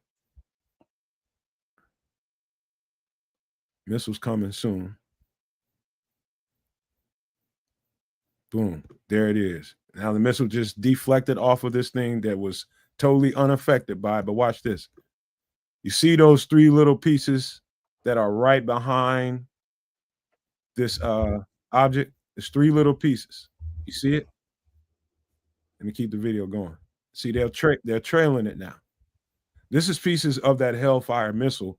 So whatever it is about this object that's moving that this big Hellfire missile cannot do anything to, this thing has some kind of magnetic quality to it, or something about what's around this object is drawing those particles from that Hellfire missile and is making it travel with it.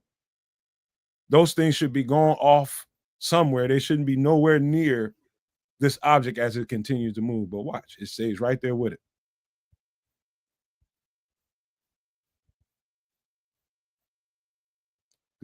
This is another view of it. That's pretty much all I wanted to show you. I can show it again if y'all want to. I have no idea what the hell I'm looking at. You want me to show it again? That won't help. All right, I'll explain it. Because it's just very gray and blurry. I probably should. My bad. I didn't do this. Let me go on back to the beginning. Y'all should have told me.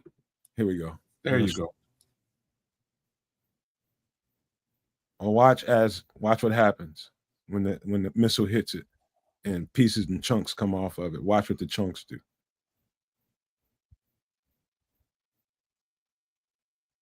Missiles coming at any time. There it is. Boom. Oh, let me go back a little bit. Boom. So there's the missile, the piece of the missile over here to your right. But there's pieces that broke off of that missile that is following this object for some unknown reason that really can't be explained. Those things should be way back there in the water, but they're following this thing. Look at that. See those three pieces right there? Right there. Continue to follow it. It's almost like this thing splintered off and it broke off into different orbs that continue to chase this thing, but that don't make sense. Okay. All right. That's it. Want to show y'all that. I don't know. I don't know what that means, right? It could be a weapon. Hold on, man. I got to get y'all on the screen.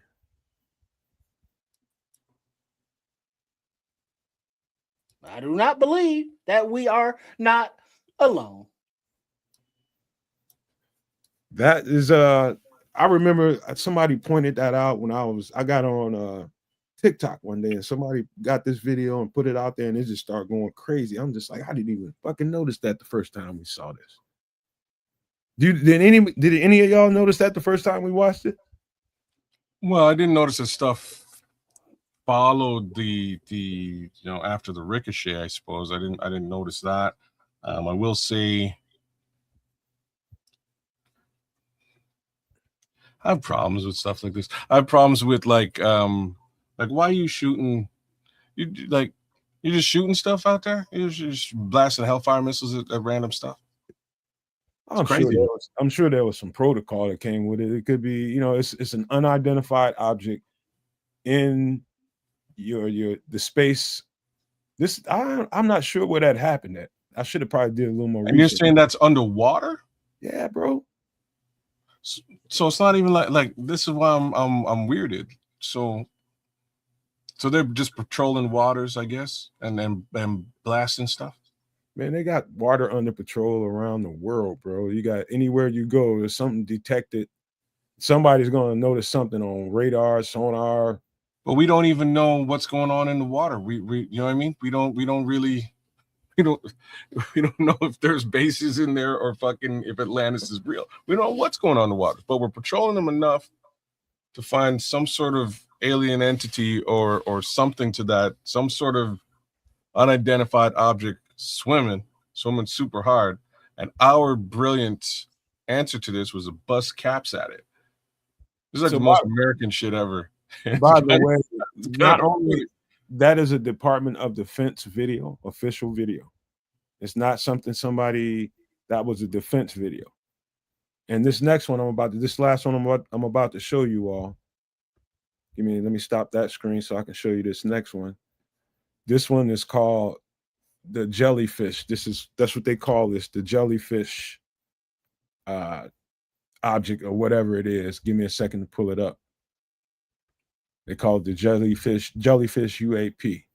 We're just gonna start and bring it back. UAP. This is also Department of Defense official video. This is over a military base somewhere. Maximize this as well. So is this underwater or is this in the sky? This is over a literal military base. This is right around. This thing is floating and flying around a military base. Check it out.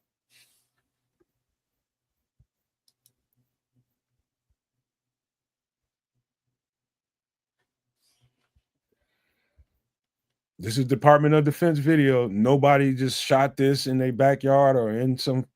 This is Department of Defense, the Department of Defense official video. They call this the jellyfish UAP. It's all over the goddamn place.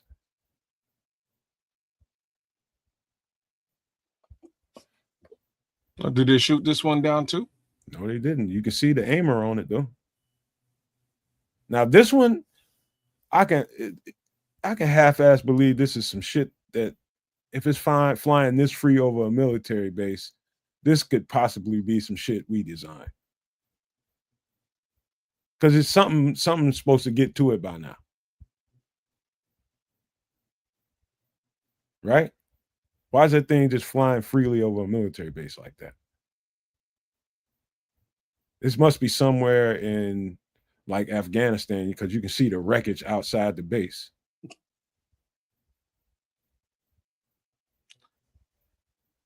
Oh, these folks just walking? It's just cruising. They ain't even see the shit. It's at night.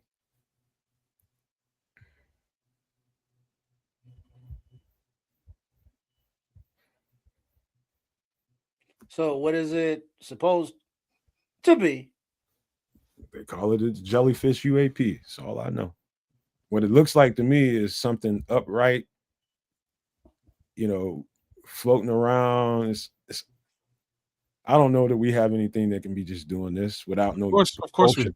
Not without propulsion underneath it. You could use magnets. Oh, here we go again with that one. But look at how close to the ground it is. The ground, like the Earth, is magnetically charged. It's polarized. So if you provide the reverse polarity, you can move without a trail. You can reflect off of the Earth. It's a proven. It's fucking proven. You know what I mean? It's something that actually works. It's technology we don't use for some reason. I don't know why. Like the only application of this technology that I can speak to is in like supersonic trains. They utilize that for supersonic trains. That's part of how maglev technology. There you go. It says Department of Defense video, Minister Charles. That's why. Magnetic levitation. Basically a hoverboard, brother. Like, yeah, Patrick, that's exactly what I'm trying to say. Like a hoverboard from Back to the Future, fucking God knows when, would work in the exact same manner. Like my questions with stuff like that is always like, so like the DOD didn't make this thing. You know what I mean? Like this is just the first question I have. That's the first thing came to my mind. That's why I said, know what I mean? Are we sure the DOD didn't make this thing? They have a pretty good reason to Brandon B. That's funny though. Brandon B uses it with his girlfriend. Here's the thing. who just mentioned that sphere? That's Patrick. Patrick Higgins says, "Did you see the video footage of the metal spear?" That's coming. We're gonna get to that. Does it float? There's a lot of orbs. Does it float? It flies. It moves around erratically. It's crazy. Magnetics. There we go. Well, you're gonna have to one of these days. We're gonna have to give another explanation for that. Yeah, because I understand the theory. I understand where you're coming from because that's how magnetics work. But it's that's kind of wild to me. But then for another time, we'll get into it, man. But there's much more as far as those orbs go, they're all around the world, not just over here in the United States and different parts. They're like literally all over the world. People are seeing these orbs. Then there's this whole thing with the boogosphere. I don't know. I think I told kids about this. That's a whole genre within itself. You know what I mean? It's a lot going on out there, a lot of unexplained stuff. And that's part of why we do the show, man, to get into some of those conversations. Again, we're not telling anybody what to think. It's just deliver you the information. You decide what to think of it. But that's the show, man. Please make sure you guys let us know in the comments section what you think about all that we talked about tonight, in particular this part. Of course, you always can tell us about how you think about the Bears like you always do, but let us know what you think about what we're doing on this section of the show in either aspect of it. Man, we would appreciate that commentary, man. The feedback would be great. So let's give some pleasantries out before we get ready to get out of here. Yo, big ups and shout outs to the chat for being a lively bunch. Thanks as always. You guys were awesome throughout all of the content today, whether it was Bears stuff or blasting UFO ships or doomsday prepping and the whole shebang. Thank you very much. We appreciate all of that. Mad shout outs to Crimson, AC Adam, Minister Charles, the Scrolls, Patrick Higgins, Paul Rodriguez. Dr. Earl was in the building here today. That was great to see Dr. Earl. Brandon B, thanks for coming through. Hawkeye, big ups to you. Good conversations across the board. We like to talk about this crazy stuff. Hey, Jojo, big ups to you as well. The Bears could use some of that wild alien floating technology. Maybe that interception would not have taken place this week. But what can you do? We'll reverse engineer something for the Packers. Episode 2. Anyways, man, big ups to the coach for joining us tonight, man. Big ups to the coach representing the team at Sports Chicago Style. Give them guys the love, the love they deserve. Like, share, subscribe, comment on their feed as well. We are triple streaming as we always do. Do the same thing over at Keds of Canuck. I know that guy would love it, mainly because I'm that guy. So give me a little like, share, subscribe. I'd appreciate it. Come check me out on a Tuesday, 7 Eastern, 6 Central for some Superflex fantasy football action. And also do the same thing with this guy here up here, and that's Nomad right here at the Nomad Network. Give him, again, a like, share, subscribe.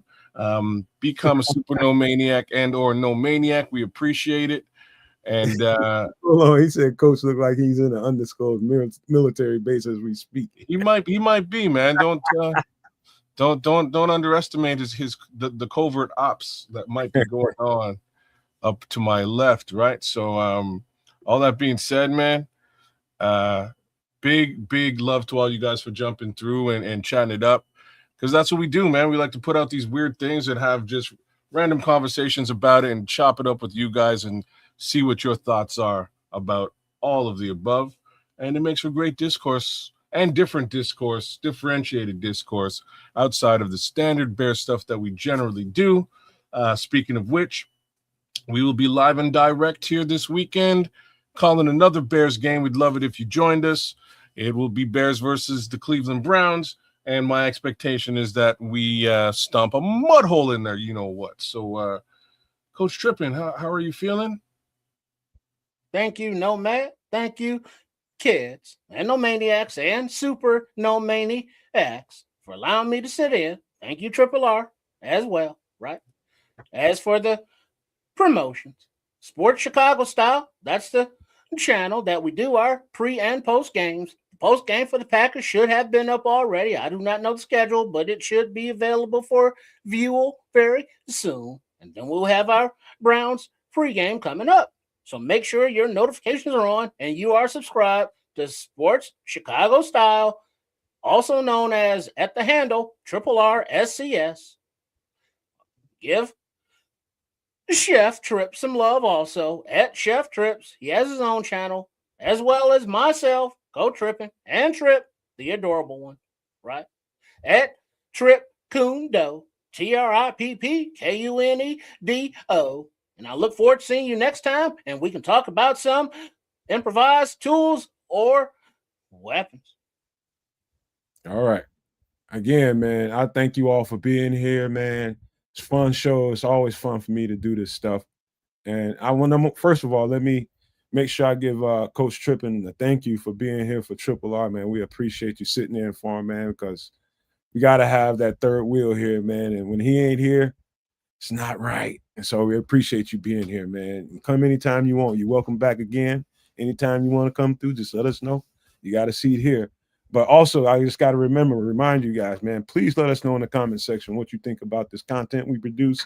You like it, let us know. We'll produce more of it because we do respond to feedback, and we would love to know how you guys like this kind of content because we got way more coming if you enjoyed this. Trust me when I tell you, man, it's much more levels to what we're talking about here tonight. But I definitely appreciate you guys rocking with us. If you're new to the channel, make sure you hit the subscribe button. Make sure you hit a like and a subscribe on all three stream networks. That is Kids of Canuck and Sports Chicago Style. Man, we appreciate you all, man. But we got to get ready to get out of here. And we look forward to hearing the feedback. Got to leave you all with these famous words. Love, peace, and hair grease, y'all.